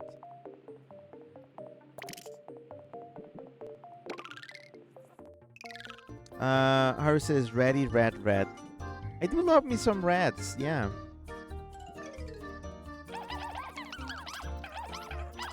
This is the Rick rat.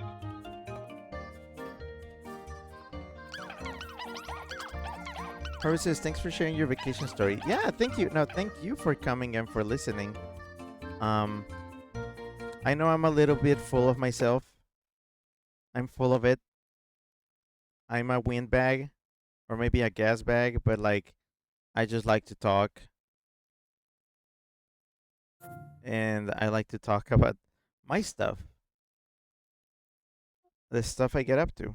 Oh, uh, okay. Sorry, I'm trying to switch the mouse to my computer. There we go.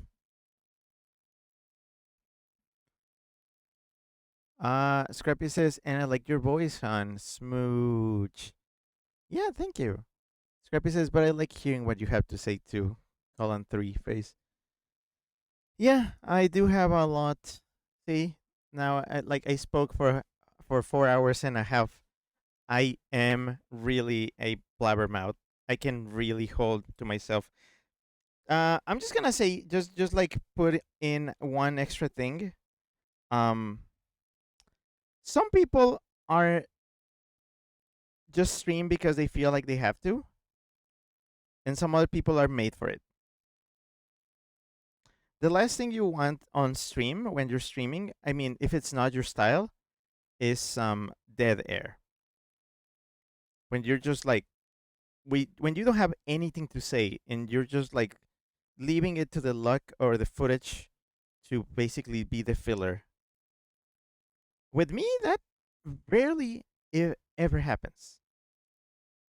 I can almost guarantee that 95% of airtime on my streams is just me talking because I have I I have so much to say.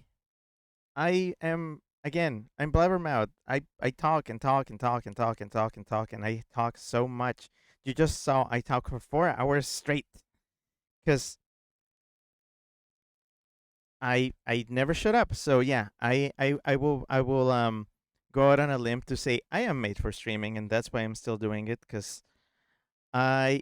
It's not that I love the sound of my own voice. My own voice sounds very silly, um, but I love saying things and people listening.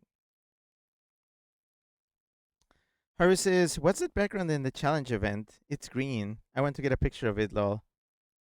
From a porter's perspective. Oh, that. Yeah. Okay. Hold on. Let me see. That's Stranding. I feel like that's somebody's screenshot or something. It's yeah. It's a Death Stranding thing. I have not played Death Stranding. I own it, but I'm not. I have not played it.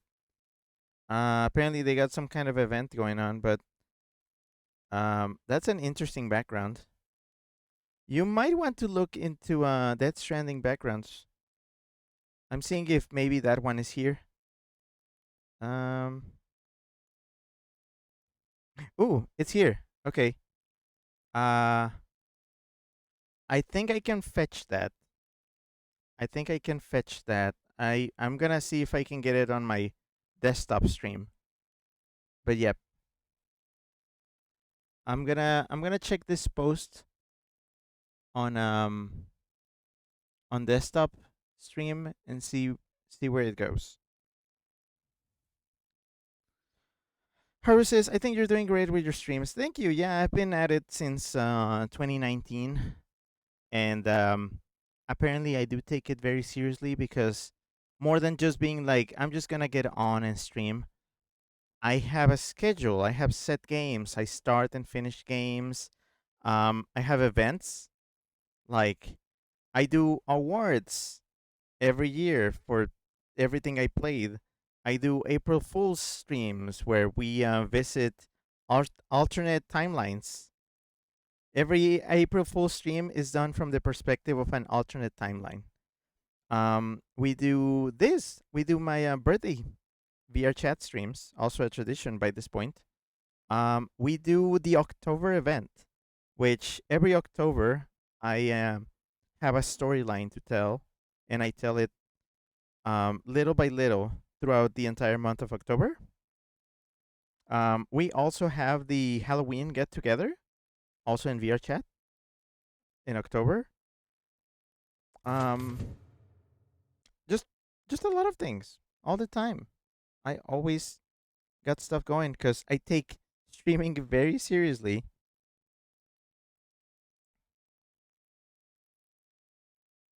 It's just a whole thing. So what was that? Oh, a raid. Hello. Hold on. Let me get to this. Scrappy says, "Oh, I get it. It does look like Harry says Gorp, and Scrappy sent an U slashes U blushy face. Harry says, "Ha ha ha. Thanks, C403. Yeah, my pleasure, sir." Um, but yeah, Whiskered Meringue Tail is rating with one themselves. Thank you. Um, we are wrapping this up now, so uh, thanks for dropping by the end of this. Quick, very quick community calendar. Saturday and Sunday, don't expect anything from me. I am taking it for myself. First, I'm gonna sleep like a log tonight. I need to catch up on the sleep that I missed all week. Um, and tomorrow I'm gonna get to my silly little tasks that I've been putting off forever, and also gonna have some time to play because I need to finish Dreamlight Valley before the update drops.